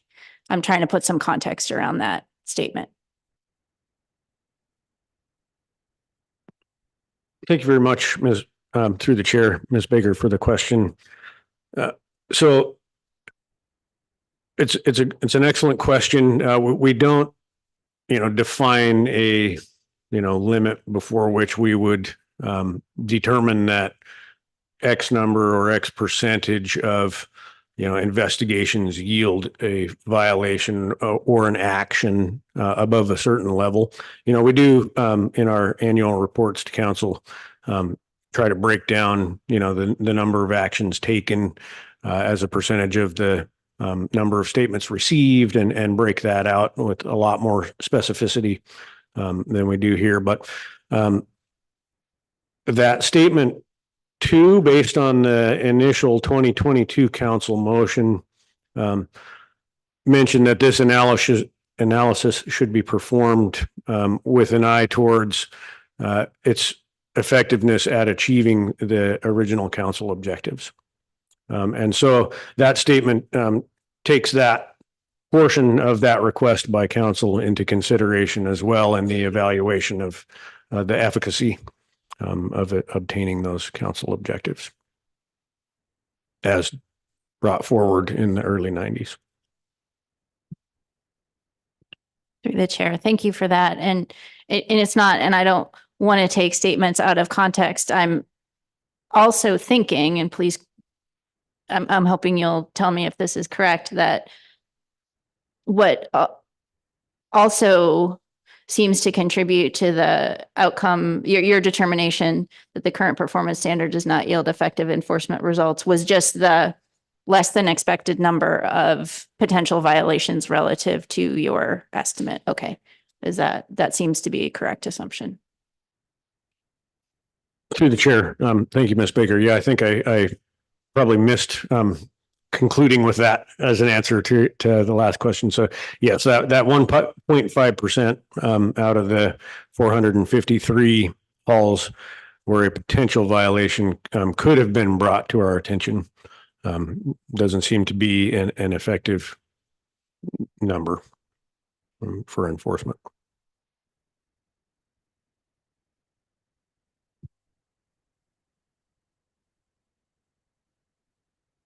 I think we can continue. Thank you.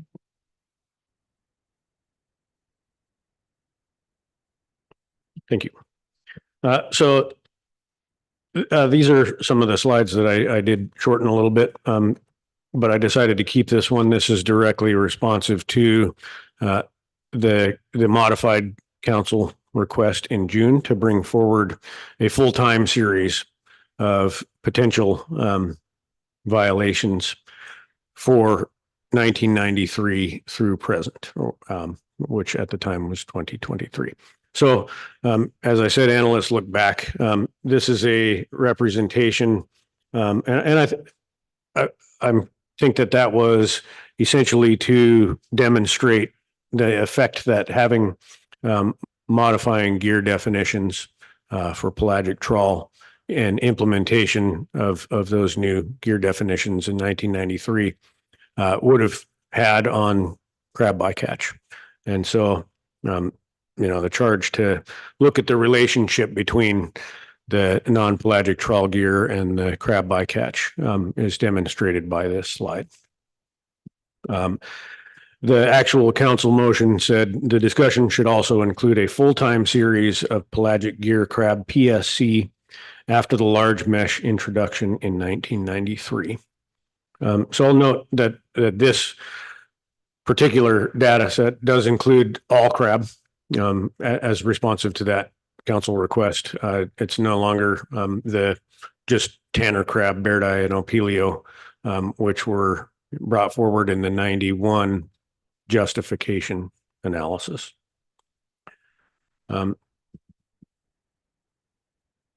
Again, these data are based on observer species composition data. Again, and that means that they're extrapolated to the hull level. When summarized as hulls catching greater than 20 crabs in this figure, it would indicate a potential violation of the current 20 crab standard, with that same note that prior to mid 2000, that may be capturing some information where non-pelagic trawl was not closed, and thereby it would not indicate a potential violation. But there does appear to be a very strong decline in the percentage of hulls capturing over 20 crab, going from 1991 through the implementation of the pelagic trawl gear definition in 1993. And that downward trend continued very dramatically. There was a slight rise going through the mid 2000s.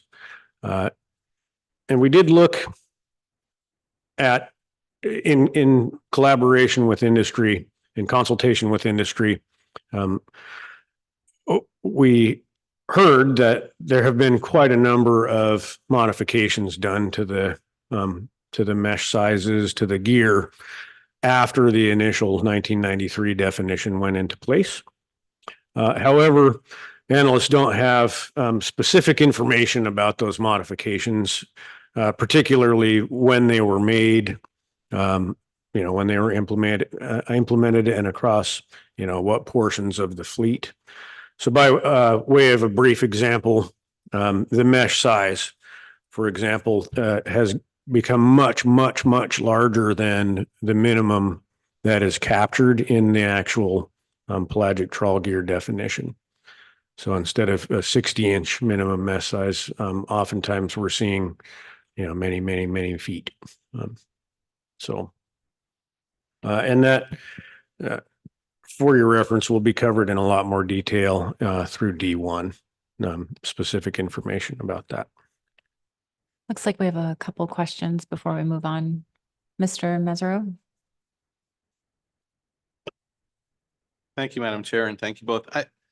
I'm just looking at the graph you had up there, and I'm not denying that the performance standard is hard to enforce or that it may not capture the full impact, but it looks to me like by choosing to use 1993 as a starting point, you have, a period of 5 years where there's slightly more incidents as opposed to looking in a time frame of, say, 20 years where there was a much lower.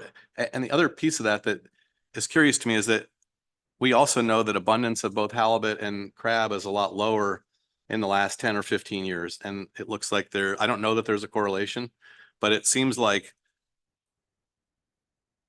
it might be a different conversation if you choose a different set of years to be evaluating this with. Do you think that by picking those higher years, it kind of skews the encounter rate with this higher crab catch because you're loading your analysis with these higher encounters earlier on when clearly we're in a different paradigm now than we were in 93. And I'm just wondering how you, decided to choose those particular set of dates instead of more current set, last 20 years or 15 years. Through the chair, Mr. Mesereau, thank you for the question. That's an excellent point. We were, being very responsive to the council request to expand that time series specifically to cover from 1993 through the present, and that was, as mentioned in the actual language, to correspond with the changes in gear definition and mesh sizes. We did in the analysis make some mention of the fact that the trawl performance standard itself, as being set at a specific number, is not responsive to changes in abundance. But we did not dive into any other correlations between crab abundance and the results of the number of extrapolated hulls that would have contained 20 or more crab. We didn't try to make that correlation or inference. Thanks, Ms. Kimball. I guess mine might be a little bit similar. Thank you, Madam Chair, but just if I'm looking at this and seeing almost 90% of those hulls are from 30 years ago, and I know you're not trying to make correlations that aren't there, but is it really the changes to the gear that have created that big drop off? And I mean, we're not looking at this expecting that we'd ever get back to something that looked like 1991.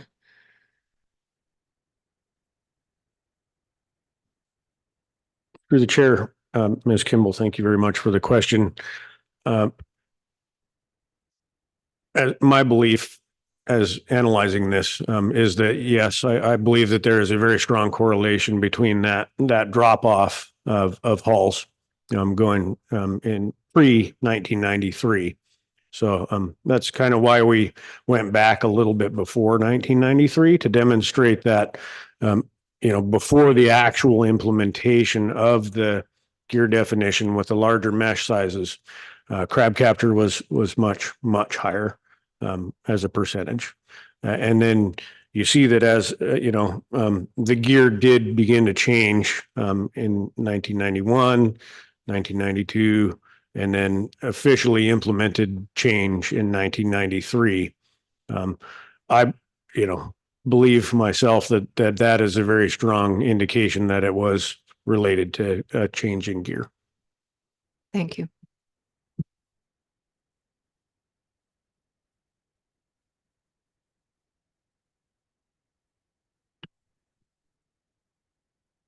Okay, so we're moving on to conclusions.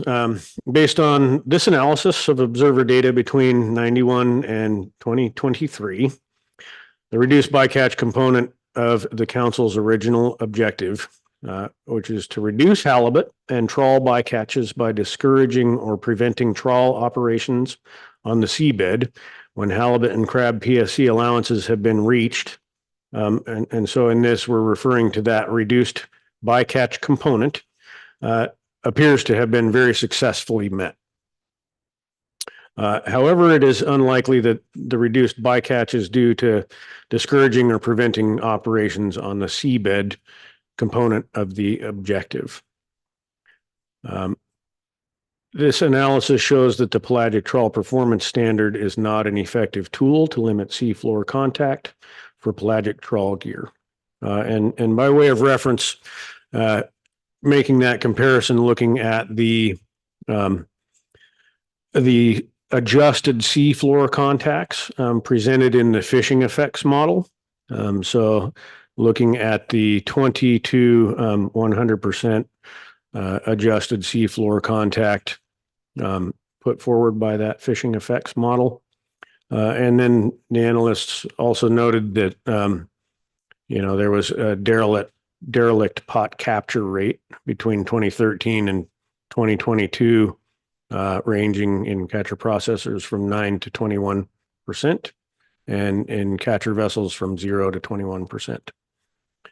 So in the charge to look at the number of performance standard violations, potential violations, to determine whether or not it was meeting council objectives. Here we define both portions of the objectives that we were able to find going back through those historical documents. Before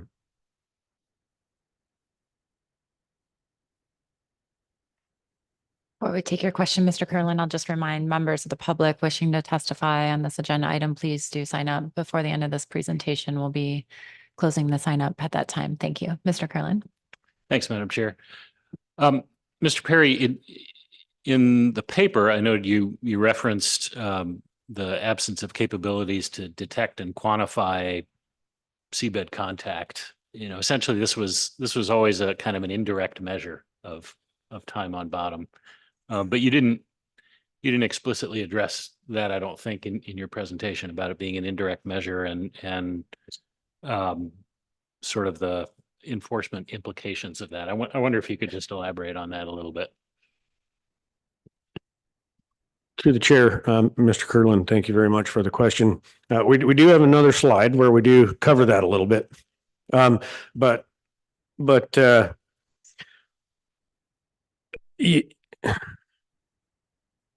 it's understandable that, analysts are aware that the fishing effects model itself is a model, as a best estimate.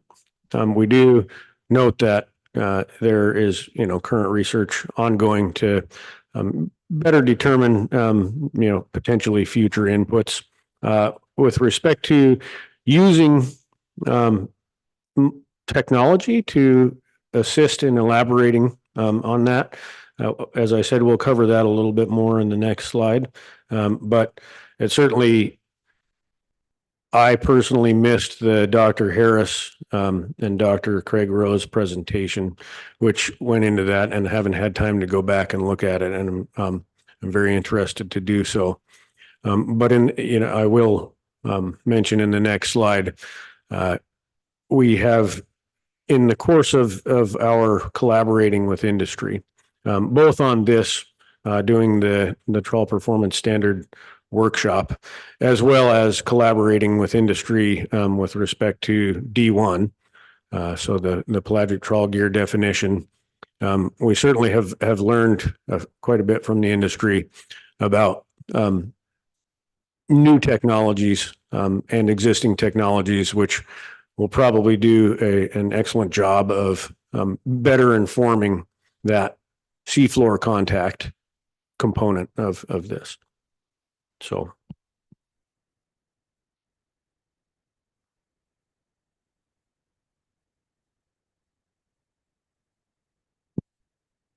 Thank you.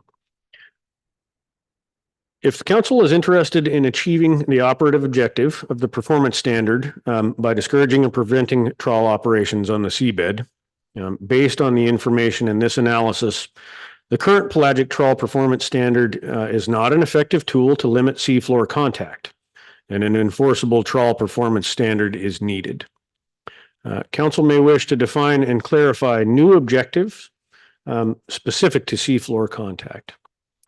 If the council wishes to clarify new objectives to deter seafloor contact, in order to protect habitat beneficial to recruitment and reduce unobserved mortality of BBRKC stock, a clarification to the purpose and need statement would be beneficial for future analyses.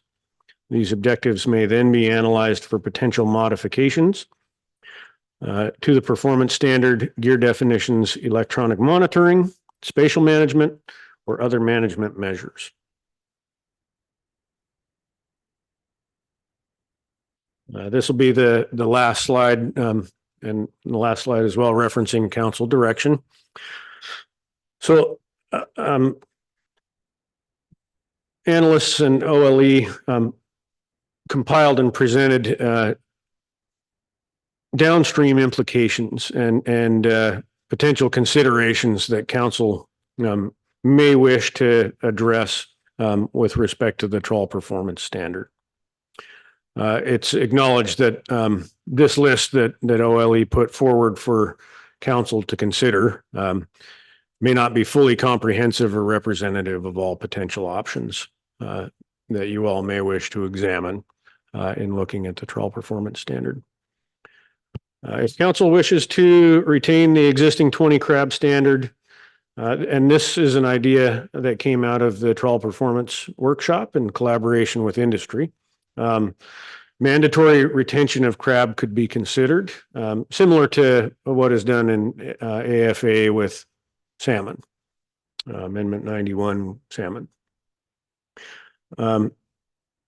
This of note, and I'll discuss it a little bit more, but trawl electronic monitoring does already mandate crab retention. So I'll continue that discussion. Council could apply other observer program data collections. So and this would be, either modified existing data collections or new observer data collections. So with respect to existing data, we mentioned the number of derelict pot capture. That is something that the observer program already collects data and reports on. So, that could be considered for a performance standard. Likewise, stuff from the species composition sample could be considered other benthic species, sponges, corals, sea pens, sea whips. Things like that are already collected in the observer species composition data as well as crab. However, that does continue to have the same issues that the crab does, whereby council would need to recognize that those data are extrapolated, similar to what's coming from the existing performance standard. And we go into a little bit more detail with respect to the options available for using existing observer data to demonstrate where a statement may or may not be required to prove a performance standard. Council could consider listing pelagic trawl as bottom contact and or mobile bottom contact gear. So as mentioned in a prior answer to Mr. Kurland, efforts are underway. So that essentially is representative of the current best available science, right? The fishing effects model stated that contact adjustment at 20 to 100% bottom contact. So efforts are underway to improve that bottom contact with the various, Dr. Harris's research, and then the SSC's unobserved fishing mortality working group also has been charged with figuring out, potentially how to better inform unobserved fishing mortality interactions for all gear types, which would include pelagic trawl. Of note, existing closures at 67922 do make use of the definitions for bottom contact and mobile bottom contact gear, and would provide a simple solution looking at modifying performance standards. If council wanted to consider a new standard specific to BBRKC areas, we put forward a few cautions with respect to doing that. Its vessels may fish inside or outside of the line in a single trip.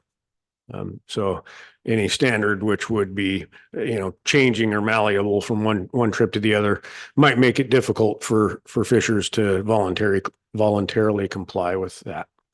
And then also to mention that there is a parallel performance standard of 20 crab in the Gulf, which is different because it's when non-pelagic trawl gear is closed. But OLE prefers when any kind of regulations are as simple and universally applied as possible, which generally speaking lowers inadvertent non-compliance. Considering the trawl electronic monitoring program, I believe you all heard in the B reports, though I wasn't there, that that trawl electronic monitoring program proposed rule was published on Monday. The analysis did dive into some of the potential implications for that. And we have an answer to one of the questions that was put forward in the analysis. The vessels that are participating in that trawl electronic monitoring program are going to be exempted from the trawl performance standard. And that currently represents a significant portion of the BSAI catcher vessel fleet.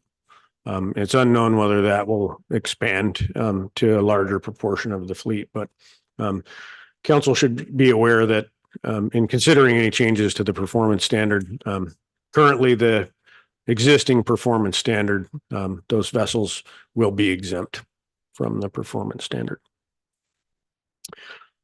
Lastly, and this gets to the question by Mr. Kurland, a contact threshold through technology integration could be considered.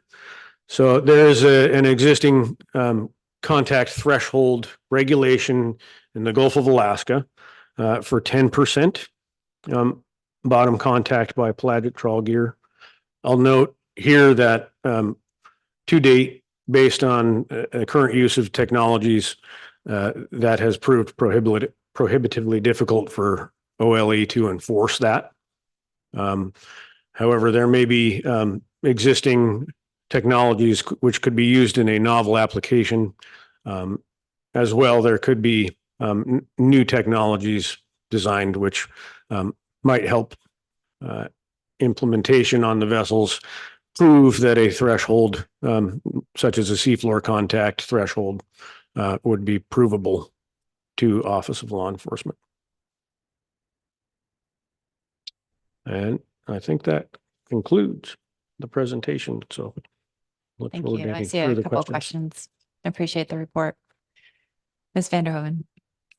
Thank you, Madam Chair. Thank you, Mr. Perry. Just on the last point, the novel technology issue that keeps coming up.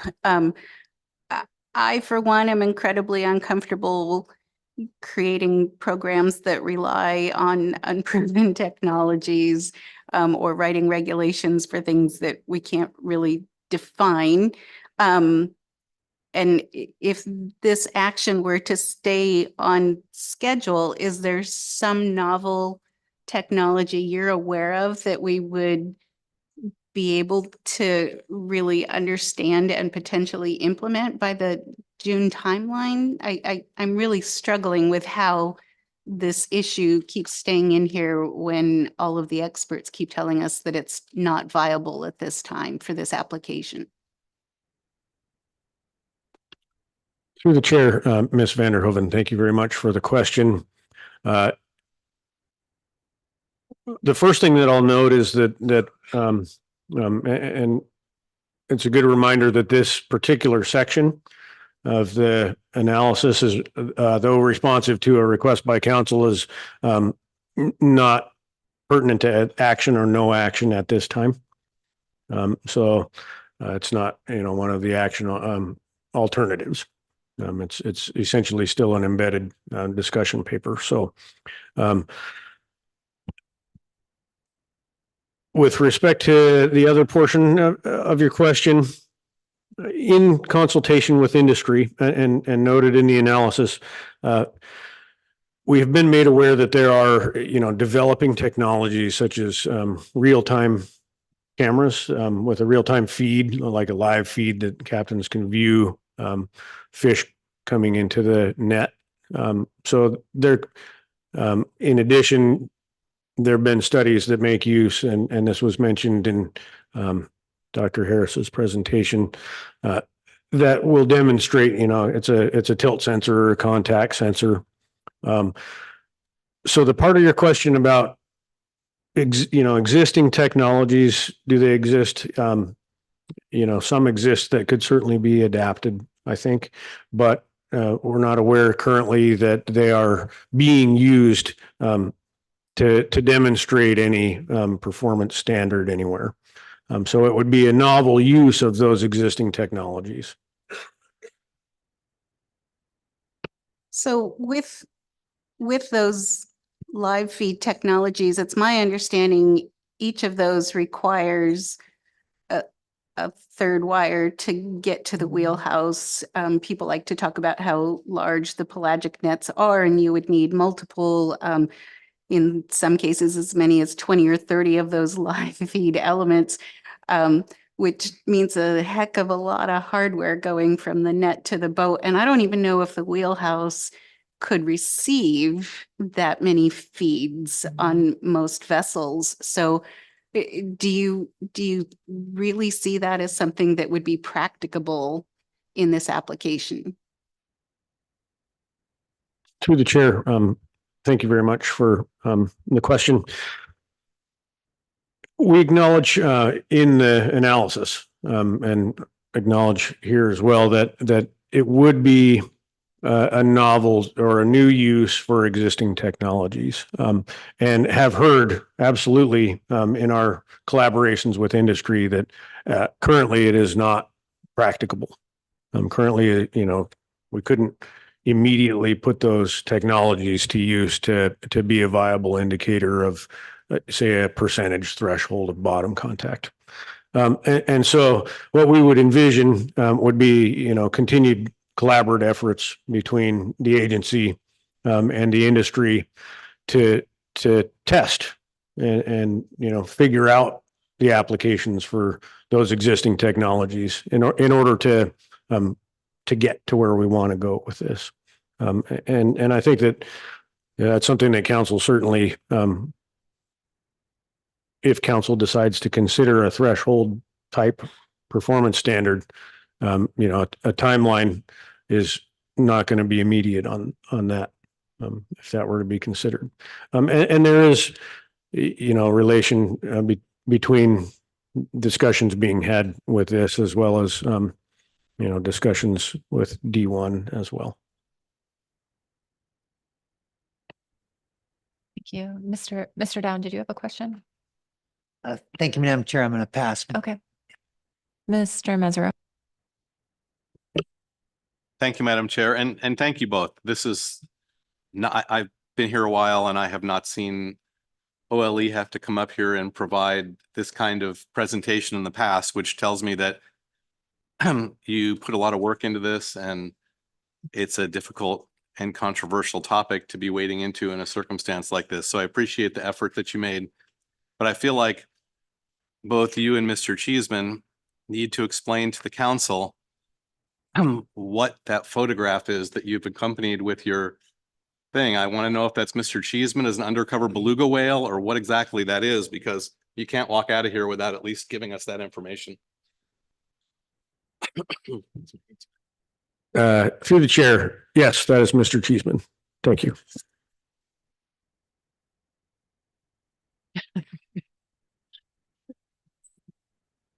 All been wondering that. Yes, Ms. Kimball. I have an actual question about,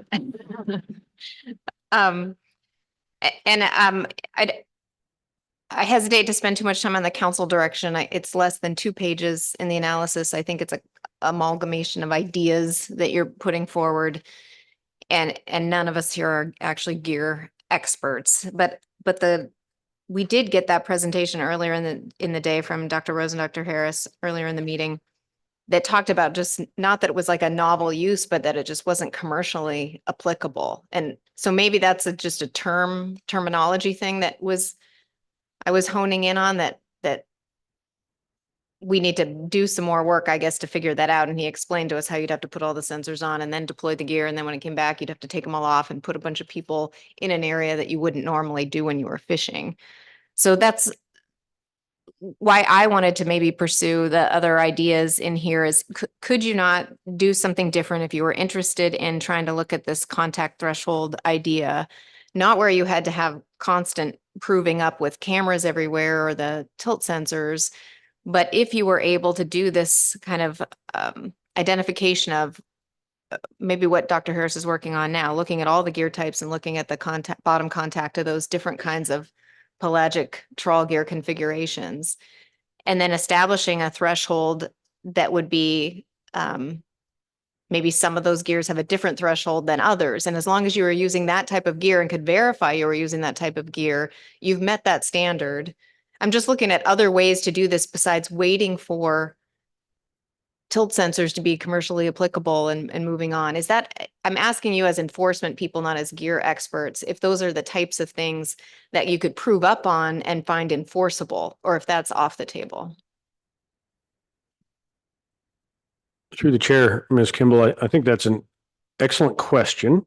If it were to be exclusively gear-based, as in like a gear definition, utilizing, maybe new designs, which could be tested and proven to, meet a council objective for a threshold amount of seafloor contact, if you will. We're in the hypothetical realm here. But from a law enforcement perspective, I won't say simple, but it's practicable to be able to enforce a gear type definition. So if a gear really can be shown to say contact the seafloor only 10% of the time, it seems like a potentially maybe difficult for that technology to surmount that.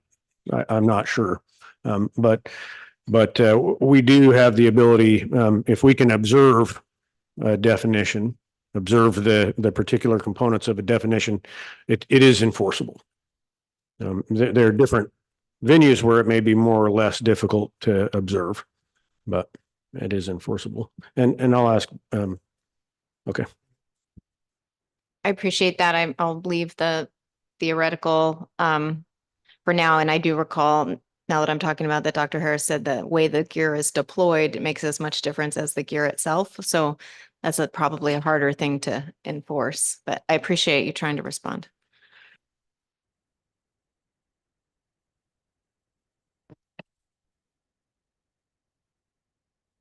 I'm not seeing any other questions. I appreciate your presentation. Thank you. Thanks. So I almost skipped over our AP reports. So we'll be taking that up next. And then we will see if we can get to a couple testifiers before the end of the day. Mr. Wilkins.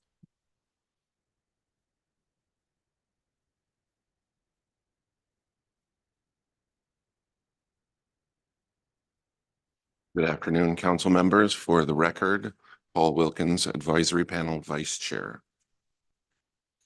Let's just wait here for a minute for to show up. Okay, the AP did take action on this agenda item, and the motion on C2 Bristol Bay Red King Crab reads as follows. The AP recommends that the council move this issue on to final action with the following additions to the purpose and need statement and range of alternatives. The added language is underlined. And I'll start with the purpose and need statement. The Bristol Bay Red King Crab BBRKC stock has declined and is currently at low levels, resulting in a closure to the directed fishery in 2021/2022 and 2022/23. Estimated recruitment has been extremely low during the last 12 years, and the projected mature biomass is expected to decline during the next few years. The best available science indicates the cause of the decline is a combination of factors related to continued warming and variability in ocean conditions. Given the poor recruitment and low stock status of BBRKC, the council intends to consider management measures focused on reducing BBRKC mortality and protecting BBRKC habitat from groundfish fishing in areas that may be important to BBRKC and where BBRKC may be found year-round, which may help increase stock abundance and promote achievement of optimum yield from the directed BBRKC fishery, while minimizing negative impacts to affected groundfish fleet operations, as well as target NPFMC species. Continuing on to the alternatives. Alternative 1, no action, status quo. Alternative 2, implement an annual closure of the Red King Crab Savings Area, RKCSA, to all commercial groundfish fishing gears. The existing closure for non-pelagic trawl gear is not changed under option 1. Option 2 modifies the trigger to close the Red King Crab Savings sub-area for non-pelagic trawl. The closure would be in effect option 1 if ADF&G does not establish a total allowable catch the previous year for the Bristol Bay Red King Crab fishery. Option 2, if the total area swept biomass for Bristol Bay Red King Crab is less than sub-option 1, 50,000 metric tons, sub-option 2, 100,000 metric tons. Option 3, except for vessels participating in an approved agreement, the goal of this agreement is to reduce bottom contact and or reduce crab mortality. These agreements would vary by sector and could include standards such as the best available technology to assess bottom contact for pelagic trawl gear. For Pacific cod with pot gear, the standards could include gear requirements that either exclude or allow escapement of crab, observer coverage, and bycatch limits. Sub-options apply to either option. Sub-option 1, exempt hook and line gear from the closure. Sub-option 2, exempt pot gear from the closure. Continuing on, alternative 3, implement a closure of NMFS reporting area 512 to fishing for Pacific cod with pot gear. Closure would be in effect, option 1, if Alaska Department of Fish and Game does not establish a total allowable catch the previous year for the Bristol Bay Red King crab fishery. Option 2, if the total area swept biomass for Bristol Bay Red King crab is less than sub-option 1, 50,000 metric tons, sub-option 2, 100,000 metric tons. Option 3, except for vessels participating in an approved agreement, the goal of this agreement is to reduce crab mortality. This agreement could include standards such as gear requirements that either exclude or allow escapement of crab, observer coverage, and bycatch limits. Continuing on, alternative 4, implement a seasonal closure from January 15th through June east of 164 degrees north longitude, east of 164 degrees north longitude, north to the boundary of 80th Alaska Department of Fish and Game Area T to all commercial ground fishing gears. The same options and sub-options as alternative 2 apply. Alternative 5, implement a closure north of the Red King crab savings area, 1/2 of a degree north. The same options and sub-options as alternative 2 apply. And that main motion as passed as amended, 11-10. And with that, I'll take any questions. Thank you, Mr. Wilkins. See if there are any questions. AP report. Yes. Oh, Mr. Mesereau. Thank you, Madam Chair, and thank you, Mr. Wiggins.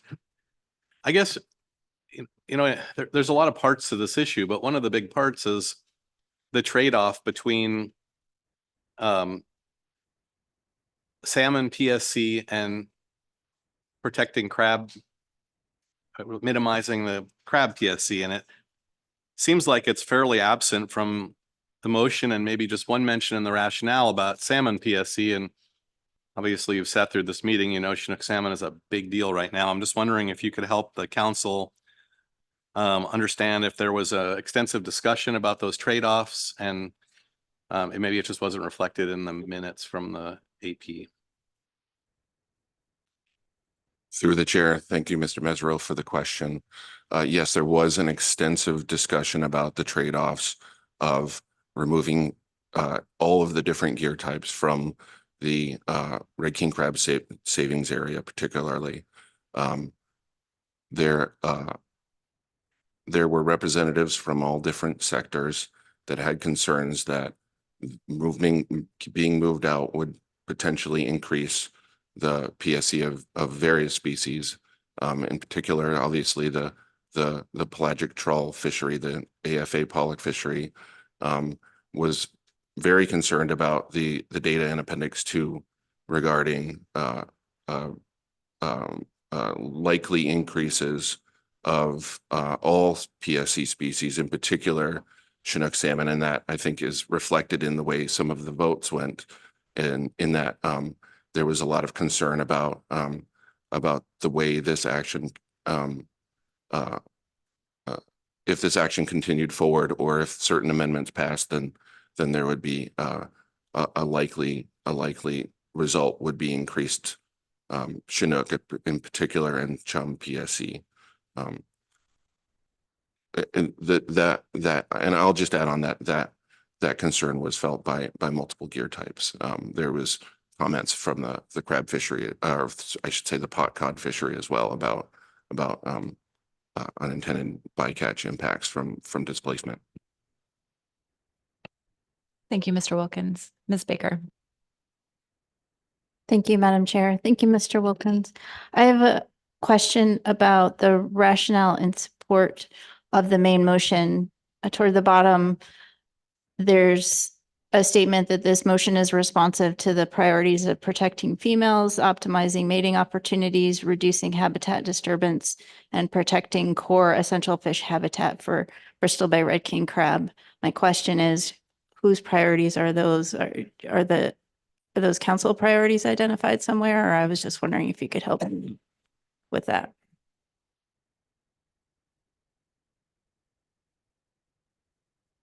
Through the chair, Ms. Baker, we had extensive testimony regarding concern about different types of gear contact in the bottom, in particular in the red king crab savings area, as well as in the area 512, as well as more generally in registration area T.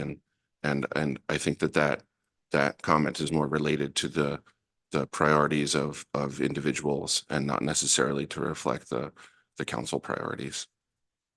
Does that get to your question? Thank you, Madam Chair. Yes, thank you. And so the follow-up would be, did the AP discuss if the suggested addition to the purpose and need statement let me go to the previous page. The suggested addition to add and protect habitat in addition to what's already there in terms of reducing Bristol Bay red king crab mortality. Did the AP discuss is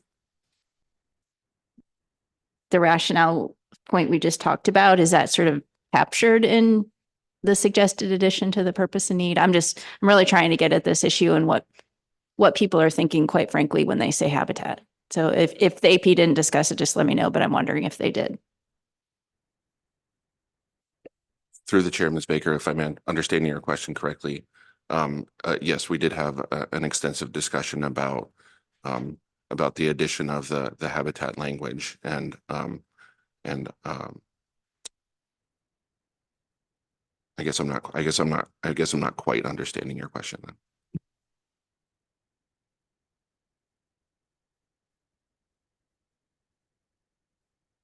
Thank you, Madam Chair, for the other opportunity. Were the priorities that we talked about in my previous question, are those considered habitat protection in terms of the AP discussion?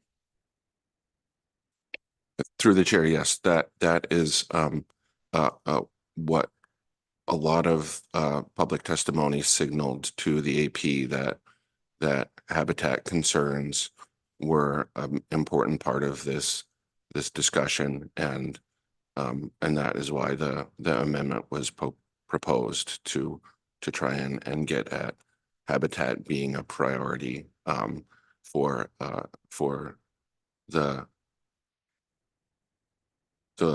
longer term issues of recruitment, as well as survival of smaller crab and females, and so it's thought that sort of adding habitat to the purpose and need would sort of help help the council head towards a solution that does that a little bit better. Thank you. Ms. Kimball. Thank you. I think it is a different question, but I'm wondering, I think the council sets out the purpose of an action and then really looks to the AP to provide direction and their expertise on how to do it, how to get there. So I guess I'm wondering if you have any more to characterize why the AP changed the council's purpose and need statement. Through the chair, thank you, Ms. Kimball, for the question. I think some of what I mentioned earlier, I think is really at the crux of the issue. There's a lot of concern that the red king crab stock is in a dire state, and that in the Bristol Bay area, and that there has to be some sort of a consideration that habitat is and impacts of gear on that habitat are sort of exacerbating the problem. But I'll leave it at that. Thank you. Ms. Vanderhoven. Thank you, Madam Chair. Thank you, Mr. Wilkins. I have two different questions. The first one, I'm looking for a little more clarity or characterization of the AP's discussion about the new alternative 3 for approved agreements. And did the AP discuss much about what those look like? Who's approving that? Are those NIMS approved agreements? Did they talk about things like monitoring, enforcement, reporting, and I guess penalties if those agreements were not adhered to? It's a new piece, and I'm not quite sure where the AP is going with that. Through the chair, thank you for the question, Ms. Vanderhoven. The primary source, to my understanding of that piece, was some of the recommendations from the PNCIAC, Pacific Northwest Crab Industry Advisory Committee, and that it was thought that there could be ways to sort of mitigate some of the problems through sort of informal agreements and that kind of thing. There was a brief discussion about whether or not the intent was to create sort of I guess, a regulatory related agreement, what versus a voluntary type of agreement. But there was not a lot of discussion about sort of the nuances of how those agreements would work, penalties and that kind of thing. I think it was sort of brought up by the PNCIAC and that it would be one way to sort of help address the problem of the incidence of crab, unintended crab catch, and it was sort of, I think it was the conversation was that it could be left to the council to kind of decide how to do that best. Thank you for that. And then second, looking at the change to the purpose and need and the additional alternatives that the AP added in, there's a lot here. Did the AP discuss how that changes the scope of the analysis, what that would potentially do to the timeline, and whether or not the scope is modified to a point that we need to look at doing an EIS rather than an EA on this issue? Through the chair, thank you for that question. They're all related, obviously. The AP had discussed with the council staff member about whether the new language may appreciably change the analysis and prevent it specifically for coming to a final analysis for June. And it was considered that was not the case, that this language potentially sort of was connected to the already required information about habitat that would be in the EA.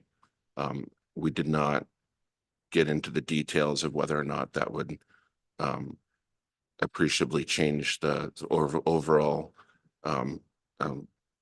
item to require an EIS. And just to back to the timeline, it was not considered that would appreciably change the timeline either. Thank you, Mr. Wilkins and Ms. Kimball. Thank you. I was going to ask Mr. Wilkins about option 3 as well. It looks to me, and I know you said it's coming from PNCIAC, but like it's outlining kind of an approach. And did the AP here, or maybe the expectation was staff analysis could bring out some of the points that Ms. Vanderhoven mentioned about who approves the agreement, whether it's regulatory or voluntary. Did you get any feedback from staff about, another version being able to expand on this approach? Through the chair, I don't think we specifically discussed that with staff beyond what I had mentioned before. Okay, I think it's fair. Thank you. Thank you. And Mr. Sakata? Yes, thank you. And through the chair. I noticed that in option 2 in both alternative 2 and 3 that there was an addition, a sub option of 100,000 metric tons. What was, I guess, the rationale and what was the discussion around that? Through the chair, thank you for the question, Mr. Sukata. The maker of the motion suggested that 100,000 metric tons might be a more appropriate line there for the sort of historical level of the fishery and sort of as a better way to sort of get at the long-term decline of the stock. Was there any discussion on like back testing it and what the impacts would have been in the previous years? Was there any discussion surrounding that?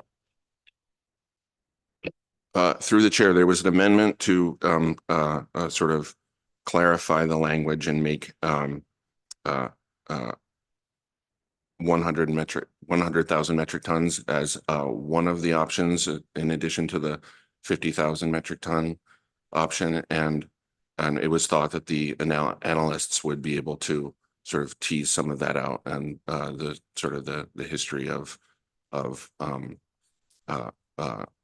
would be able to look at both options and sort of give the council I guess a set of bookends would be one way that it was characterized to look at. Does that clarify what you needed? Yes, thank you.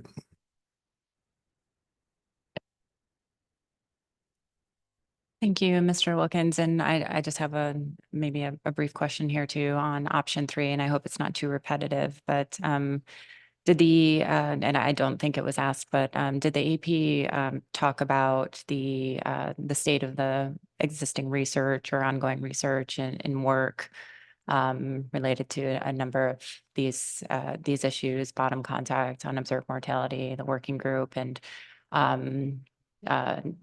some of the discussions around the state of the technology available to really get at some of the objectives I think that option 3 is targeting. And for those in support of this option, was there a general recognition of the state of that ongoing work and a support to I guess afford the time to work through these processes before before formally honing in on an agreement? I guess, was there any discussion around that at the AP? Through the chair, thank you, Chair Drobnik, for the question. Yes, there was a fairly extensive conversation about how there's a lot of current research that's going on, and there's some crab survey research that's planned for this spring. Several different items that could sort of hone in on a little bit better on where crab are during the winter time, and it was that was a sort of a major point of discussion about whether or not amending the prior set of purpose and need and alternatives was appropriate versus waiting some time to try and get a little bit of a better understanding of those things, including the sort of the ability for some of these things to sort of happen under current situations, and I believe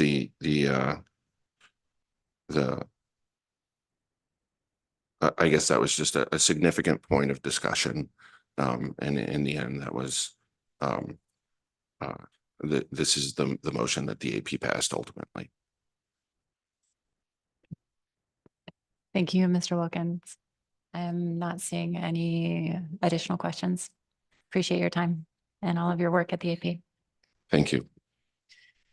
So I would like to begin public testimony. Just take a couple testifiers. I know we're at the end of the day here, but maybe we could target ending between 5:15 and 5:30 to get us started. We're a little behind schedule, and there are a couple, or there's at least one individual who can't testify tomorrow, so we will take him first, and then see if we can take one or two other testifiers at the top of the list. So we'll start with Edward Polson.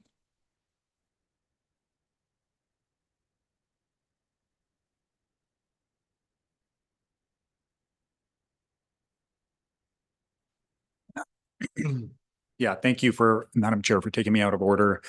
And Madam Chair and members of the council, my name is Edward Paulson, and I'm a part owner in 2 crab vessels, and I've been involved in crab fisheries my entire life. And I'd like to provide some comments. Regarding the initial review of the Bristol Bay Red King Crab Savings Area closure. In general, I'd like to support the motions put forward by PNCAC. Specifically, I support adding options to include seasonal closures in order to protect red king crab when they're molting and more susceptible to damage.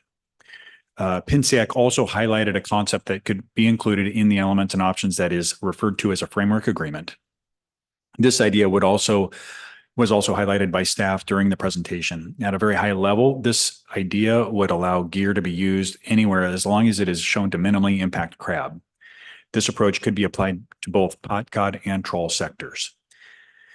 When it comes to pelagic trawl gear, I want to point out that we have multiple actions happening at the same time, including this action, the definition of pelagic gear, and the Committee on Unobserved Mortality.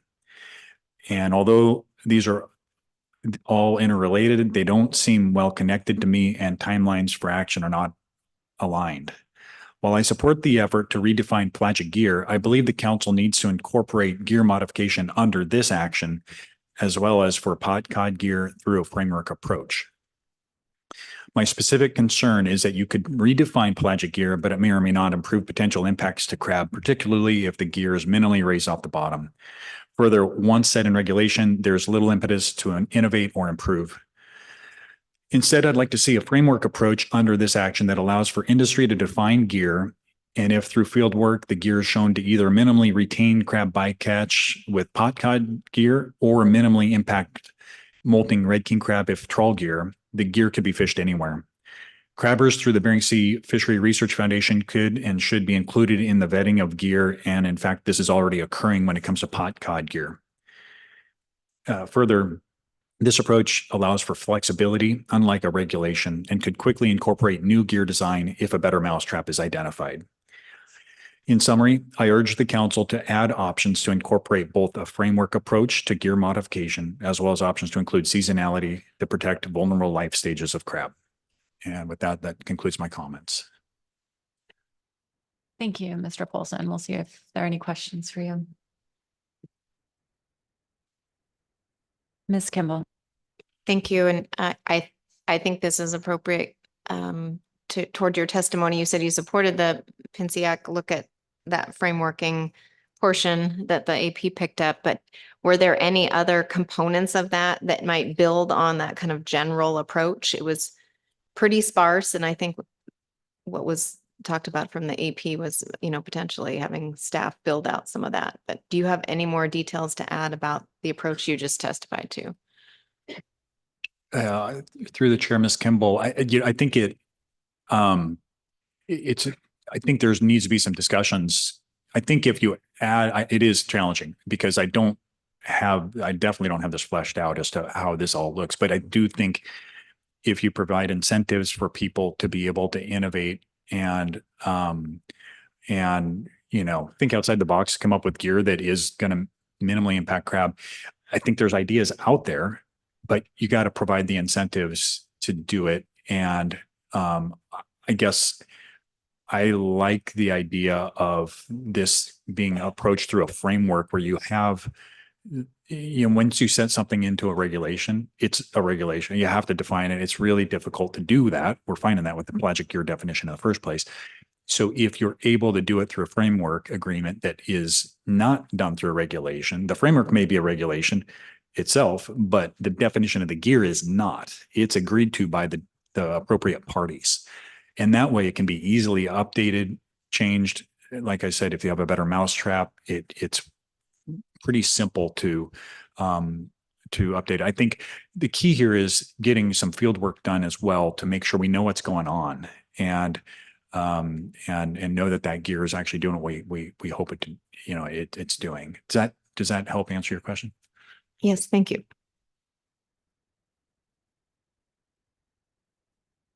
Thank you for your testimony.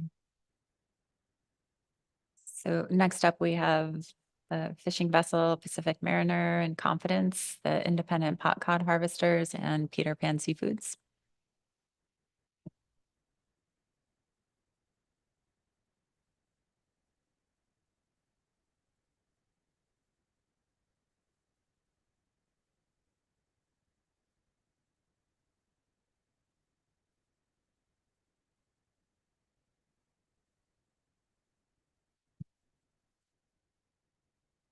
Yeah, good evening, members of the council.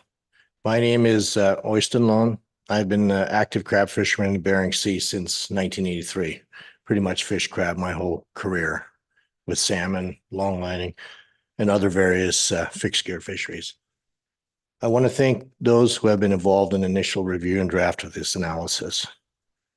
Today, I'll be giving a testimony based on three different unique perspectives. One as a partner in two crab vessels.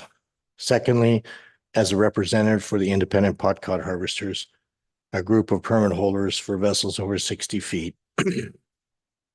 And lastly, as a fleet coordinator for Peter Pan Seafoods. That being said, I'd like to provide council with a few considerations before final analysis in June. As a crab boat owner and operator, I would like to see protection for our king crab species. Last winter, I watched midwater trawling fleet fish some of our most productive king crab pot grounds in the king crab savings area. If their nets are on the bottom at any time, it will have devastating impact on crab as well as bottom habitat. Information has finally come out that confirms midwater trawl nets are indeed on the bottom while pollock fishing. Following this detrimental finding, I'd hope that the council would use its authority and close the king crab savings area and midwater trawl fleet until this stock rebounds. Alternatively, if the pollock fleet can prove with enforceable technology that they are off the bottom, I don't have a problem with them fishing in the king crab savings area. With information from last winter's pot survey on how the weak and soft these crabs are during the winter molting state, I think it should be a priority to protect these bottom species and the bottom habitat from destruction. Many other countries have adopted protective policies around the bottom habitat and the species that live there. We need to do the same. On pot cod 512, we have fished outside the king crab box since 2019, and we have switched to all suck tunnel gear on both of my boats. Studies with Alaska Bering Sea Crabbers and Bering Sea Research Foundation over the last few years with experimental gear have come up with that hotspot reporting and sock tunnels work best for our boats to keep out the bycatch. And we're continuing this research. Closing of 512 would be counterproductive. The use of better tunnels and hotspot reporting while fishing east of 162 line would drop our bycatch number. Fishing cod that are feeding on the crab also helps reduce impact on the stocks. Concerns with DMRs being correct is also a huge concern. It would be good to do some more studies and get correct numbers for this. 50% mortality on pot cod, I can say for certain is not a correct measure. This makes all available data in 512 pot cod fleet incorrect. The last king crab season, we had 85,000 pounds of crab on a 12-day season fishing. The dead loss was 23 pounds. That's why I'm saying DMRs need to be redone before areas are closed. The pot cod fleet has made huge sacrifices over the years, staying out of the red king crab savings area and with gear modifications. The closure of 512 would be extremely devastating to the pot cod fleet. Peter Pan Seafoods, Port Moller, and the King Cove plants are strategically located and count on getting fish out of Area 512. Closing this area would have severe impacts on our bottom line. At Peter Pan, we have a tender fleet of 10 to 14 boats that participate in taking fish from this area in the fall and winter seasons. Peter Pan has operated in Port Moller for 2 years and has invested large amounts in cod processing line there. Their tender fleet hauls fish from Port Moller to King Cove, so the closure of 512 would have a heavy financial implications on both of these ports. That's why I asked that you add this to the final analysis by June. In addition, we need to look at the impact on an already struggling crab/pot cod tender fleet with other measures such as the use of sock tunnels and hotspot reporting could be implemented in this area. I hope the AP will consider all the information when looking at their analysis. So many processing plants, companies, towns, and fishermen and families depend on the outcome of the final decision that comes with your analysis. That's all I have. I'll take questions. Thank you. Thank you, Mr. Lund. It's like, do we have any questions? Ms. Kimball? Thank you. Thank you for your testimony. You covered a lot and I heard loud and clear the opposition to closing 512. The only quantified information we have on benefits to red king crab in this analysis are by closing area 512. So it's a little bit of a conundrum there. And you mentioned something about what you would want added to the analysis about area 512. And I didn't quite understand what you wanted added. Was it the economic impacts on your fleet if the closure of area 512 went forward? Through the chair, Nicole, yes, I would like to look as a Peter Pan representative. I think we need to look at Port Moller and King Cove and the surrounding communities, Nelson Lagoon, Falls Pass, and also the tenders, the loss of work for the tenders. Right now, that's all we have is tendering and a little bit of king crab to do. There are a lot of boats right now. That's all they have is tendering. So they count on this, on these making their funds there to pay for insurance and food and feed the crew. So. Thank you. So there is an option in here in order to benefit red king crab to close both the savings area and 512 to pot gear. And so should that happen, I mean, in your experience, where would the fleet go? There's a little bit of uncertainty into the analysis whether pot cod fleet would still be able to catch all its tack or whether it would fully catch its tack and be displaced into another area. So I'm wondering what's your assessment based on your experience? Yeah, through the chair, Nicole, we would have to move west if we couldn't fish in the king crab savings area. We haven't fished in the king crab savings area since I think 2017. We fished in 19. We had to set gear due to icing, but we have not participated in the king crab box just to save on that resource. And that's why we initially moved east over to 512. And if 512 is closed, it's going to have huge impacts on Peter Pan because it's strategically located by 512 to haul that fish to King Cove. Also, Port Moller processing fish during bee season, and the harbor of Port Moller is a great place to offload in heavy weather. We would probably end up moving west down towards the Horseshoe. And I think there'd be more gear interactions with the 58-foot fleet, or we would move north towards St. George, St. Paul area, somewhere up there, or we wouldn't fish at all. Thank you.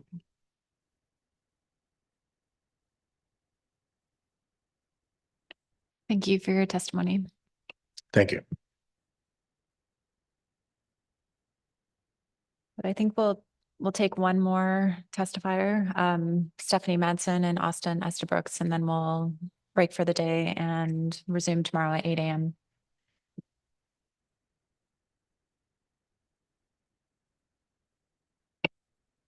Good afternoon, Madam Chair, members of the council. My name is Stephanie Matson, Executive Director of the At-Sea Processors Association. And with me this afternoon is Austin Estabrooks, our Natural Resource Analyst.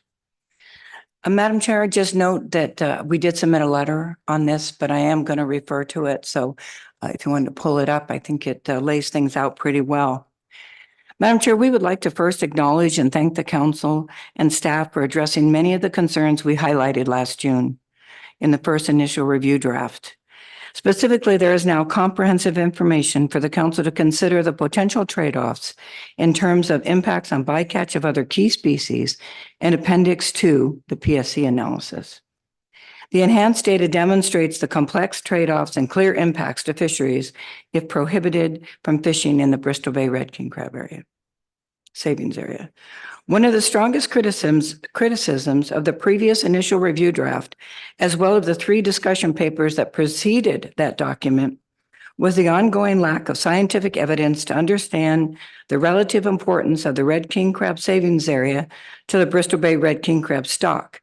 Tangentially to this, the benefits to the stock are not well known.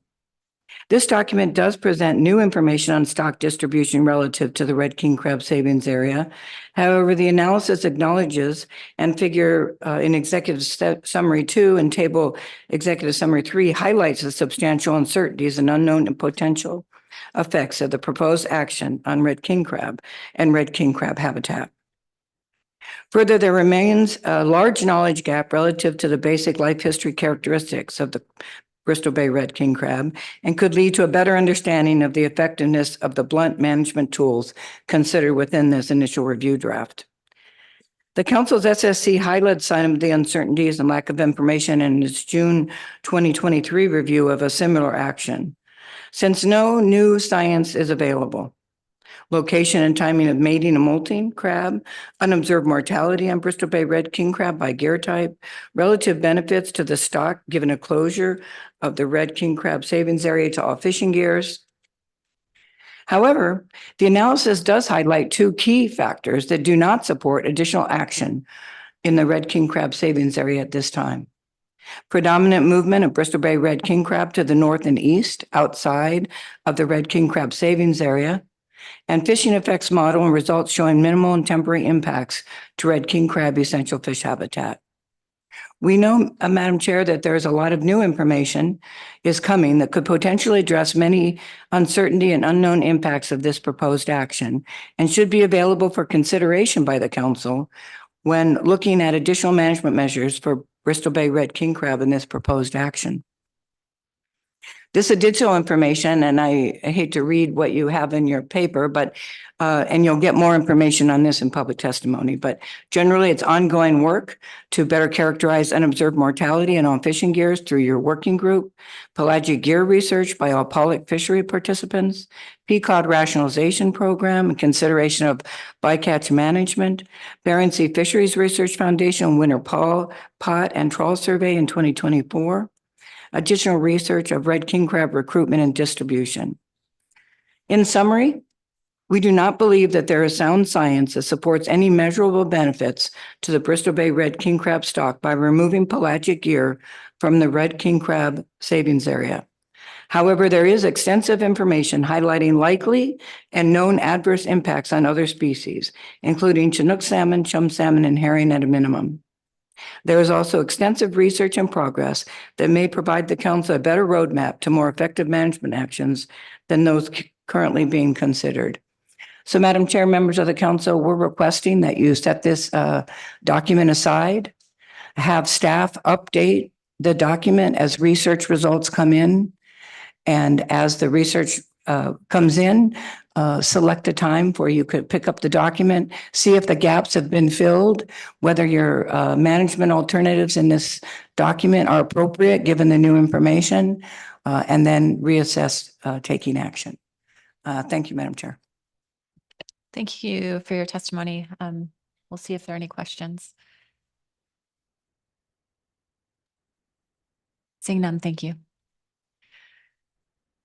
So we will break for the day and pick up our public testimony at 8 a.m., beginning with Brent Payne. Excuse me. Yes, Ms. Baker.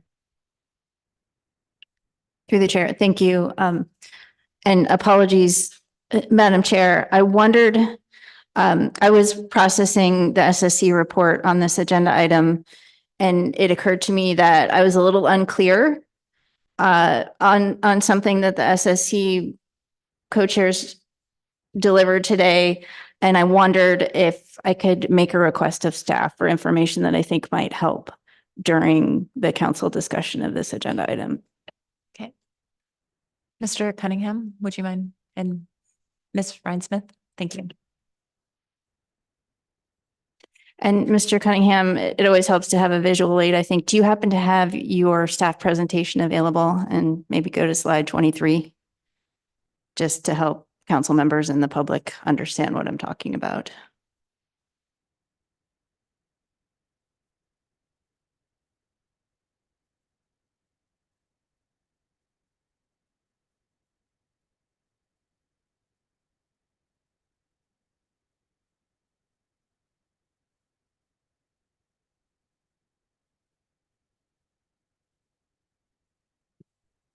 Thank you, Madam Chair. I just wondered when, during the council discussion with the SSC co-chairs about the SSC's recommendation for modifications to the CPUE approach for the PSC impacts analysis, I had taken away from the SSC discussion and the staff presentation today that I understood the SSC's recommendation and the reasons why they made the recommendation for the modification, but it was my understanding that the PSC estimates, the PSC impact estimates reflected in this table, whether under the alternatives, PSC for a particular species would go up or down. That's the, I'm looking at direction here.